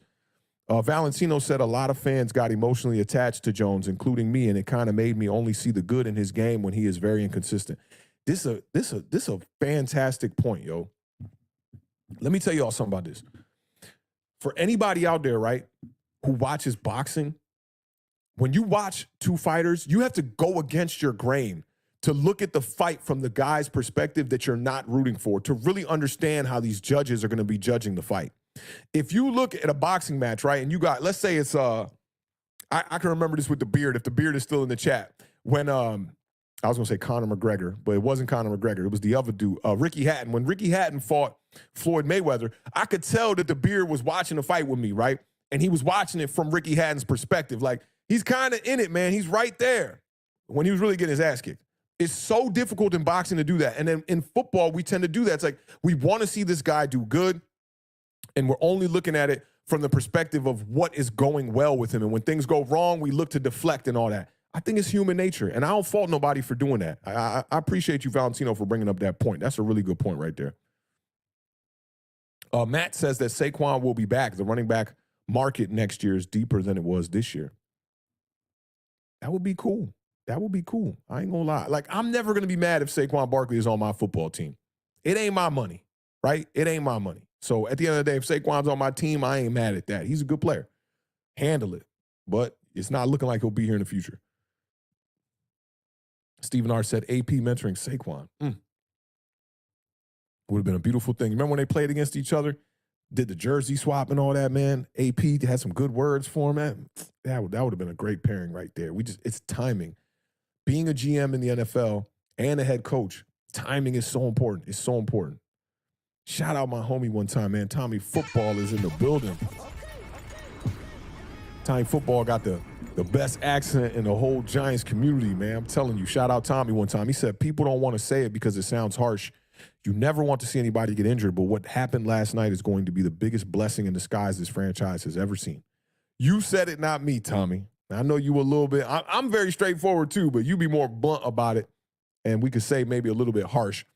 But yeah, I do think that, you know, this is kind of like what Ryan Dunleavy was saying. Yeah, like, or not even Ryan Dunleavy, Chris Canty, when I showed the clip from Chris Canty, he was pretty much like, this just pushes you in the right direction. Hey, you want to learn how to swim? Get in the pool. That's how it's going down. Shout out Tommy Football, though, man. I appreciate you rocking with us on this Monday afternoon. 3.5 hours. Y'all can't say I'm not dedicated, man. James Hollister in the building said the Giants didn't give him no real playmaker is why I was high on him this season. He was consistent last year, but also many starting quarterbacks were not playing Carolina, Texans, Colts, Washington, and backups. Yeah, I'm with you on that, but I don't think that Daniel Jones was extremely consistent. I think like the whole narrative of last year was he's doing what he's asked to do. When I say consistent, I'm talking about playing at a high level consistent, right? When you look at the way he played against the Titans, average. Carolina Panthers the following week, damn near threw. He had an interception in that game and damn near threw a pick six. Pretty average. The whole first run of 7-2 was average. He had a good game against the Jacksonville Jaguars, a good early game against the Chicago Bears week 4, I think that might have been. He had a good game against the Colts. He had a good game against the Packers in London. It's always up and down. And that statistic of 39 straight games without having back-to-back games with multiple passing touchdowns, it explains that. Unless you're on the ground getting, rushing touchdowns and whatnot too, at the same time, you throwing the ball through the air. But you look at last year's performance, Chicago Bears, he had 2 rushing touchdowns. Indianapolis Colts, he had 2 rushing touchdowns. That's more than half of the rushing touchdowns he had on the year in 2 games. His whole career has not been consistent. You look at even going back to 2019. Daniel Jones in 2019, he had the big game against the Washington Commanders for 5 touchdowns. He had the big game against the Detroit Lions for 4 touchdowns, and he had a big game against the Jets for 4 touchdowns. That was half of his stats in the year. And outside of that, he's been a 1-touchdown quarterback a game type of guy. So I feel you, James. Like, he played his best ball last year for sure. It was not, for me, entirely consistent. And then when you got to the back half of the year, dude, think about the game against the Washington Commanders at MetLife. The New York Giants had 4 yards. I know it wasn't over 10 yards. They had 4 yards in the second half of regulation. They allowed Taylor Heineke and the Washington Commanders to hang around that whole entire game, push it to overtime, and then ended up ending in a tie. And a lot of that had to do with inconsistent play from the quarterback and inconsistent play from that offense. So it's just been a lot of this. There's never been a section of Daniel Jones' career where you're like, damn, 5-game stretch, this dude's going crazy. Like when you look back at Trevor Lawrence last year, he had late in the year, he had a 10-game stretch that was just amazing. We just haven't seen it. Shout out, James. Hey, James, I got a bone to pick with y'all. Y'all Kayvon assessment 2 weeks ago before the game. Man, I'm sure you saw me in the chat, bro. I was definitely looking at y'all like, hey, bro, what is y'all saying up here? Y'all was kind of agreeing with the dudes from WFAN. I was like, yo, y'all kind of tripping. And then Kayvon went out there and had his best game. I think he was watching y'all stream, man. But shout out to my homie James, man. Good dude. Yeah. Yeah, you know what's good, James. Shout out James one time, man. He said we should thank Antonio Pierce for helping us get closer to a real quarterback. That's facts, man. Man, that's real. That's definitely real, man. Darius Smith said, get to the playoffs with Richie James and Isaiah Hodgins. Just awesome to see. Yeah, people look at Richie James like he wasn't good. Richie James had the highest catch rate in the NFL of any wide receiver that qualified with over 50 targets. Richie James was a good player. And now in Kansas City, he's dealing with some injuries and whatnot. And he got off to a tough start. And also they were putting him back there at punt. We know Richie James he's not in the special teams player. Yeah, that's not his thing, right? Hang tight 1 second, y'all. Hold on 1 second.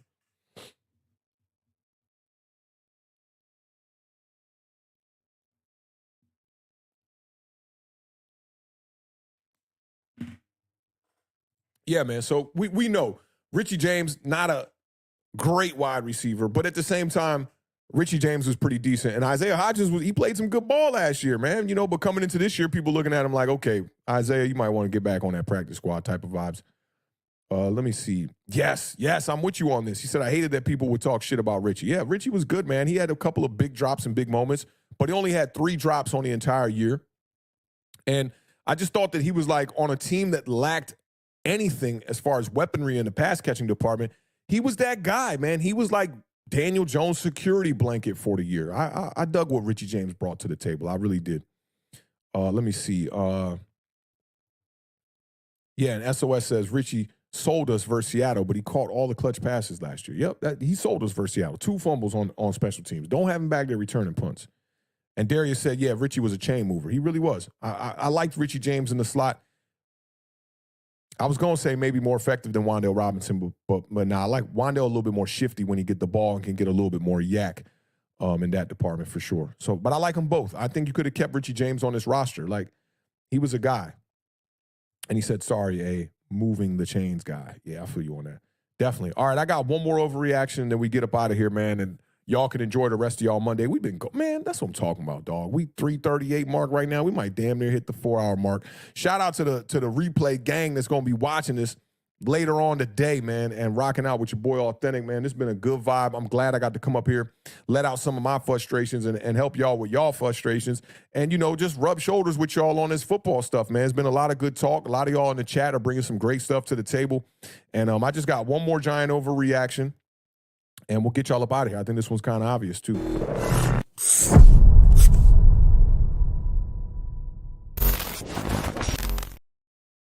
All right, y'all. Y'all know me. I'm not one to be on this whole tank bandwagon. I like to see my football team go out there and win games. You notice the little switch in Tommy DeVito over here, right here. This is the guy that's going to help us get to where we need to get if we're going to be tanking. My man Deshaun_Alt on Twitter says, the Giants should 100% tank the rest of the season, the 2023 season. Now, let's judge this before we go off into the overreaction and whatnot. Let's judge this with a little bit of context here, from an organizational standpoint. Because the players are going to go out there and they're going to try to play. But doing things like starting DeVito, maybe taking away some of your weapons. Darren Waller, if you're not quite healthy after coming off IR, we're going to ease you back into the lineup. How do y'all feel about this statement on the screen? If it's an overreaction to you indeed, let me see a O in the chat. If you agree with the statement on the screen, let me see a U in the chat to represent you taking the under. And if you want to take the push, which I don't think you can put the P in the chat, but I won't respect it. Let's see how the chat going on this one, and then we'll get y'all up out of here. Yeah, James said Hodgins got cracked yesterday. He sure did, man. He sure did. Rozelle said he's taking the push one time. It's not tanking when you are genuinely this bad. Oh, that's real right there. Stephen Arsh taking the under because they just made that decision going with DeVito. Yes, they did. That is a fact. James Williams said put DeVito out there and the tank will take care of itself. That's another fact right there. Cookie Monster say taking under. For sure, tank, we need a new, fresh beginning. I'm with you on that. Valentino with the TM. I like the little TM on your name. That's dope right there. Taking the under. There's no reason to win. Go get your quarterback. SOS taking the under as well. No Mets, no Nets, no Jets. Says it's an overreaction. Name the last number 1 overall pick quarterback to win a Super Bowl. An actual question. Let me see if I can maybe dig that. Could I dig that up without having to hit the Googles?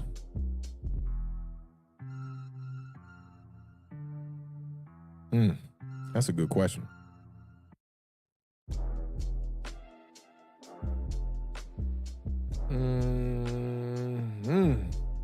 I don't know, bro. I really don't know. No, you got to go way back. Give me the answer to that. No Mets, no Nets, no Jets. But I also think this. The Super Bowl is a bit of playing the slots, man. Even when you're a good team. Look at a guy like Aaron Rodgers, one of the best quarterbacks that this game has ever seen. He only has 1 Super Bowl. Outside of like Tom Brady and Patrick Mahomes, who are parts of dynasties, it's tough to get out here to get to a Super Bowl. I think the idea and the goal here is not to necessarily just win the Super Bowl, but first you got to be able to compete for a Super Bowl. Plenty of number 1 quarterbacks picked number 1 with the first selection have definitely brought their teams to be able to be in position to compete for the Super Bowl. And I think that's where we want to get. We sitting here 2-7, bro. We can't be, what is it saying? Beggars can't be choosers. Yeah, like we need to get a quarterback and just get back into the mix. But this is a really good question. I'm still digging. Like, yeah, I don't, you know what? Let's hit the Google so that like everybody can get an answer for this one.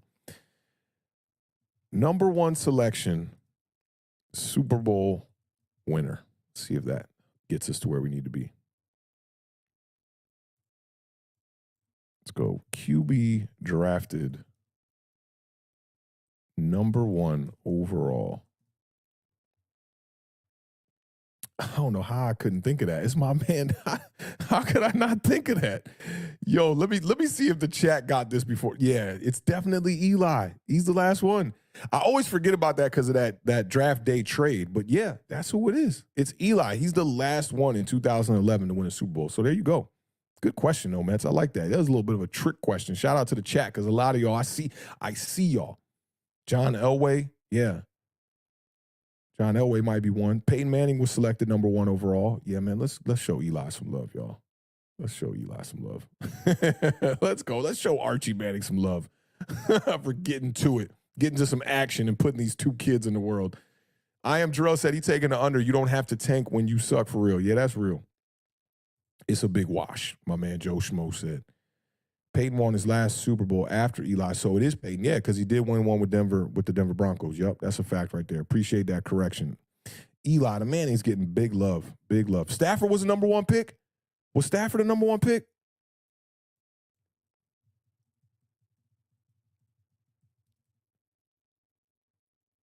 Being that he was with Detroit. Yeah, first overall. So, yep, it's really Matthew Stafford. because Matthew Stafford got that Super Bowl with the Rams just recently. Good topic right there. Hey, no Mets, no Nets, no Jets, man. That's what's good, bro. That's why we here, man. That's why we here. That's a great question to ask right there, man. Definitely a great question. So we got Matthew Stafford, we got Peyton Manning, and then we got Eli Manning. Awesome. Independent Outsider said 4 hours Awthentik just did a WFAN spot. Most definitely. I don't know if it will be with them, but hey, if they hire it and the bag is right, maybe. But for now, we rocking with Awthentik and the Beer right here on YouTube, man. Y'all know what it is. Appreciate y'all. Anybody that's new, man, definitely hit that subscribe button if you're digging the vibes. We're going to be back tomorrow at 7 p.m. Eastern Standard Time doing a breakdown of the NFC East. I get to have the Beard, shoot some shots at me for his victory over the New England Patriots this week, man. That was a big win for them. Puts the Commanders a little bit back in the mix there. New York Giants sitting at the bottom of this division in a major way. It's ugly. It's ugly. Thunder 404 says, Giants are the only team to win a Super Bowl in each of the last 4 decades. Fun fact. Yeah, my boy who is actually the reason why I'm a Giants fan, one of my childhood sandbox homies, I finally got to hop on the Xbox just yesterday for the first time in like damn near 2 months and play a little Apex Legends with him. He was bringing this up too, man. He was like, yeah, we got like about a good 6 more years before we, run out of that Super Bowl in every decade. So, yeah, we got to get to it, man. We got to really get to it. I think we can do it before this decade runs out. And let me see. I'm 40 right now, and it's 2023. So I'm going to be 47 when the decade ends, bro. We need to get to this. We need to get to these Super Bowls. We need to get to these rings. No Mets, no Nets, no Jets says either way, far and few. Number one pick quarterbacks aren't guaranteed Super Bowl winners. Yeah, of course not. There are franchises that have not won Super Bowls yet.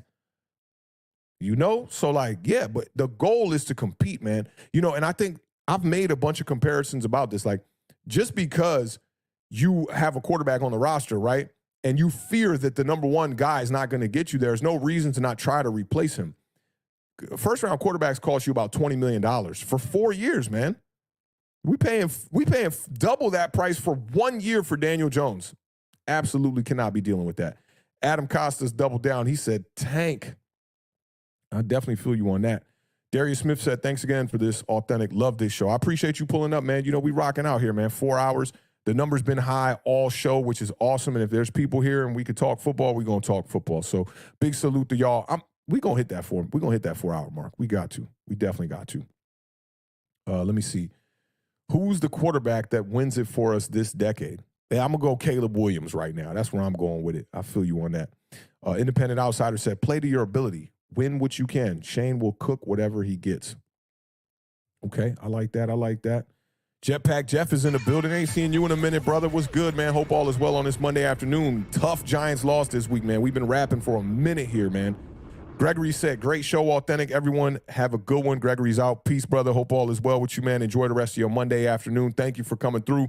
You've been a moderator already on this channel. It's good to make it official, man. We'll catch you tomorrow at 7 p.m. for the recap, man. Get to talk about your Dallas Cowboys, man. That was a tough loss for y'all, man. But appreciate you pulling up, brother. Be good. Independent Outsider said, Peyton, I think. Awthentik, your top 5 quarterbacks in this year's draft, 5-1. Let's see. I'm going to go Cam Ward. I'll go McCarthy, 4. I'll go Michael Penix, 3. Drake May, 2. Caleb Williams, 1. That's where we at with it right now. No Mets, no Nets says, I say all that to say I like the Jalen Hurts approach. Don't let that go over your heads. Facts. Yeah, Stephen Arts brought that point up to me a couple of weeks ago. Great point. You got to hope that you can hit on a quarterback like a Jalen Hurts late in the second round. I think if you can't get one of the top 2 guys with a top 5 pick, you might want to figure out a way to trade back, possibly. The only way that this New York Giants go wrong in this draft for me is if they don't come away with a quarterback that they plan on starting. Then I'll be like, okay, this is kind of crazy. Let me see what's going on here. Thunder 404 said, also, even with DJ's cap hit next year, we have $50 million in cap space, enough to make some moves. Yep, that's facts, man. And they got that contract where, like, it's not going to cripple the New York Giants, but it's going to fast forward a little bit. Go get the rookie now. Don't wait till the second year for Daniel Jones to show you he's not the guy. Go get the rookie now. Enter 2024 with the rookie on this roster. This whole Tommy DeVito experiment, that should be over by the end of the season. Keep this new rookie on the roster, moving forward, even if he's the 3rd extra quarterback or whatever you have it, and find a way to get him on the field and develop him fast, man. We need to get into the right direction as far as the quarterback position goes. Joe Schmo said didn't win the division since 2011. That's crazy. Yeah, and we haven't had no repeat winners for a long time as well. It's been since longer than that, I believe, which is ridiculous. Like, Giants got to find a way to get back. You know, a homie of mine, he posted something on one of my posts on Twitter where he was like, you know, the younger fans or something like that, they really don't understand, like, going through the trenches and whatnot. And he's younger than me. I'm 40. I was born in 1983. I really started watching Giants football, like, with a keen eye, I'd say, the end of Lawrence Taylor's career. Like, the first players that I remember was, like, Stephen Baker, Manuel Emmanuel, players like that, right? Carl Banks, Lawrence Taylor. Let me think about it. Like Phil Simms, Jeff Hostetler, Joe Morris, you know, these guys, right? But he was telling me, like, you know, the younger fans have not had to, you know, go through all the dirt or whatever that we've gone through. And I'm like, man, look, it really hasn't been this bad in a really long time. Like, you look at 2005 to 2012, and Darius Smith was a part of this conversation on Twitter as well. And I said from 2005 to 2010, and Darius, it wasn't on the graphic, but he brought it up and said, you could go all the way to 2012. The Giants did not have one losing season from 2005 to 2012. If you go through the 80s, from 1981 to 1991, the Giants had 8 winning seasons. 8 of their seasons were not losing seasons. So nobody's used to this shit, man. Like, we've been a historic franchise. And the reason why we are a historic franchise is because we set the bar high and we achieve goals that we set. Super Bowls in every era, like Thunder was talking about earlier. Nobody used to this shit. Like, I'm not about to sit here and get used to the New York Giants being an awful team. Like, there's no way. I'm not going for that. I'm definitely not going for that. D Nice in the building. He said, great show, Awthentik. We appreciate that, brother. Appreciate your presence today on this Monday afternoon, my guy. James Hollister said, Caleb not going to win it. I don't know, man. I'm not the kind of person who's going to doubt man with no evidence. I need to see this kid get in the NFL, see what happens. And I hope that would be as a New York Giant. That would be great for me. Matt is in the building. He said, nothing is guaranteed to get you to a Super Bowl, but if you want me to choose between the number 1 pick and a third-round quarterback, I'm picking the number 1 every time. Listen, this right here, that's a really good point. Like, just because first number 1 overall picks aren't getting you to the Super Bowl every year, right? Does that mean that we should take a lesser pick? I mean, obviously you want, you know, if they gave you a pile of candy on Halloween and said, hey, listen, we want you to pick some candy here. Everybody going to get to pick one piece of candy. You want to go first or you want to go 30th? I think we're going to all take first. So, yeah, this is a great point. I'm glad you brought this up, Matt. Independent outsider, I think you a little bit not updated with the Eli talk. Matthew Stafford, when you catch up, you'll see. Oh, he said I had to Google. Yup. Kansas Zero just said the Cardinals announced that Kyler is starting. The number 1 pick is ours. Yeah. I like that for us. They also said, you know, that they're going to build around Kyler and they're not going to trade him. But we'll see how that goes. But Kyler Murray getting a start is definitely going to help put them in a better position to win games than the New York Giants. That's good for us. Real Cold G is in the building. What's going on, fam? He said, great show, brother. Glad I tuned in today, man. Salute. We appreciate you pulling up. Rocking out with us, man, on this week 9 edition of the Giant Overreaction. If you new here, I don't think I've seen Real Cold G in the building one time. We appreciate you, man. Welcome to the fam. Hit that subscribe button. That's going to help this channel go a long way. But you know what it is, man. Your presence is more important than all of that, man. We're not worried about the likes, the subs too much over here. It's cool to build this community. But y'all presence here on this Monday afternoon is a lot more important. Salute to you, brother. James Hollister says that Caleb got that Kyler vibe to me. Okay, let's go over something here real quick then.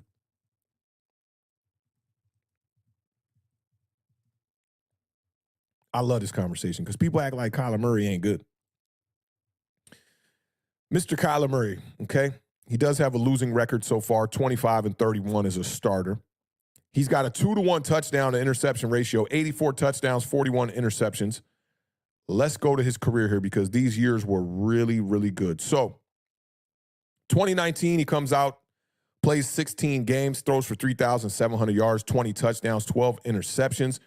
On the ground, he added 544 yards as a rookie. Okay, that stat line right there for Daniel Jones last year would have been great for us, right?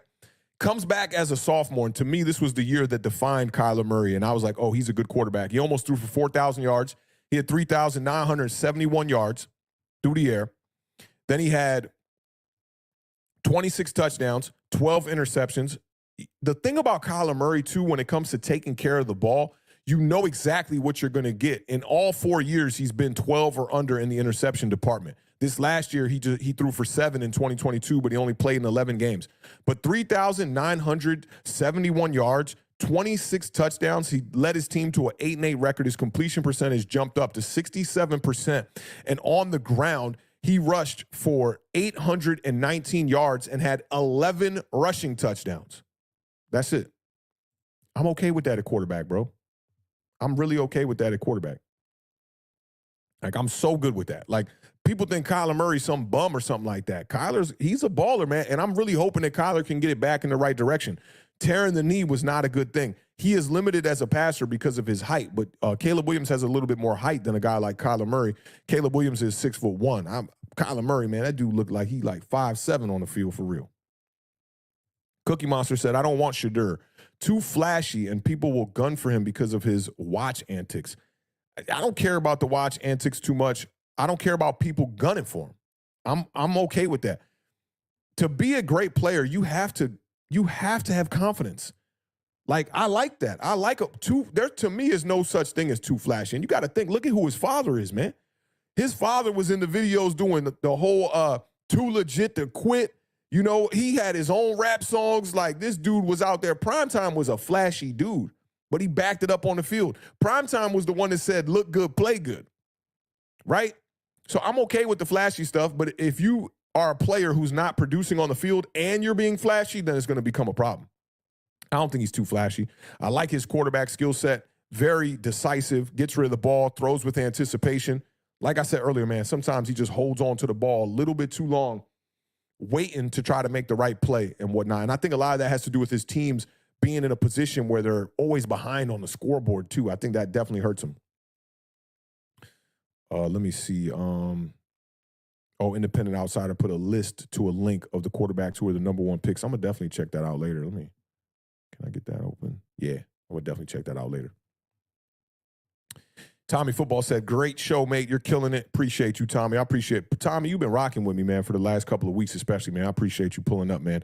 And I haven't been able to be in the spaces so much lately, man. I just been, dibbling, dabbling, doing a bunch of stuff, but I've been listening in. I just haven't been able to chime in. Y'all been talking a lot of good stuff in those spaces. Today, a lot of emotions, man, all over the place in the spaces today, man. But it's always good to see that, man. I know emotions are always going to get in the way of football, but, we can always chop it up. As long as people are respecting the opinions, it's all good. You know what it is. Let me see what else we got here. Just scrolling up, trying to catch up. Amrit, I see that super chat. I appreciate it. We're going to get to that. I want to get to your statement here first. He said, Jones was never that guy and never will be. I'm tired of Giants ownership getting in the way. I'm definitely right there with you on that with the Giants ownership, man. Like, they said they was going to step to the side this year, and they haven't. Like, get out the way, allow the GM to do what he has to do to take care of these contracts and bring in the right players so that we can win games, man. That's really what I'm trying to see. Let me see what else. Simeon said McCarthy or Penix. I like that. Cookie Monster said, there's a difference, though, Awthentik. Primetime was gifted. We can't say that firsthand with his son. Really? You don't think his son is gifted? You could say maybe not as gifted as Prime, but my whole thing is like this, like, give these guys their chance to be able to show you that they're gifted. Like, I think that Shedeur Sanders is an extremely gifted college athlete right now. Whether that's going to translate to the NFL is probably the major question here. But he's gifted. You don't get to be the starting quarterback at a Division I college if you're not gifted. I think he's gifted. I definitely think he's gifted. And Stanley has a couple responses here. Shout out Stanley in the building. What's going on, man? Hope all is well with you, bro. I heard you dropping some gems in the spaces earlier, too. He said, Shedeur Sanders is probably the best quarterback prospects in this draft because I think he's better than Caleb. Well, I don't think he's probably the best quarterback prospect in this draft because you think he's better. But I like where you're coming from on this. I think he's a great prospect. And look, you're seeing him at a school that really doesn't have much talent surrounded around him. Like, just look at when their offensive line is going up against some of these top 25 schools out there. They look outmatched. They look like they're not ready to go up against these guys. They do got talent at the wide receiver position. Travis Hunter's definitely a baller out there, but that's really it. There's not much going on over there. So when I see Shedeur out there, You know, I think that once you put him and you surround him around some talent, I kind of sound like somebody talking about Daniel Jones, that he'll be a guy. But he's definitely gifted. I got to agree with Darius on this. He's definitely gifted. He's out there doing things, man, making some great throws, man.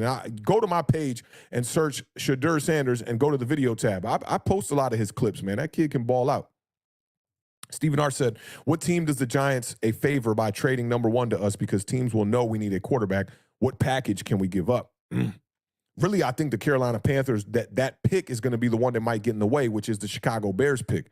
So really, we're going to have to try to find a way to maybe do a deal with the Chicago Bears, who are probably out on Justin Fields right now. It's been a tough year.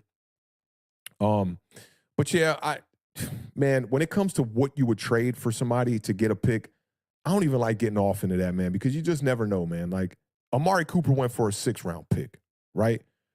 What's the kid's name? Chase Claypool went for a 2nd. That shit makes no sense. I don't know, man. I'd give up a potential future 1st-round pick to trade up a couple spots. I really would. But right now, the way it's looking like the New York Giants going to have that top pick, man. I said this like 3 weeks ago, and I thought that we would get into the right direction, and it would be a statement that was not factual by the time we got to this day, that the Giants were the worst team in the NFL. I said it like about 4 weeks ago. It's crazy that right now we're the worst team in the league. And moving forward, it's probably going to get worse. You got Tommy DeVito going out here, quarterback, no Darren Waller, Evan Neal hurt, Andrew Thomas out here playing, still banged up. He ain't look like himself. It's just, things are not moving right. Azeez Ojulari banged up. Things is just not right with the New York Giants right now. And I think we are the worst team. And we got 8 more weeks to try to figure that out. Stephen R. said, I think Shiloh Sanders out of the brothers, or I'd take. Yeah, Shiloh's he's a baller too. Both, man, when you come from that kind of lineage, man, and that DNA of Deion Sanders, this is similar to like Archie Manning with Eli and Peyton. Same kind of deal, man. They have the advantage of being around the game when they're children, and then their father showing them the ropes. That's why Eli and Peyton are such great players, is because their father was a great player, and he was in the NFL, knew the protocol, knew the infrastructure, showed them the way. They got footage of Peyton Manning in the Saints Stadium when he was like 3 years old with a football right next to his dad. That kind of knowledge is just, you can't place value on it. You can't place no value on it. Thunder says, what if Caleb stays in school? What's the move then? Find you a quarterback. You still got to find a quarterback. Go Drake May or go Michael Penix. Whatever you got to do, you got to get a quarterback. You cannot go into next year with Daniel Jones as the starter and some bridge guy as the backup. You can't do that. Big Dog Status said, this guy on Twitter is blaming the routes instead of just admitting Jones was missing receivers yesterday. Man, you know what time it is with those kind of people when they're doing that. They're not assessing football. They're putting their emotions over facts. Can't do that over here. I can't do that. Alvaro Orion says, a 2-15 record does give the Giants number 1 pick. Yeah, it should. I mean, right now, there are 2 teams with 1 win right now, I believe, and that's the Carolina Panthers and the Arizona Cardinals. So you got to hope that those teams win some more games than we do, you know. And I think it's likely, like whoever that was that brought up the point that Kyler Murray is going to be starting next week. That should get them to some W's. Kyler Murray is a serviceable quarterback. Jonathan Studios says that the Giants are projected to have 4, 35, and 58. Might have to give up all of that and a future first to get to number 1.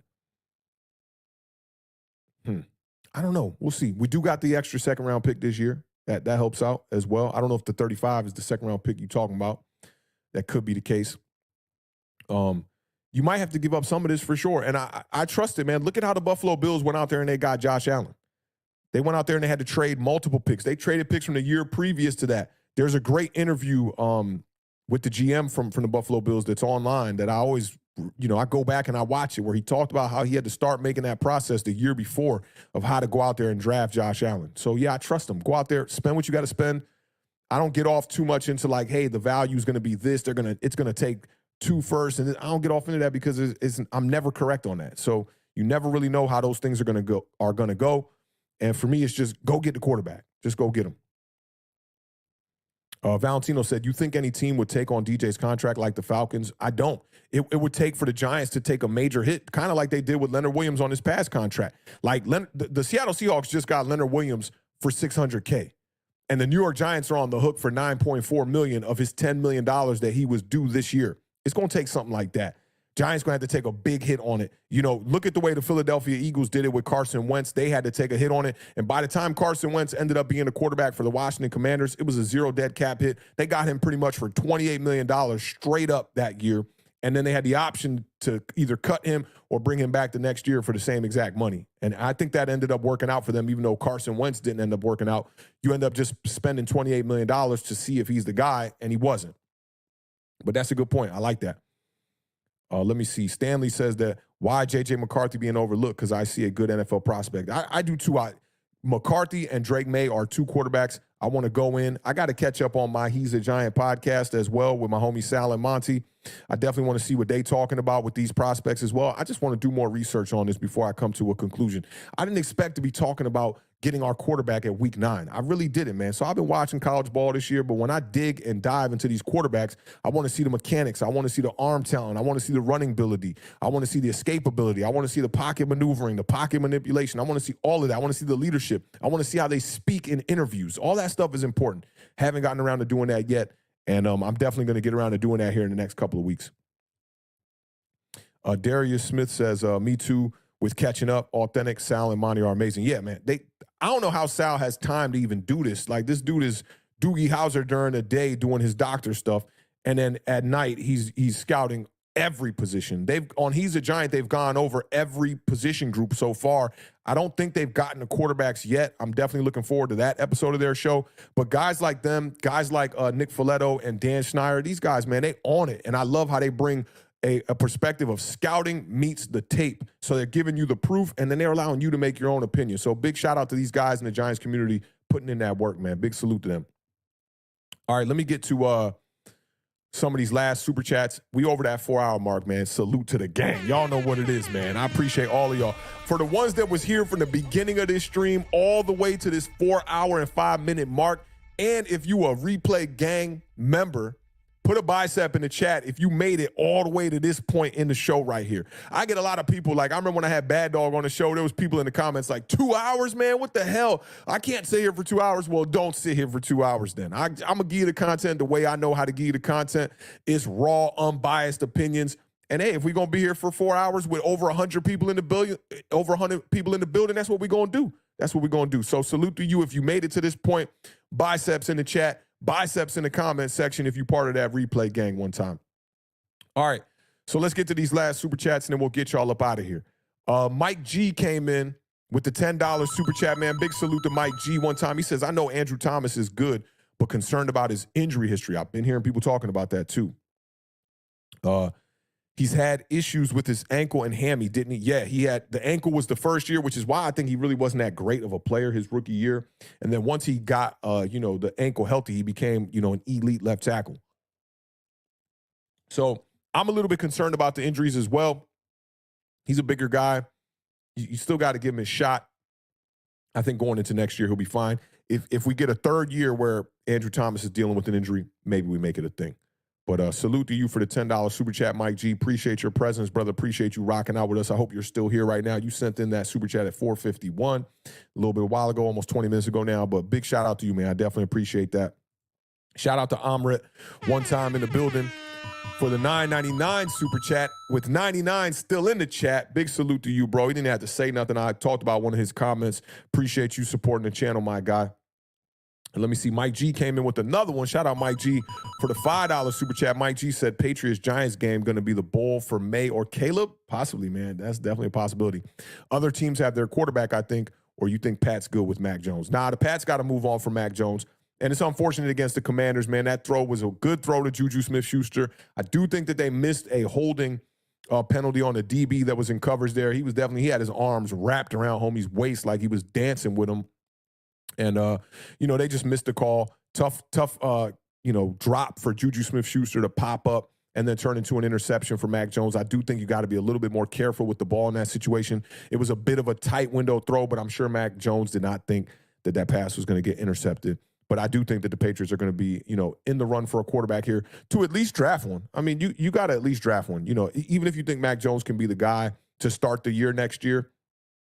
And I like Mac Jones, but he's a quarterback that is defined by the old style of quarterbacks. Pocket passer. He's a good pocket passer too, but you need a wall of an offensive line and a hell of a running game to pair with a guy like Mac Jones. Shout out to Mike G one time for supporting the channel. And last but not least, my man Sebastian is in the building. Give you one of those one time. With the 199 super chat, he said, I hate to see the DJ era end like this. Yeah, that was like not even got a shot. A lot of people was looking at the last 9 games being like, yeah, this is the last audition. Nobody could have predicted that his season was going to go the way it did. Neck injury, come out here, finally get healthy after 3 games on the sideline, rushing to get back, doctors finally clear you, ACL. Life is not fair, y'all. I believe in karma a little bit, right? But like not like this. This is when you be like, karma don't exist, right? And I remember I saw Ron Effect talking about this, and he caught a lot of flack because he absolutely just doesn't believe in karma. But like, I can't be mad at nobody for not believing in karma because like, what did DJ do to deserve this shit?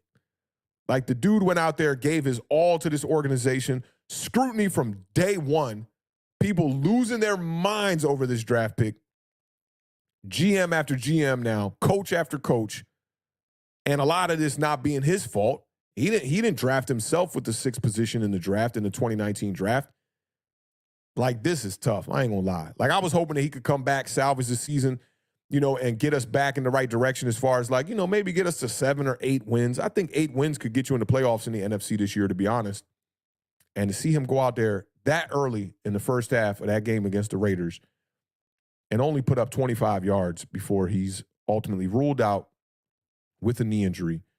And now his NFL career is in jeopardy. It's tough, dealing with that neck injury already.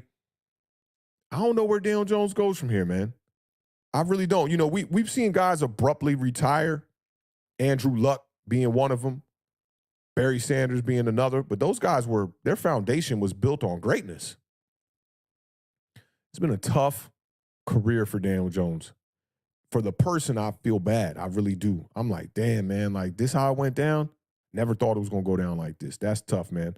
And Simeon makes a good point here. But shout out to Sebastian, bro. I appreciate you, man. Ukone sak passe. Hope all is well on this Monday afternoon, my brother, man. Get to it, man. Get to that work. Get to that bag. I'm trying to get to that workout regimen you got going on over there. I remember seeing you on Instagram getting to it, bro. I hope you still got that going, man. Hope that your week goes positive and goes in the right direction, man. Salute to you. Appreciate you supporting the channel. Oh, Marjorie's in the building. What's going on, Marjorie?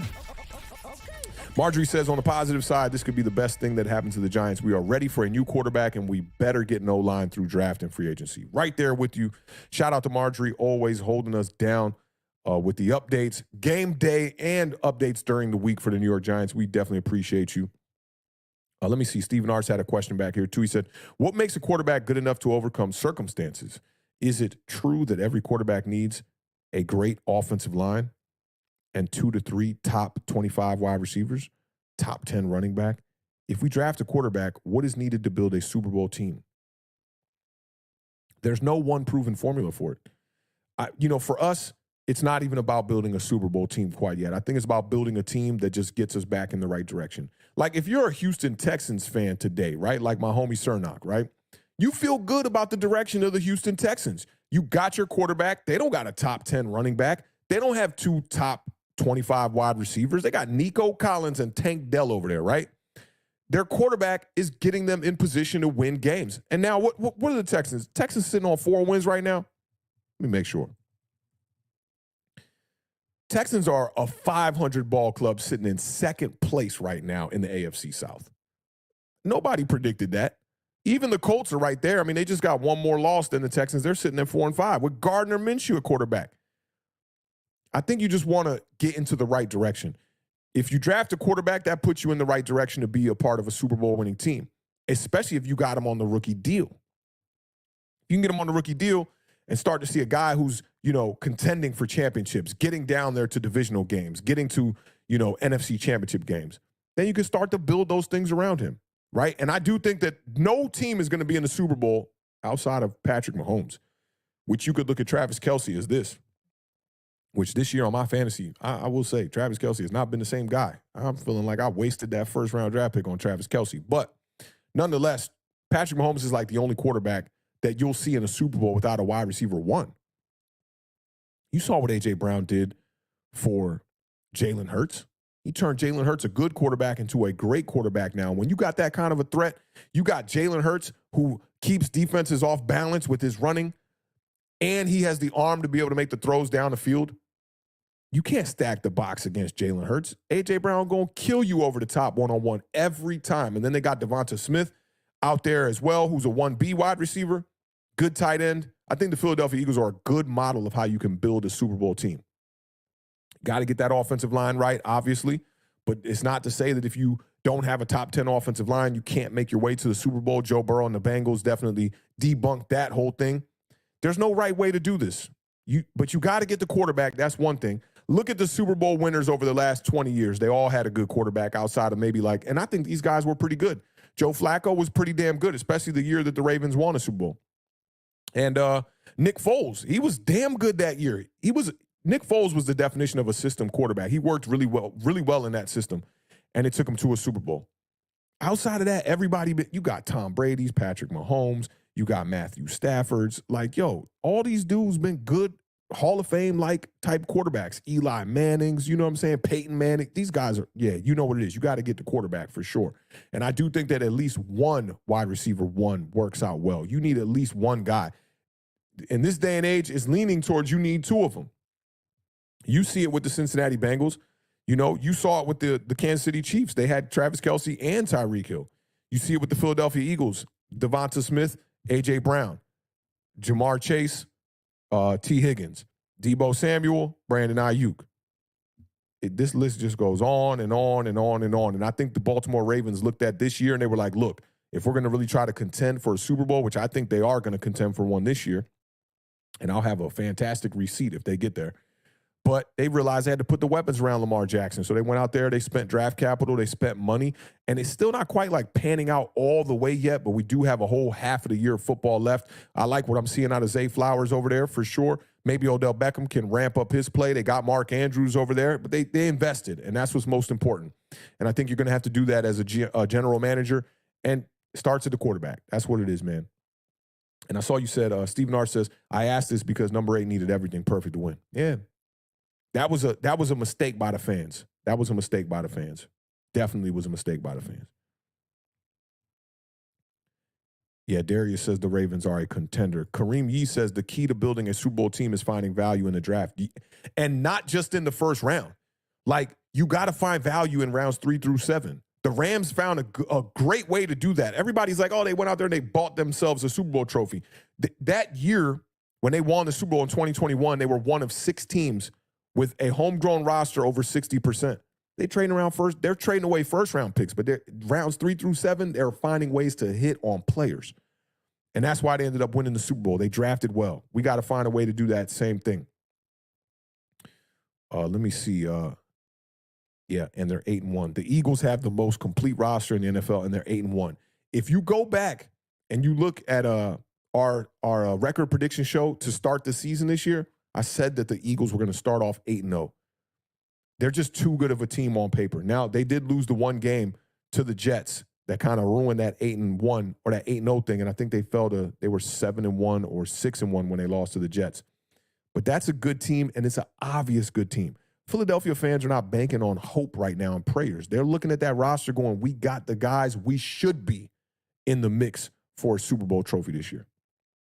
That's big facts. And let me just check this before I get us up out of here. Yup, we all caught up. Listen, y'all, just want to say I appreciate all of y'all pulling up today, rocking out with me on this Week 9 edition of the Giant Overreaction. Can you believe it? We're already 9 weeks into the season, and the New York Giants are already pretty much, not mathematically, but we're pretty much out of any contention as far as the playoff goes. Barring a miracle, the New York Giants are going to be sitting at home come January. And I hate to see that. But at the same time, I think we're headed in the right direction. And I think that is what is most important, is that we are headed in the right direction. So I can at least sleep well at night knowing that the New York Giants got pushed into the water. They threw us into the well 12 feet and were like, yo, figure out a way to swim. But in the end, I think it'll have the New York Giants headed in the right direction. For those of y'all that are new here, man, I go by the name of Awthentik. I've been hosting this show now for 5 years, the Giant Overreaction for just 4 years. If you want to continue these conversations, I'm always on Twitter and always available. I stay up till about 4 in the morning just about every damn night. If you want to chop it up, talk about this stuff on Twitter, that's my Twitter handle right there, @Awthentik. Make sure to check us out. I end every podcast with the same statement. Keep living those dreams, y'all. Keep raising that bar because the universe flows in Technicolor and surround sound. Rest in peace to the podcast GOAT, my man Combat Jack one time, and that's a wrap, y'all.